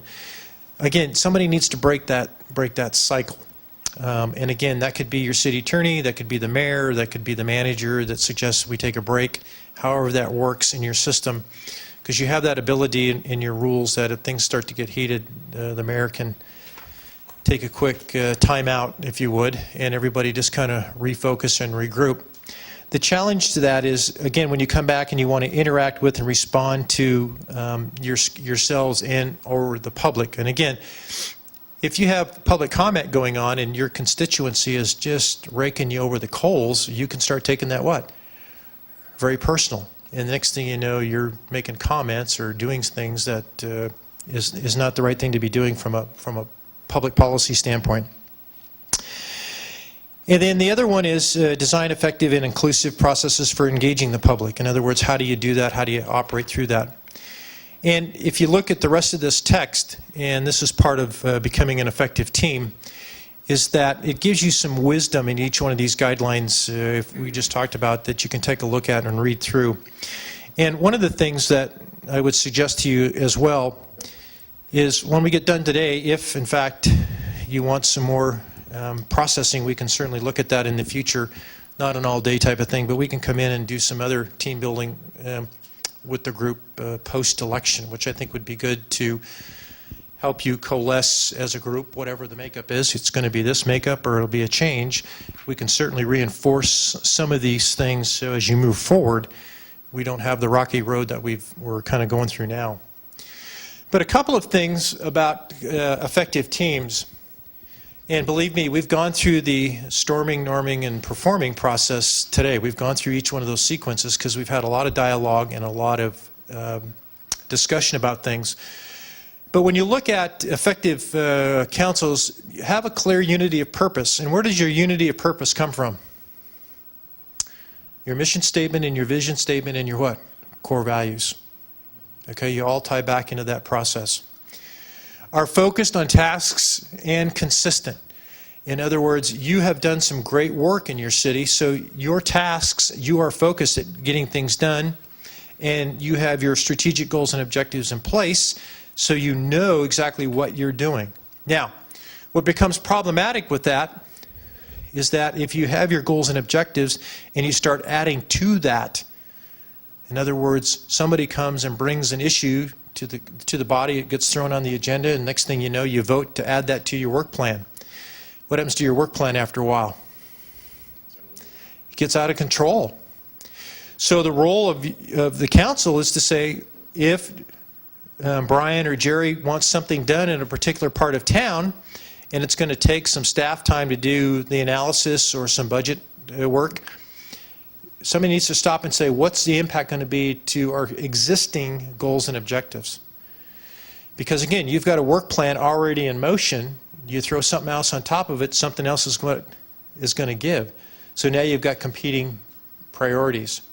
So as you get into this is where this tasking and being consistent is once you set things in motion, if you want to change things, you need to stop and talk about what's going to give and what's going to take. Because again, you only have a finite set of resources, which happens to be your staff, to help you through this process. Communicate common vision, that comes from your mission and vision. Operate with integrity and trust. And again, that's part of what we're talking about today, is consistency of information, accuracy of information, spreading of information, sharing of information, those types of things. And then treat everyone with dignity and respect. We can agree, we can disagree. We can disagree by being disagreeable, but we want to be able to what? Walk out of the room still having respect and dignity for one another as we leave the building. In other words, we're not going to have aught with one another. The other part is when we talk about treating everyone with dignity and respect, you want to follow your standard policies and procedures, and your ethical considerations are very important as well. Because your city manager has that in her job description through the municipal code, so do you all as fiduciaries of the tax dollar. Take collective responsibility for the council's performance. This goes back to, again, if it's not your way and you've all made consensus by your vote through the democratic process, what do you want to do? Accept it and what? Move on. It's done. It's over with. We've made those decisions. And then again, ensure that multiple voices of the community inform the council's deliberations, which means that you use community involvement to help you deliberate. You have your communities, you have your focus groups, you have your finance groups, whatever it is, because they give you information. When I was here for the council meeting a couple weeks ago, the gentleman spoke about the San Ramon project, and he was on the committee, and he was talking about and showed pictures about that water just kind of shooting out in the ocean at a high rate of speed. So he said, yeah, we need to get this in motion, we need to get this fixed. So you use that very well in your city. When you build unity, a purpose, basically it's our role and our responsibility to ensure that our goals and objectives are followed, our vision is followed, our mission is followed. We support our staff, we hold each other accountable. We do the things that we talk about as legislators to make sure that we are meeting our constituents' needs and we're meeting each other's needs in that process. As governance, what we talk about then is your job is you shape it. You form the relationships between yourselves, you form the relationships between your staff, you form the relationships with your constituency. You maintain it, and obviously you may have to proactively shift it depending on what's going on in your organization, but that's the culture. So again, the importance of preserving the quality of life, being accessible to your residents, take care of the little stuff as well as the big stuff, is part of your culture, is part of who you are and what you are as a group. All right? And so many times we're seeing now that is becoming an individual. I'm a council member, but it's about who? It's about me, not about us collectively. And agreed. And again, we can still what? Have a difference of opinion, but we're still a collective group with that difference of opinion. And again, we're seeing the difference in that in multiple councils now, where it's not about the collective body, but it's about who? You as the individual, because I have my own agenda. All right, Jim's got his own agenda, and he's going to push his what? His agenda. Does that become divisive with the council? Absolutely. Does that breed in the perception of the public? Absolutely. So again, when we set that culture, it's your job to keep that intact. So if there's friction, we need to slow that friction down or try to eliminate that friction. How would you describe the current culture of the council? How would you describe it today? I think you've put it all on paper. Okay?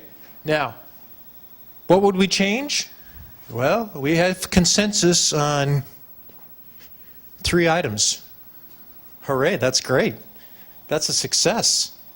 Those are short stops to solve what we see up there as hidden agendas, unwillingness to communicate, not working through the city manager.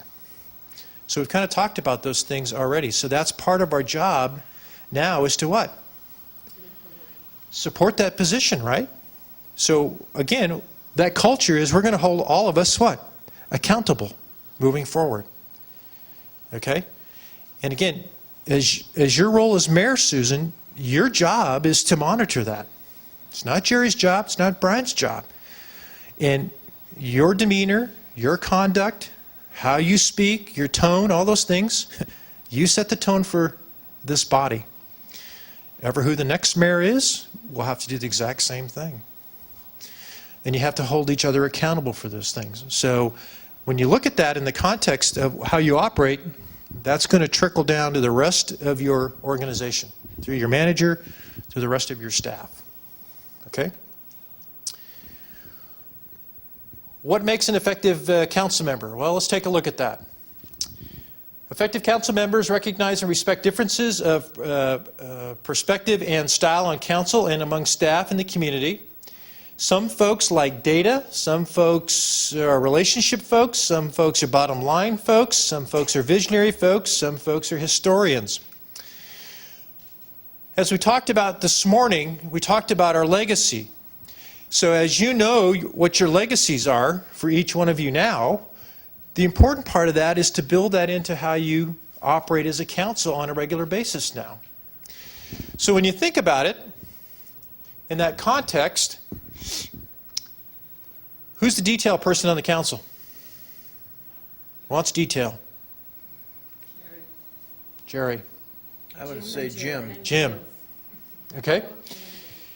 Now, for Carolyn, that's important to know because your reports need to go what? You're going to have some data detail for your data folks. All right? How about relationship folks? Folks that they like to do their job, but it's relationships. It's all about relationships. Who's my relationships folks? Brian? Susan? Okay? Because again, that's important for you to know where that comes from. Bottom line, big picture folks. Bottom line, big picture, too? Where do you fall into this, Anthony? Big picture, bottom line? Bottom line. Bottom line. Business. Business. Business, right? So again, when you look at it as, okay, I've got private sector stuff that's going to spill into government. Sometimes those mix, sometimes they don't mix. Because what you can do in the private sector, we may not be able to do on the what? Public sector. The ideas may be good, but if we can fit the ideas into our constraints, called the government code, we may be able to what? Create processes that alleviate the tension that you had with the San Ramon project, or the perceived processes. But again, those are the types of things that when you look at it, that's the kind of stuff you wanted. And Brian alluded to that. He needed some detail and he needed some data to be comfortable in what? His decision making. His obligation is to communicate to the city manager that I need a little bit more what? Data. Because I just don't see the picture. And Turn the button on. And even though you may not think I need the data, if it exists and I ask for it, I should get it. Absolutely. I agree with you. And Carolyn's commitment to you is to give you the what? Get you the data. And she's going to share it with everybody else. And vice versa, as And other absolutely. council people Absolutely. are. So I think So Jerry asked for something? So I think we can expect an increase in our emails. However it works, it works. Because I think what you want to do is what? Eliminate this stuff. Right. And if it's emails, you get them. After a while, you say, you know what? We've had it for a few a little bit, we don't need it anymore. You know what I'm saying? You make that decision. Yeah, no, because really, this could be like overwhelming. Jim is our detail person when it comes to just about all the things out, even including finance. So he'll look at the detailed planning issues, for example. And Jim goes to staff and he does the appropriate thing by asking them questions in advance, which is what we're all supposed to be doing, and, not, surprising staff with these questions at the meetings, unless there's some real reason to do it. But the question is. What would that reason be? Unless somebody feels. Transparency? Unless there's a new question that comes up that you didn't think of, right. or, another reason. But the point I'm trying to make is, does that mean that Jim is supposed to share all the emails that Carolyn would be sending, all the information that you get, Jim, prior to a council meeting? Isn't that a I violation share of the it Brown with you. Act? No, I share it with you. Okay, you share it Now, with us. sometimes Jim will call staff, Joel or whomever, Right. and ask several questions over the phone, get the information, and frankly, Yeah. that generally that then, too. we don't have any good way of turning that around, especially in short order. But anytime that we get the questions and they're provided in writing, I don't think you're actually going to see any significant increase at all in the emails, because we're sending out to council members anyway, unless it's like a verbal, Oh, yeah, the responses. one-off kind of question. So, True. but we'll make sure, we will redouble our efforts and make sure that we share any of that information with all of the council. Okay, that's another consensus thing. Okay, very good. So now we have 4. I just won't write it up there. Well, let me add something real quick. Yes. This is a great opportunity for you to really evaluate your communication channels. Recognize that you need formal communication channels and informal communication channels, and that those can change over time. If I was your city manager and I was responsible for providing formal communication to you or informal communication to you, and I did not do that sufficiently, you have a duty then to tell me I need information differently. That's appropriate. But again, this is evolving over time, so what you think you might need today, then 6 months from now or a year from now, you might find it to be much different. So this is an opportunity for you to not only establish communication channels, again, formally and informally, but evolve those over time to make sure they're fitting and working for you.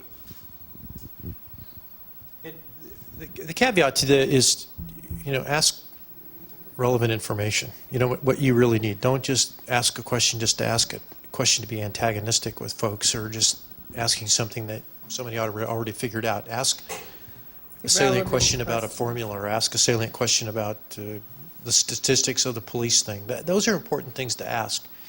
And again, that takes away this misinformation, because if one of you goes out and spins it the wrong way, you can say, wait a minute, this is what we were told.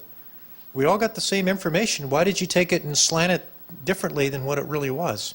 And I think that's the accountability that you would hold for each other, is to say that's the kind of stuff that is appropriate. That's helps kind of like with the misinformation that gets spun out there in a newspaper somewhere, is that accuracy of information, whatever that may be. But if you know where your focus is coming from, this helps you and helps your city manager and helps your staff when they're putting together their staff reports to say, okay, I'm going to start talking numbers here.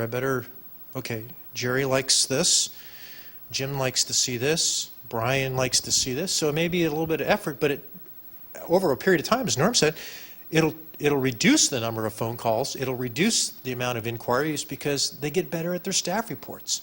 And you're helping them get better at their staff reports, and you're helping your city manager do what she needs to do to meet your expectations, and you're meeting your city manager's expectations. Knowing the personalities of your fellow council members and what information and approach is important to them can help you find common ground and reach consensus. So again, as you go through this process, again, of thinking about how you speak to one another at a meeting, how you act in a meeting. You've got a frame of reference to come from now, and you kind of know the personalities and their backgrounds. Effective council members keep the needs of the community as their primary focus. They don't represent one group, one agenda, or one program. They stay focused on the strategic goals of the city. They do not get overly distracted by day-to-day city issues. And again, this is where, again, part of what we've seen is some folks, we talked about up here, where somebody's being driven by just one special interest group or a set of special interest groups. But you want to stay focused and let Carolyn do her job as the administrator. You folks do your stuff at the policy level. And that line does not become blurred, or the boundary is not breached. And you stay focused on your strategic goals, because you've got page after page of those things that we talked about earlier.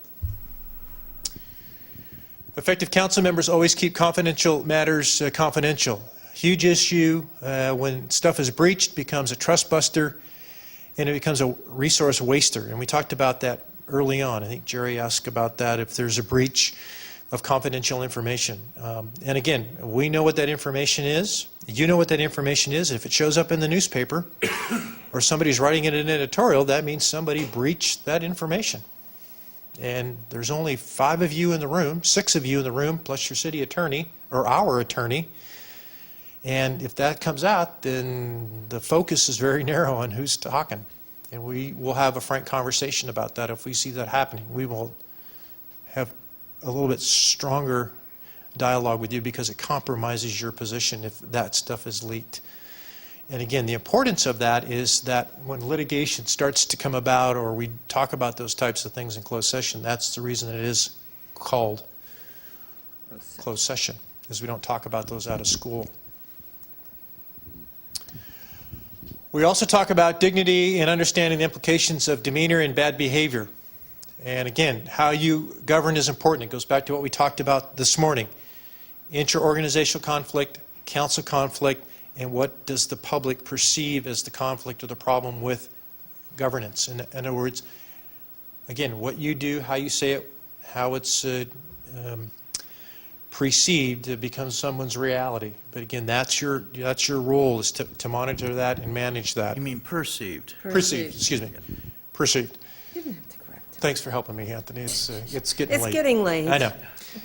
The other part of this is communication is both verbal and nonverbal. And again, you can talk about your body language, and you can talk about what you do and don't do. So if there's a heated discussion and Jerry gets up and walks off the dais, it's probably not a good indicator that he's a happy camper. But it also sends a message that he's what?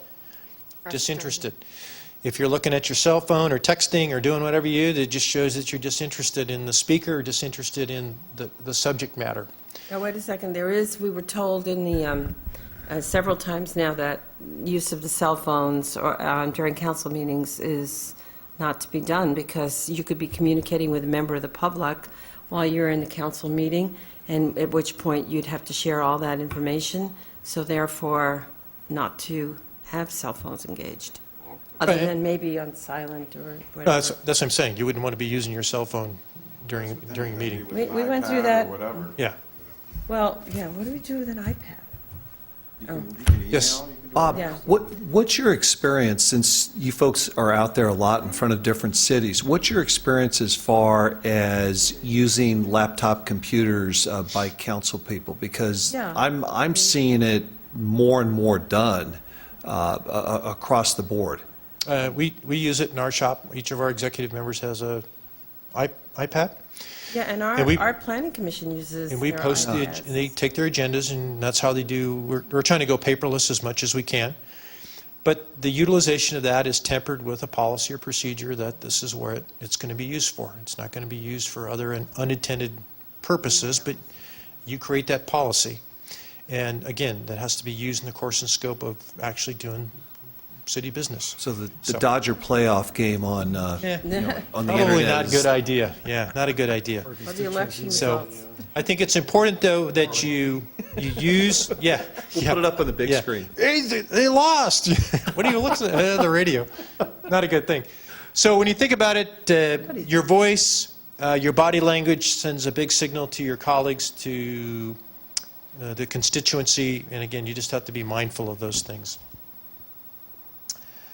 When you talk about deliberations, again, we talk about show respect, and again, never dismiss or devalue others. That goes to the sniping, those types of things we've talked about, is to minimize those words of that jousting. Listen openly to your colleagues, listen openly to your constituents, listen without defensiveness, without preparing a response. It's always good to let folks finish their statement before you finish the statement for them, because that shows disrespect. And again, if Brian's talking and somebody's jumping in on top of it, just finish what you're going to say, and then let somebody react to that or respond to that. That's just civility. Ask probing but not challenging questions to further understand and understand and have knowledge, and address the process, not the personalities. And we've talked about that early this morning as well.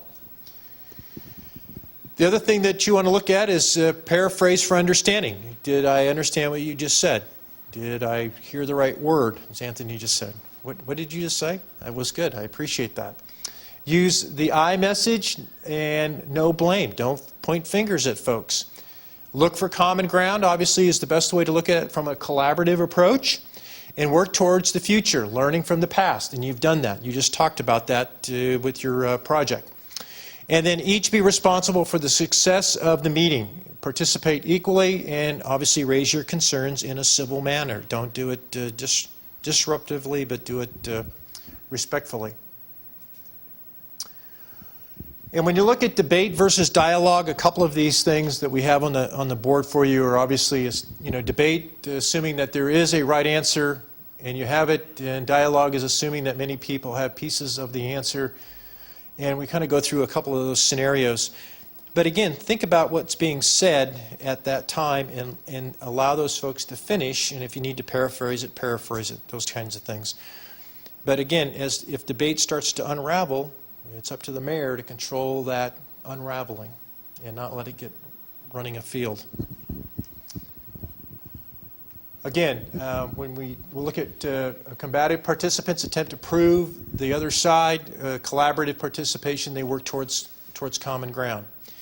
And I think that's an important aspect of your success as a city council in the upcoming meetings, is basically look for that commonality. And again, we can agree to disagree, but once we finally take the vote, it is what it is, and we can't go back and change it.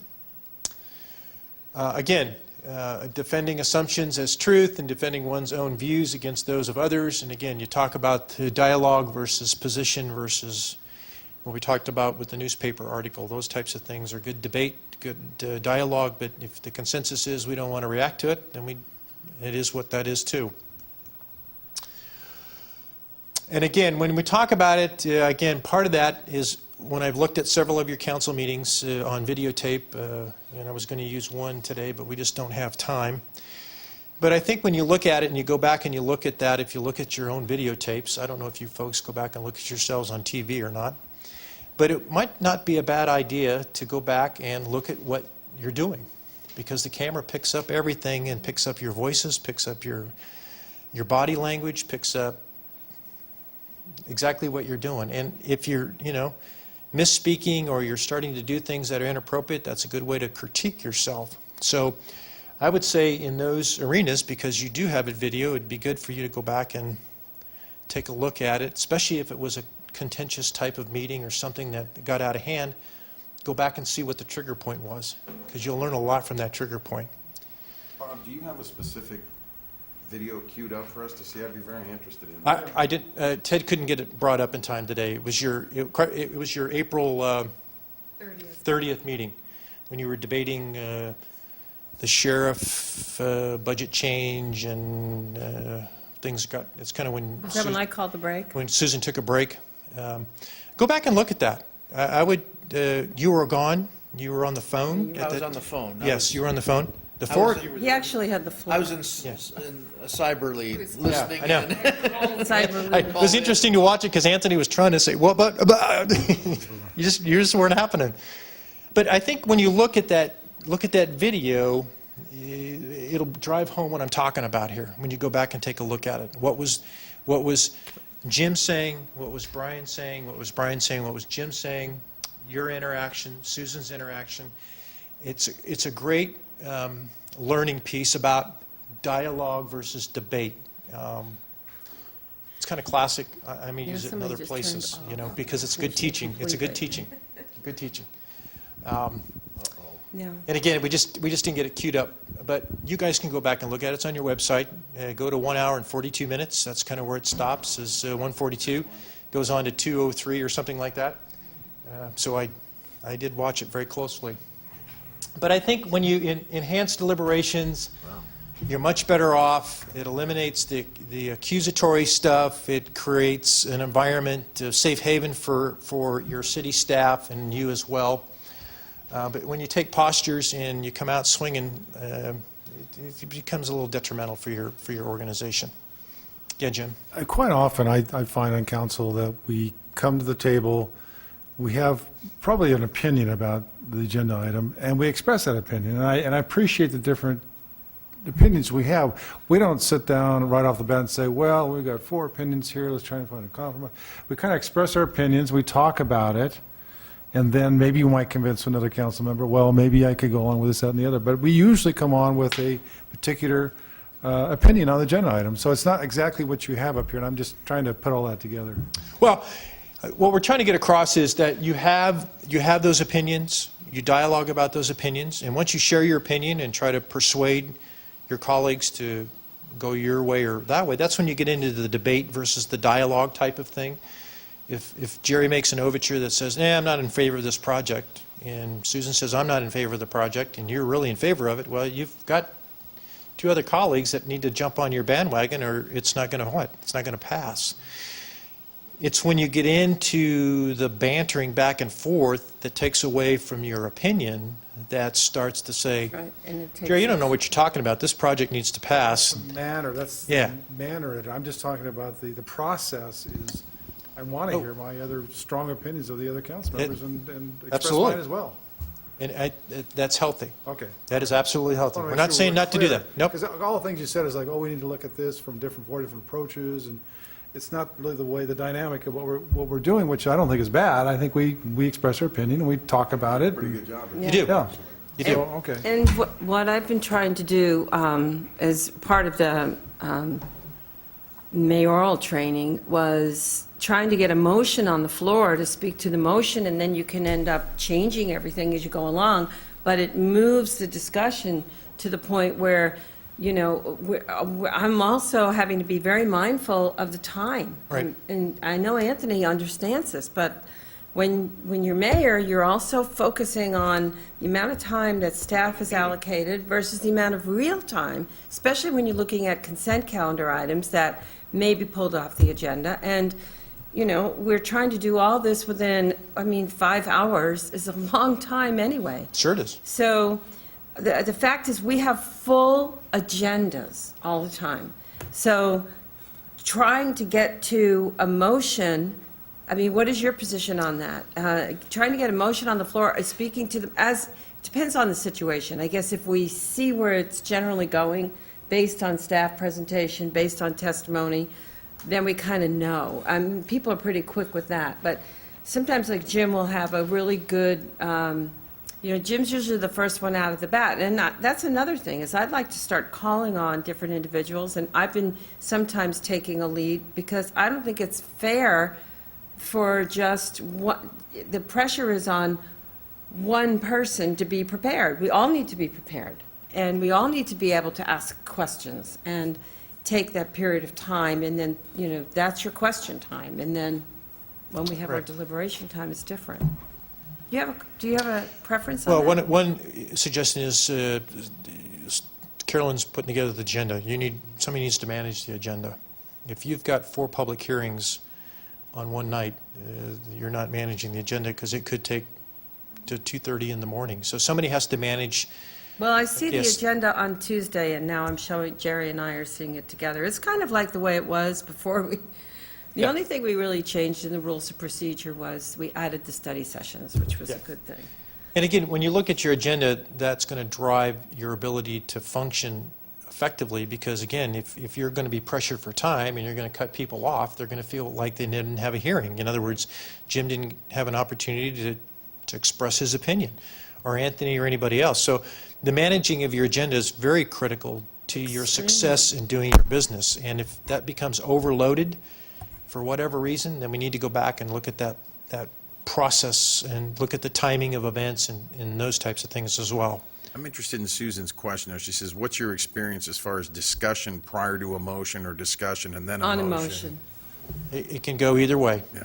That's can the go way either we way. did it up in the state, on the, Yeah. one of the state boards I was on, was they wanted a motion, and then we would discuss it, and as the motion was discussed, we'd amend the motion or get a substitute motion, but it would move we were there for a finite period of time. Yeah. Yeah, it focuses, it narrows down and focuses the discussion. Now, you can also change it or amend it, but it does focus it, instead of having it more broad, it does make it more focused, and so it could move it along quicker. It depends on the council, it depends on your set of rules that how you want to operate. If we don't have discussion until somebody Well, the makes a rules motion or don't somebody makes a specify. second. We don't, Mayoral prerogative. Yeah, you need to set that tempo, but you don't want it to be felt like a railroad job where somebody's not being heard.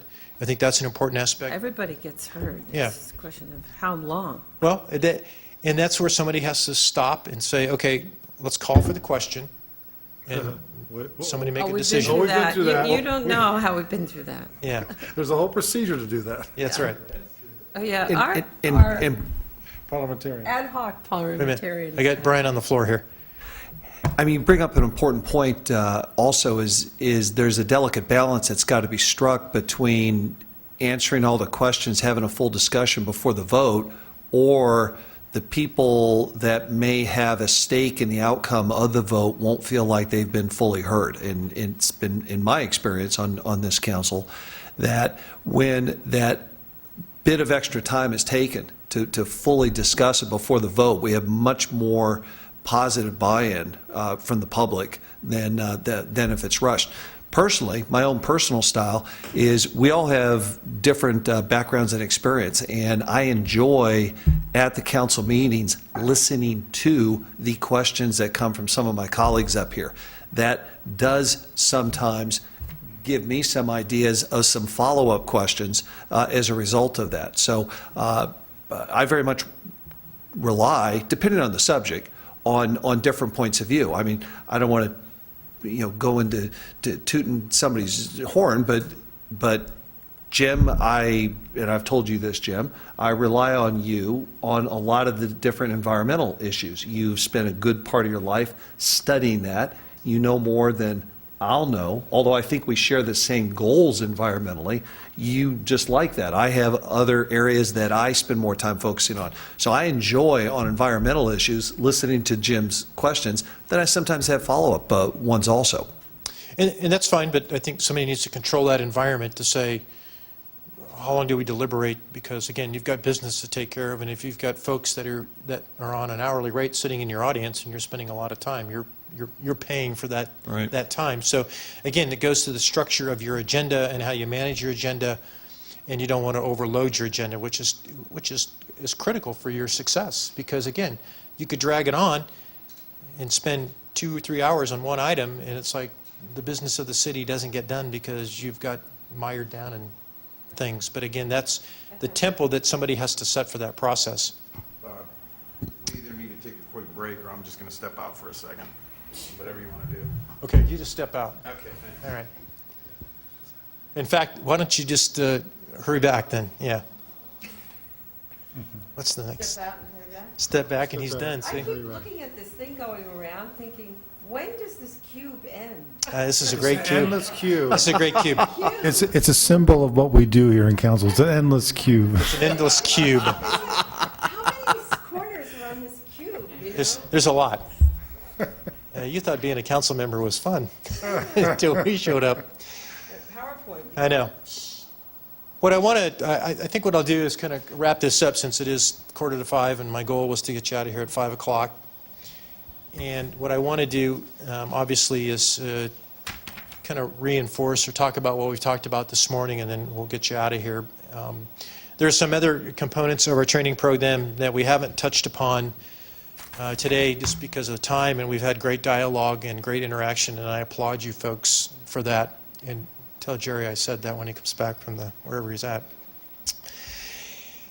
But again, I think those elements that we did or did not get to today, I think, again, after November spins through, it would behoove us to get back together again and kind of fill in the blanks of some other processes that we have that would make you enhance your success as a legislative body. And come back and maybe fill out some more of those consensus things for all of you. And I think this hopefully will give you some reflection about where the authority is coming from and how seriously we take what goes on in your particular city as well as the other cities that are members of the JPIA, because they look to you, you look to them. And part of that whole process is to make sure that we reduce risk overall across the board, that we're not unnecessarily creating risk and creating exposure. Yeah, just to summarize, you're going to take what we have here and your Yes. PowerPoint presentation and come back with us with a finalized kind Yes. of a summary of this? And My assistant over here is Okay. taking great notes. Melena's taking great one notes. request, on one of your slides, you were talking about overseeing the administrative, the staff and the administration and so Yeah. on. And I'd like you to articulate what you mean by that, because that's kind of a shifting thing that can go one direction or more, and then, overmanagement becomes an issue versus not overseeing enough. And I'd like to see if you have some input on that, because that can be a shifting area in terms of, quote, the council overseeing the administrative. What you want to do is you set your goals and objectives, you set your priorities for this year, and you did that in January. So Carolyn has a work plan that she needs to start working on, which is that. We have been. And you have been. Year-round, And yeah. she's been making great strides in our loss cap program as well, which is your risk assessment. But at the same time, Jim, I think it's important for you to let her go do her job as a legislative body. It's not for Jerry to come in and tell her how to do her job. You do that in what? Performance reviews. And I think that's where you get into the micromanaging, is you start dictating how she needs to function as a city manager, or anybody that's sitting in that chair.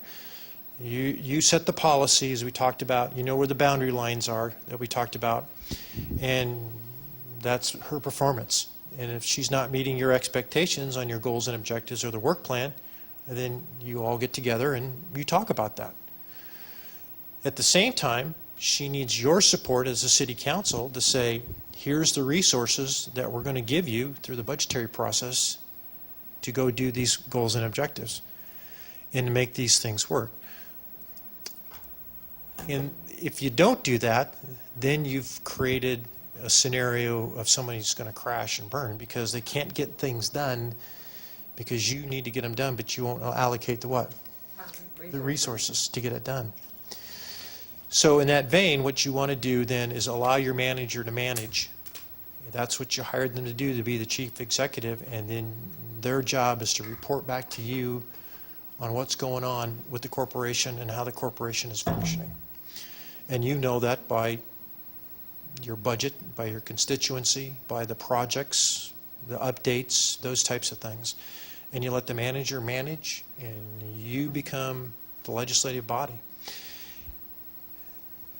An example we had one city where the legislative body would spend 8 hours a day at City Hall, just hanging around City Hall and in the city manager's office all Were the they time. retired? They just didn't have anything else to do. Unemployed. The problem with that is, what does it do to the city manager? The city manager can't get the job done because they're spending time, or this individual council member is doing what? Changing policy.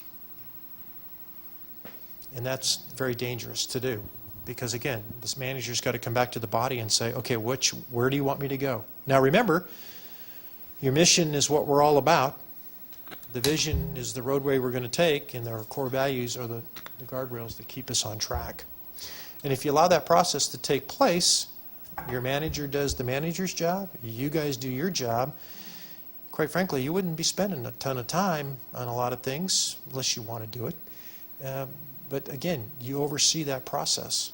Our board meets once a month, and we do our stuff once a month. But in the meantime, our CEO is in charge of running the organization. And the board can call and ask questions, but we look to the chief executives to run the operation. And the chief executive looks to Norm, and Norm looks to me and Melena, and we kind of go out and implement all that stuff and report back up the food chain. But if you get too far afield and you start giving too much direction, then it takes away from the manager's role. And the manager's going to resist that because it's incongruent with the council manager form of government. It causes conflict. So we have consensus on a couple of items. I think we have 4 now, if I remember correctly. If we're going to go through to the city attorney, we're going to, regarding conflicts or types of legal issues, we can do that. All of the matters, we're going to go through the city manager, and the city manager is going to share information amongst all of you. And then the other one was, phone calls. Yeah, if we start, Carolyn's going to, again, I think it goes back to the information sharing question. Yeah, questions before the council meeting. It's always good to share because Brian may ask a great question and all 4 of you got the same question, but if somebody else, you have the information, got it. I don't need to worry about it now. It's already done. Same if there's a presentation Yep. material put together. Yeah, same thing. Comments, Norm? So with that, I'm 9 minutes early. That's pretty good. I managed expectations. So any questions, closing comments from anybody? Do you have a copy of the PowerPoint I as do. it exists? I do. We did have one request for that from Okay. Ken, and I think everybody would like to have it, and then if it gets revised, great. You know. Okay. I'll get it over to you, email. I'll send it via email. Oh, you don't have it here? Yeah, I just send you the whole package in an email when I get back to the office. Bob, I just want to set the record clear. We talked about, the mayor setting the tone of the council, and, I mean, she's done an excellent job, I think, over time, and I just wanted to make sure we're not talking that isn't something that's a cause of a problem or anything, that I just want to say she's done a good job in managing the meetings, some very difficult meetings as well, and some of you observed. Yes. So I just wanted to make sure we set the record clear. Yeah, and I want to concur with that. I think she's done an outstanding job this year. She really has. Great. Thanks, Thank you. guys, but we're all a team. The teamwork was one of my main goals. Hey, So take the It compliment. continues to be a main goal. Take the compliment. And I want to thank you for coming in here on a Saturday and doing this. We had talked before this started. I go to all the JPIA training that you offer council people that I can get to. It's first class, and today was another example of that. Thank you, Brian. I appreciate it.